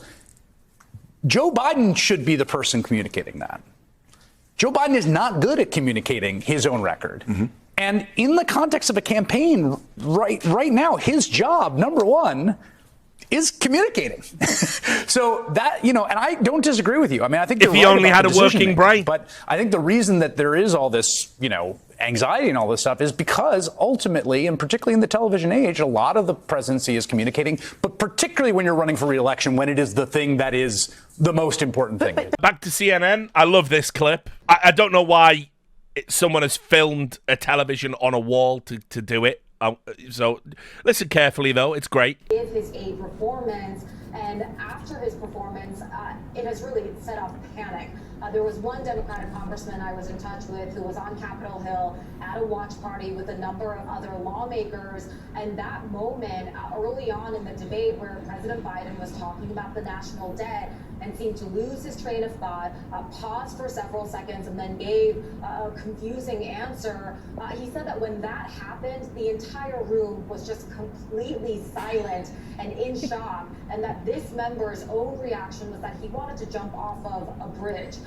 He wanted to jump off a bridge. That was their reaction. We can go back to MSNBC, continue to speculate about what they could do at the convention. The issue that you were talking about, Nicole, in terms of whether or not President Biden's position on the ticket is safe. David Plouffe saying, of course, that's not going to happen. Like that's a fantasy, saying that's, you either need to right the ship or do the thing that's not going to happen, which is to replace him on the ticket. I don't think that's an option. But the fact that people are talking about it, if it's not an option, only seeks to further weaken the perception, weaken the standing of President Biden. The question is whether you're hearing that it is an option, that there is some viable means of doing it. I spoke to an election lawyer. It is legal, and the way it happens is Joe Biden releases his delegates ahead of the convention, and you can't do it on the first vote, but I think on the second vote they can go somewhere else. So it is legal. It is possible, and I think when people say it won't happen, it's because they think Joe Biden would never do it for the reasons Joy already articulated. He's the only person who beat Trump, and he believes, and he has some reason to believe this, that he's the only one who can. And to amplify that, someone actually sent me the rules, and so the rules are circulating. And so people, this is terrible. This is not saying that this is going to happen. No one is saying it's going to happen. It's very unlikely. But just to note that the Republican convention has 110 unbound delegates. The Democratic Party has 771 unbound delegates. Now that does not mean that those unbound delegates will do anything. There are 3,000 delegates that happen on the first ballot. It takes 1,951 delegates to win. Yeah. I'm sorry, 1,976 delegates to win. It's all a numbers game. I mean, but doing the math of it only matters if it's going to happen. If it's going to happen. So the question is whether it's going to happen, and I think that David Pluff's take on that is probably correct, and I think that Joe Biden's take on that is correct. Yeah. Yes, indeed.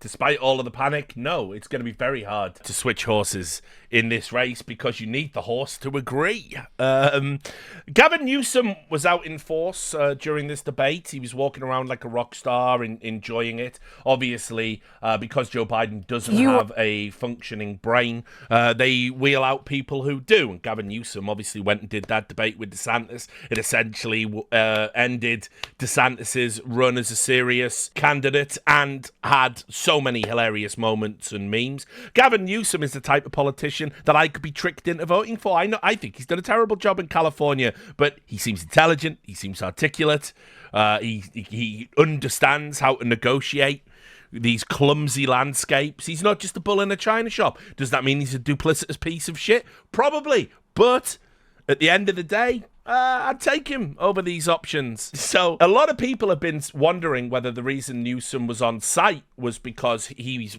the likely guy they would put in. And so they asked him, they interviewed him. This was on MSNBC again.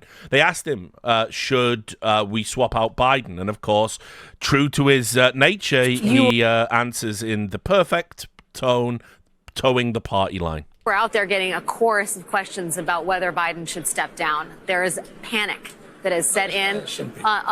There is panic that has set in among people who have watched this debate, who are Democrats, people who are strategists, and some even inside Democratic campaigns. Yeah. Do you think it's unfounded? Well, I think it's unhelpful, and I think it's unnecessary.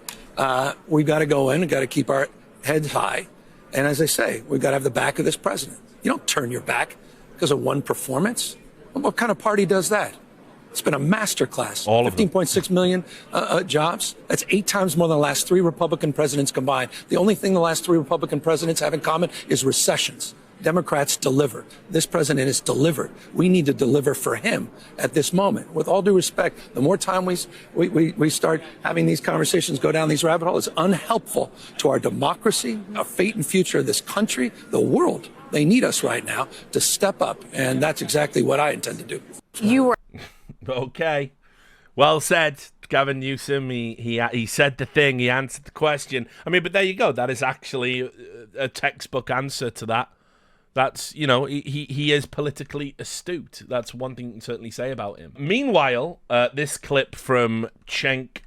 I said there'd be more Cenk. This is great. And the whole time the split screen is killing Biden. Yep. Because he's got his mouth open, he looks confused, doesn't know where he is. He's lost his train of thought at least twice in like disastrous shape. Those are gonna be played 1 billion times in viral video after viral video. This is an epic disaster. I see people online saying, well, okay, that answer wasn't so bad. No, it doesn't. Any particular answer doesn't matter at all. This thing is over. He looks like he's barely surviving. I don't mean the debate, I mean life. And so there's no person that has a single brain cell left in their head who thinks that Joe Biden is the best candidate to take on Donald Trump. You would have to be even crazier than Donald Trump to think that. This thing is over. I'll guarantee you this. I would bet show me a Democratic politician and I will bet them any amount of money that Joe Biden's going to lose this election if he's the candidate. It's a guaranteed loss. You're telling me this is the most important election of our lifetimes? You're telling me that democracy's on the line and you're gonna put on a guy who can't even talk, who can't even sit there and look normal. This thing's a bloodbath. He's gonna get annihilated. That is, okay, now the Democrats have to decide. Are they happy to lose? Are they willing to lose? Because this is a guaranteed loss. This is so much worse than my worst nightmares of what it could be like in every way.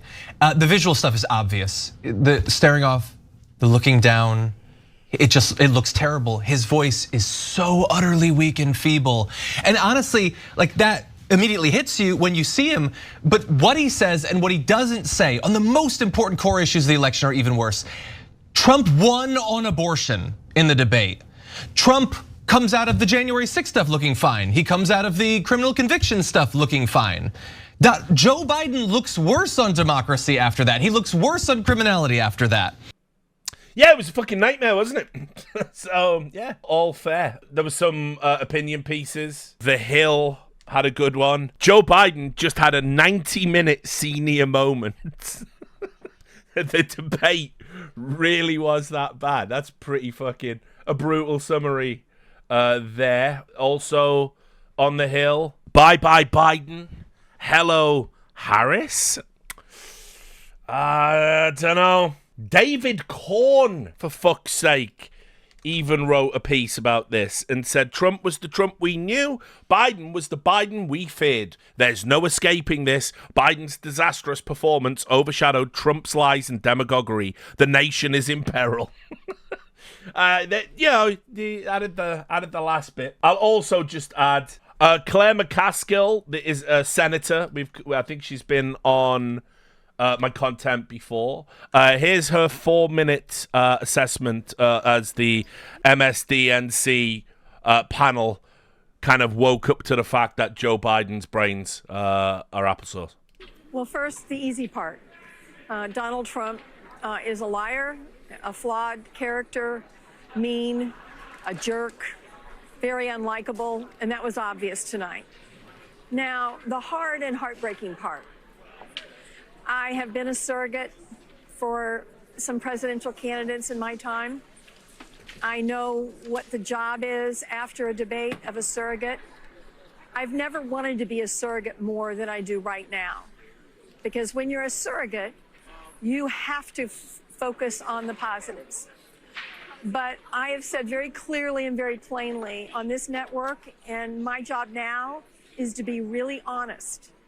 Joe Biden had one thing he had to do tonight, and he didn't do it. He had one thing he had to accomplish, and that was reassure America that he was up to the job at his age. And he failed at that tonight.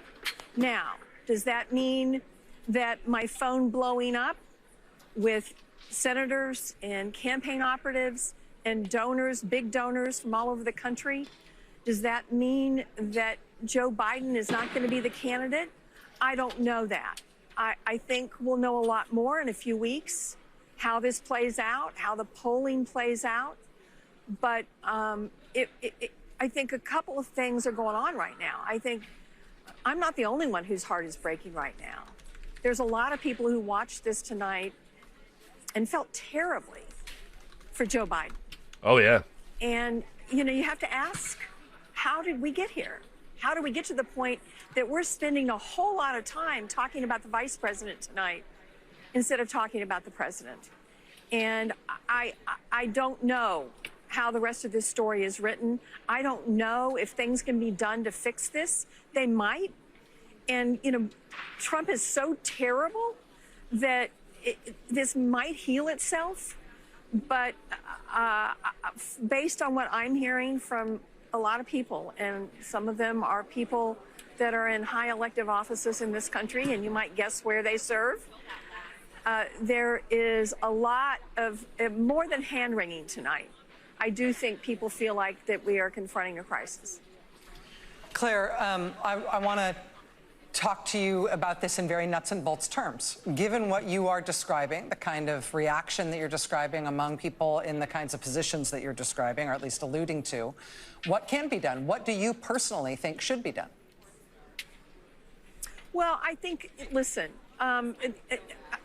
this could be a situation where everyone talks it out over the next few days. I do think that this is a time that Ted Kaufman and Ricchetti and Donlin and Ron Klain are going to have a heart-to-heart with the president about his ability to exude strength. And listen, nobody is a bigger fan of Kamala Harris than I am. And someone's got to be. And Gavin Newsom did a remarkable job tonight as a surrogate.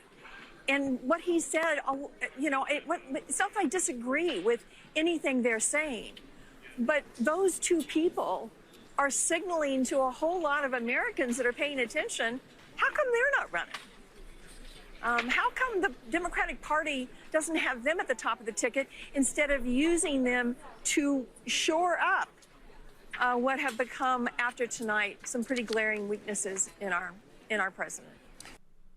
Nightmare fuel. Okay, I do want to say credit to CNN. CNN in their post show, they went through and they did fact check both Biden and Trump. Obviously, Trump careered off the rails at the end and was just talking garbage.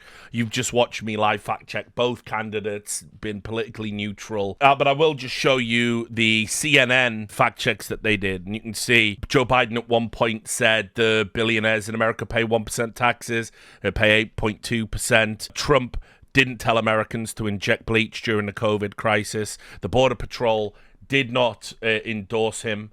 We saw the union said that that's not true. Employment was not at 15% when he took office. There's nothing to suggest Trump wants to get rid of Social Security. The $200 cap on overall drug spending in Medicare he brought up. The border now has fewer crossings than when Trump in office. That's patently false. That's the inverse is true. It's the most at any time. Only president in a while who didn't have any troops dying. We fact-checked that one live. And $15 per shot cap on insulin in Medicare. We know the 35, I think, is the correct number. So, I mean, look, they did well. I thought CNN overall, you can put to bed any kind of like worry about whether or not they were a fair network for a debate. I thought they were very fair to both candidates. Another little funny clip. If you know who Jeff Tiedrich is, then that's good. It's actually bad for your brain. But anyway, he is, again, one of these guys who so vehemently, one of the great Trump reply guys. This was what he said. He said, Joe Biden...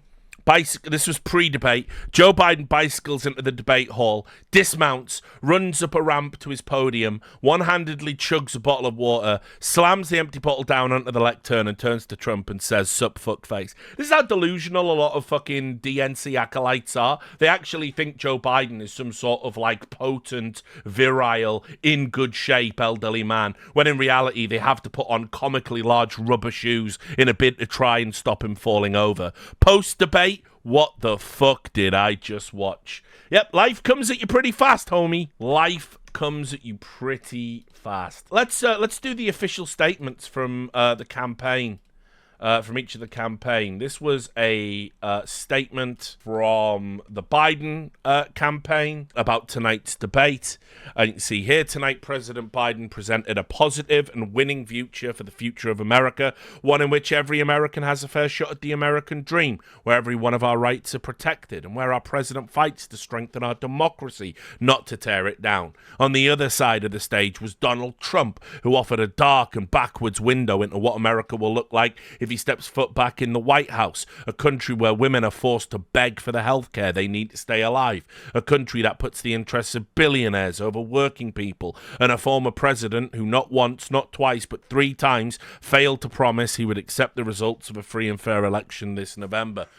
Trump's performance tonight reminded the American people why they fired him 4 years ago and reinforced just how high the stakes are this November for the future of our country. Obviously, as you'd expect, complete and total bullshit. But speaking of complete and total bullshit, why don't we see what Trump said about the Trump performance in the campaign? Trump campaign statement on President Trump's historic debate victory. Tonight, President Trump delivered the greatest debate performance and victory in history to the largest voter audience in history, making clear exactly how he will improve the lives of every American.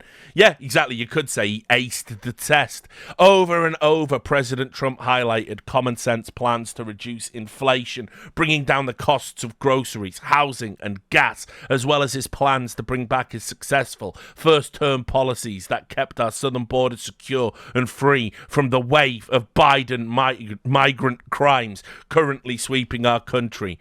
Joe Biden, on the other hand, showed exactly why he deserves to be fired. Despite taking a week-long vacation at Camp David to prepare for the debate, Biden was unable to defend his disastrous record on the economy and the border. Throughout the debate, Biden lied, invented stories, and could not articulate a single plan to make things less expensive and keep our people safe, choosing instead to change the subject and dwell on the past. I mean, most of Trump's fucking commentary was, when I was in charge, Joe, when I was in charge.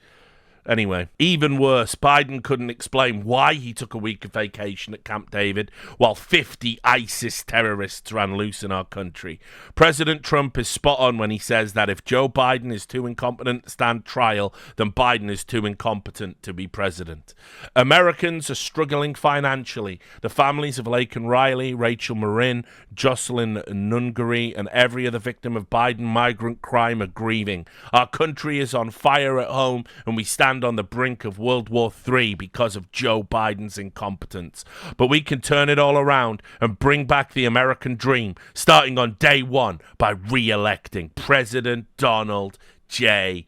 Trump. So, they both won. But what did the people think? Well, in CNN's flash poll, as I said earlier, the majority of debate watchers believe Trump outperformed Biden. You can see here, regardless of which presidential candidate you support, who do you think is likely to do the better job in the debate? People going into the debate thought 45% thought Biden could do a good job. By the way, the fact Biden isn't a runaway favorite compared to Donald Trump is very instructive about, how bad all these public flubs and he's, tripping over his words and talking to force ghosts and all the other demented shit he's done. That's obviously heavily impacted him there. But by the end, post-debate, 67% of people thought Trump did a better job and won the debate handily. And you can see here, debate watchers' views of Biden dipped after the debate. Just 31% of registered voters who watched the debate viewed him favorably, compared with 37% in a survey of the same voters taken before the debate. Now, 37% of being viewed favorably, because remember how they do it. They do favorable, they do unfavorable, they do no opinion, favorable of the other guy, unfavorable of the other guy, no opinion. And then if you look, that 6% drop is fucking catastrophic. Like, it is so fucking bad. So yeah, not great numbers, not great optics. Let me also add this. You might be wondering what RFK was doing during the debate. Well, CNN decided RFK couldn't participate. For those who aren't aware, RFK was a Democrat who's now running as an independent. So now he has brainworms. That's how the media works. Oh, you're running against the DNC? All right, you've got brainworms. You're a crank. You're a conspiracy theorist, whatever. So anyway, he's been polling roughly at like 11% in some, overall, because I think people are just so jaded with the fucking Biden-Trump choice. Fuck it, I'll throw in a vote for a guy who has fucking vocal cord dysphonia and is associated with that family that had everyone getting assassinated for some reason. He was doing his own stream, and what he'd done is he put himself in a window to make it look like he was actually part of the debate, but really he was just doing like a Twitch live stream, but it wasn't, because it had an audience and it was moderated by, is it John Stossel? And so he even had a moderator for his own watch party, which I thought was kind of weird and sad. Here's the moderator. I saw one person tweet, he says, it looks like he killed the original moderator and stole his clothes. It's like, it was just so bizarre. I don't know what RFK was doing. I mean, we can maybe watch his VOD. It's just I do find, like, being as kind and gracious as I can, I do struggle to listen to him for prolonged periods of time because of his conditions. So just putting that out there. And then we can start wrapping up now. So get your cringe ready. They did a speech. Jill and Joe did a speech and confronted the crowd after the debate. And this is what Jill Biden said to Joe in front of the audience. Joe, you did such a great job. You answered every question. You knew all the facts. And let me ask the crowd, what did Trump do? Why? Joe, you did such a great job. You answered every question. You knew all the facts. across the crowd. What did Trump do? Why? Who's a good boy? Who answered all of the questions? Fuck me. Like, definitely great optics to infantilize the world's most fucking powerful man. But she probably has to talk to him like that. Lord knows what the conversations are like between them two behind closed doors. The mind fucking boggles. Right, anyway, I've got to play you the Jon Stewart review. I thought this was hilarious. You know where I stand on Jon Stewart. He's a national treasure for me. I don't care if, has he been part of the problem of the media landscape becoming this ridiculous DNC biased environment? Yeah, he was part of that. Was he responsible for taking late night shows that were meant to be funny and turning them into therapy for shit libs? Yeah, he was partially responsible for that. Right? Does he go easier on the Democrats than he does on the Republicans? Yeah, of course he does. But, as I said, he's a national fucking treasure. He did so much for the first responders in 9/11 and campaigned for them tirelessly when they were forgotten by their own politicians. He'll always get a pass from me. He's a good man. Anyway, let's get to... Each candidate will have 2 minutes to answer a question and 1 minute each for responses and rebuttals. What can you do in 2 minutes? I can't even articulate what's wrong with your entire setup to this debate. An ad break to watch a Hulu show is 3 minutes. What can you do in 2 minutes? But all right. And it's interesting, isn't it? Because as we just saw, having watched the debate, the candidates couldn't even fill the 2 minutes with anything substantial. Here he was pointing out, that's actually no time at all. Of course it isn't. To articulate an idea, 2 minutes isn't very long at all. 2 minutes could have felt restrictive. Those guys had like 80 seconds left and shit like that. It's like, it's fucking crazy. They couldn't do it because they didn't talk about policy. They had nothing to say. It's just two geriatric lunatics yelling at each other. That's going to winnow out anything that might be interesting or substance. But let's begin. We know the bar that's been set up for each to pass. Biden has to not look old and not have a senior moment. Go. Making sure that we're able to make every single solitary person eligible for what I've been able to do with the with the COVID. With dealing with everything we have to do with. Look, if we finally beat Medicare. Thank you, President Biden.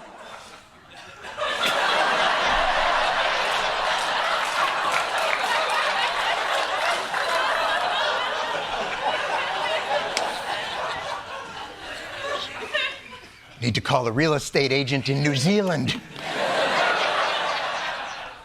Okay, a high-pressure situation. A lot of times you can confuse saving Medicare with beating it. I'm sure it's not something that repeated throughout the debate, causing Democrats across the country to either jump out of windows or vomit silently into the nearest recycling bin. Anybody can talking. How did Biden do not talking? How close the police are to him. Almost every police group in the nation from every state. And everybody wanted to get it back to the states, everybody. And China, nothing, and Russia, nothing, and India, nothing. I will have that reporter out. He should have had him out a long time ago because I didn't have legislation. I said, close the border. We had the safest border in history.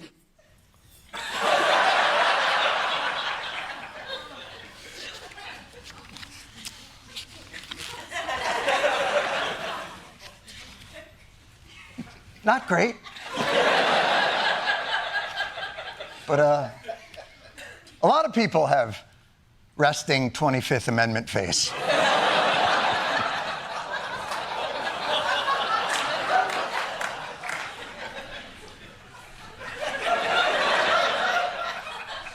I'm not a political expert, but while Biden was preparing at Camp David for a week, did anyone mention he would also be on camera? On the split screen? Is there any moment here that can save Biden? This is the first presidential election since the Supreme Court overturned Roe v. Wade. Oh, shit, we're back, baby! Abortion! A to the B to the O to the R to the T to the repeal of Roe v. Wade. That is Trump's weakest issue. It's been a great thing. Oh, he a great thing. Hit him, Joey. It's a terrible thing, what you've done. It's a This is awesome. We are done here. TKO. No. Joe, don't say anything else. Joey. The idea that states are able to do this is a little like saying we're going to turn civil rights back to the states. Let each state have a different rule. Look, there's so many young women who have been, including a young woman who just was murdered, and he went to the funeral. The idea that she was murdered by an immigrant coming in, they talk about that.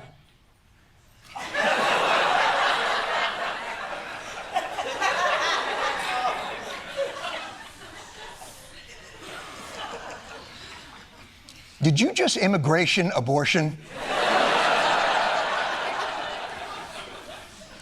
Hey, I know abortion's one of our strongest issues, but let me for a moment talk about immigrants killing and raping people. It's one of our weakest.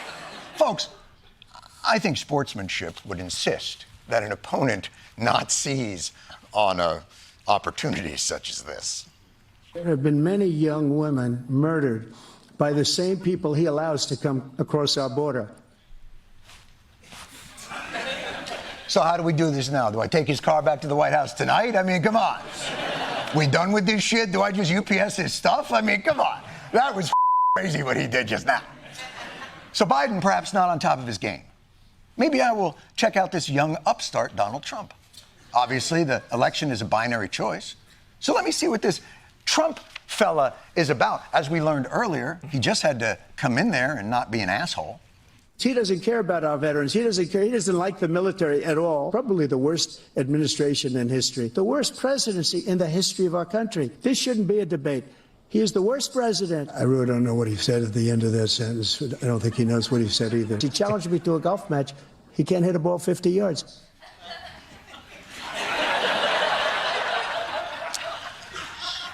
Does not appear to have passed the asshole test. See me after debate. All right, Trumper, what do you got on substance? We had the greatest economy in the history of our country. A lot of credit for the military and no wars and so many other things. Everything was rocking good.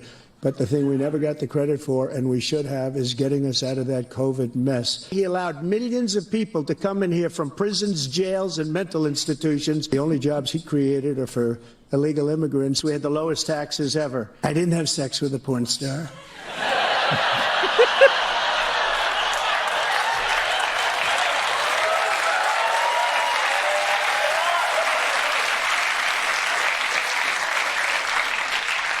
She was a porn character actor at best. I'm not saying she couldn't open a movie, but... So, just so we're all clear, everything that Donald Trump said in that clip is a lie. Blatant and full. And we were tight on time putting this all together. There's plenty more. Really makes you wonder... what's RFK Jr. doing tonight? Maybe he's got something. Wait, what's that? I'm sorry. Oh, vaccines. Oh, No, I see. But yeah, sure, there's side effects to, all of them. Okay. And a worm where? Okay, fair enough. His vice presidential running mate donated. Okay, anyway.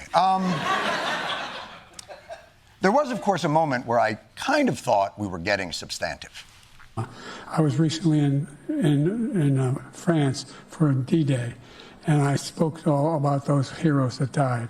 I went to the World War II cemetery, World War I cemetery he refused to go to. He was standing with his 4-star general, and he told me, he said, I don't want to go in there because they're a bunch of losers and suckers. My son was not a loser, was not a sucker. You're the sucker. You're the loser.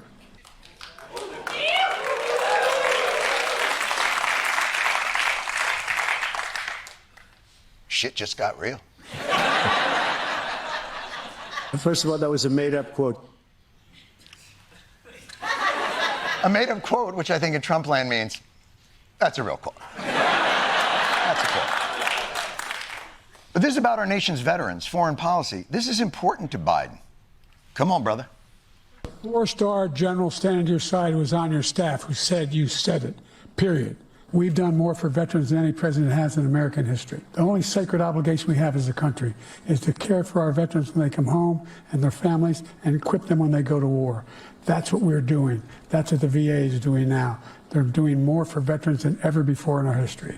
All right, thank you so much. Let's move to the topic of foreign policy. Wait, what? Move on? No, we don't move. Stay on that topic. Not move on, Dot. No, don't go moving on. Who came up with these dumbass rules? And why would any of these people agree to them? The one thing that we did prove tonight is that the MAGA conspiracy theory about Biden's upcoming debate performance was nonsense. A little before debate time, he gets a shot in the ass. They are giving the president some sort of a stimulant, an ADD drug, Adderall, Ritalin. New drugs that are out there that are specifically for Alzheimer's or Parkinson's. A lot of caffeine pills. B12. Debate Viagra. Well, certainly there are drugs that can be used to energize a person in that state.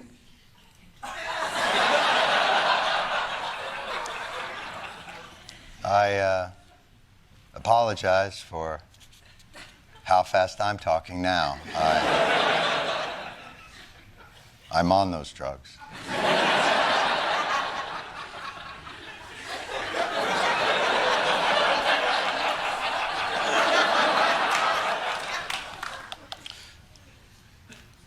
Let me just say, after watching tonight's debate,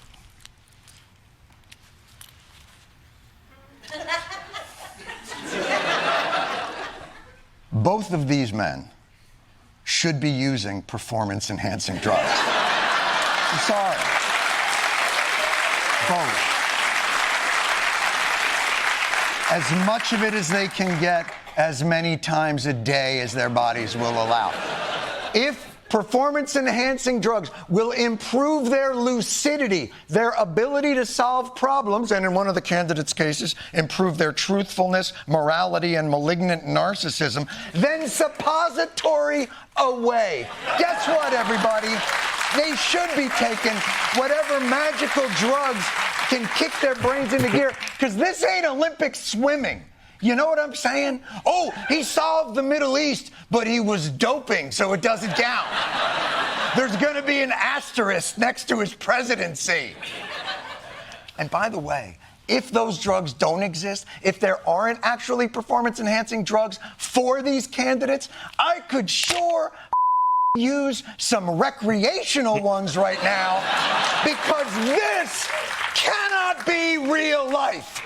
It just can't. Yep, but it can. And again, you played your part too, mate. There's a lot of people to blame. But anyway, great segment there from Jon Stewart. And we can show you a little bit more, because obviously, as I said, Biden's straight back out on the campaign trail. You know, I want to give you a little compare and contrast as well, because as I said, the media are now trying to pretend that they weren't aware that there was a problem with Biden. I want to remind you, you know, this is what the New York Times was saying back when they took their order, you know, from the cheap fakes. How misleading videos are trailing Biden as he battles age doubts. A flurry of recent clips, many of them edited or lacking context, laid bare a major challenge for the president as he tries to persuade voters he has the energy for a second term. And of course, the editorial board of the New York Times. This was what they put out this morning. To serve his country, President Biden should leave the race. So I'm looking forward to the apologies about, you know, attacking all of the people on the cheap fakes thing, saying the New York Post were posting deceptive videos. Couldn't explain how they were deceptive, how they were edited, because they weren't. If you only have to point a camera at Joe Biden and give him a microphone, and you will realize he is fucked up. It has been that way for about 18 months, being generous. And it is accelerated because that is the nature of the condition he has, right? Now, the media are all like going, oh, we couldn't have possibly known. In fact, because it's just so ridiculous. That Chris Cillizza they're trying to play this game. They're trying to pull this trick. They knew. The big takeaway from last night is that the Biden White House knew the president was clearly a step or three slower, and they spent months attacking anyone who suggested age was an issue and should be discussed openly. Democrats should be furious. No, Chris.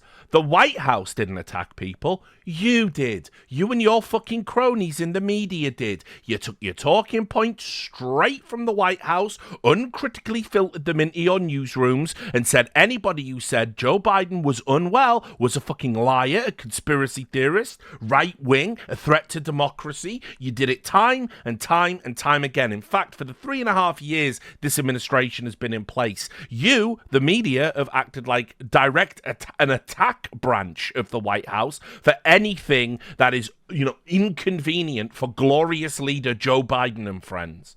You don't get to say it was them, because it wasn't them. They couldn't do it without you. I'll also add here this clip. This was Alex Thompson.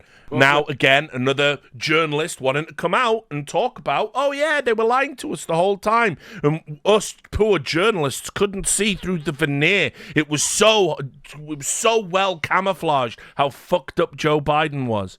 Well, listen, I've covered the Biden White House now for 3.5 years, and as someone that's reported on his age quite a few times, I can tell you that the White House's response every single time it has come up for 3.5 years has been to deflect, to gaslight, to not tell the truth, not just to reporters, not just to other Democrats, but even at times to themselves about the president's limitations at his age. There's a reason why he has not done as many interviews or press conferences as any president in decades. There's a reason he does not do events almost ever before 10 a.m. and is rarely on camera after 6 p.m. Yeah, and the he's reason fucked. is because he has limitations. He is 81 years old, but the problem was they were not forthright with other Democrats. They weren't at times forthright with themselves.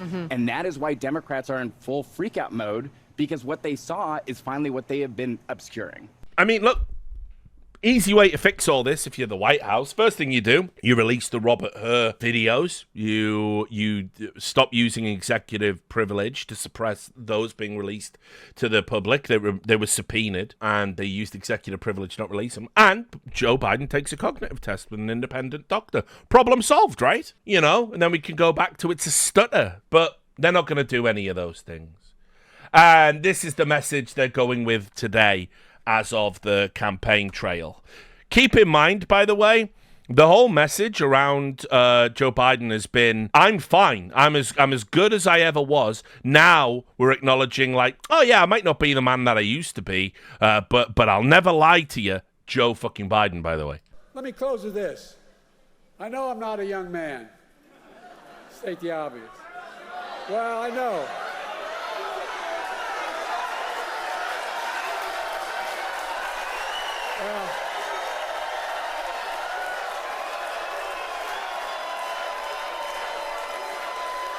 Well,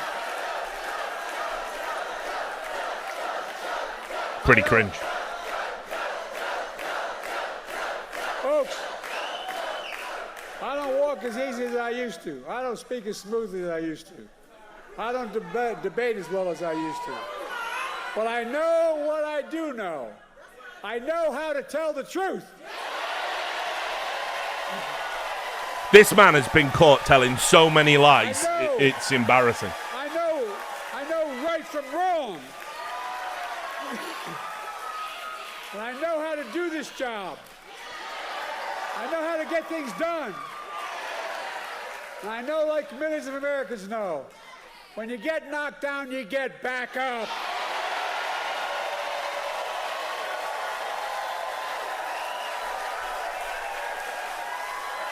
I know what it took to take our economy from the depths of the pandemic to where it is today, the strongest economy in the world. I know what it'll take to bring this economy to everybody. I know what it'll take to rally the world, to stand up against Putin and defend freedom, not yield to him. And I know what it'll take to keep the world safe and free for the years ahead. Folks, I give you my word as a Biden, I would not be running again if I didn't believe with all my heart and soul I can do this job. Because quite frankly, the stakes are too high. The stakes are too high.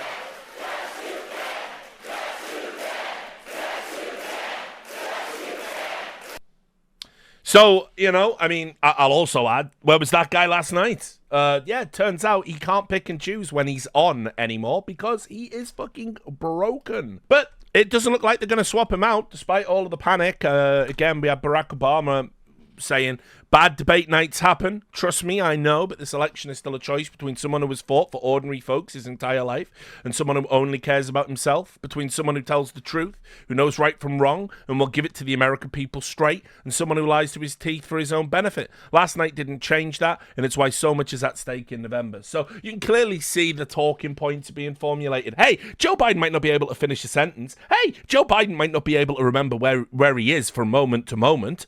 But hey, he's an honest guy, right? Even though, of course, he's a politician. He's a member of the political class. So, no, he's not an honest guy. He couldn't be an honest guy, not by definition.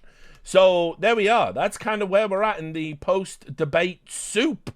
I'll be watching it unfold, as always, and no doubt there will be an episode of Belly of the Beast coming very soon. But for now, that is your lot. Oh, I nearly forgot. Our resident memeologist, El Gapo. How could I forget? We've got memes, so let's have a look. For those who don't know, El Gapo is one of our community regulars. He is a memeologist. He makes memes whenever we do the political content. He sent me this one. Biden, a total ban on incest across kingdom lines is one there. Nice little Game of Thrones reference. It's pretty legit. I do appreciate it. This is a banger. I appreciate this. This is Trump. Now that's what I call high-quality H2O. You might say H2O. I love that. The H2O quote was the one of the day. Just so ridiculous. And then El Gapo has obviously done his reimagining of the movie The Manchurian Candidate. In fact, I saw a fucking banger. I think it was on the Destiny subreddit. This was on the Destiny subreddit. It was Mandate of Heaven, Manchuria Joe,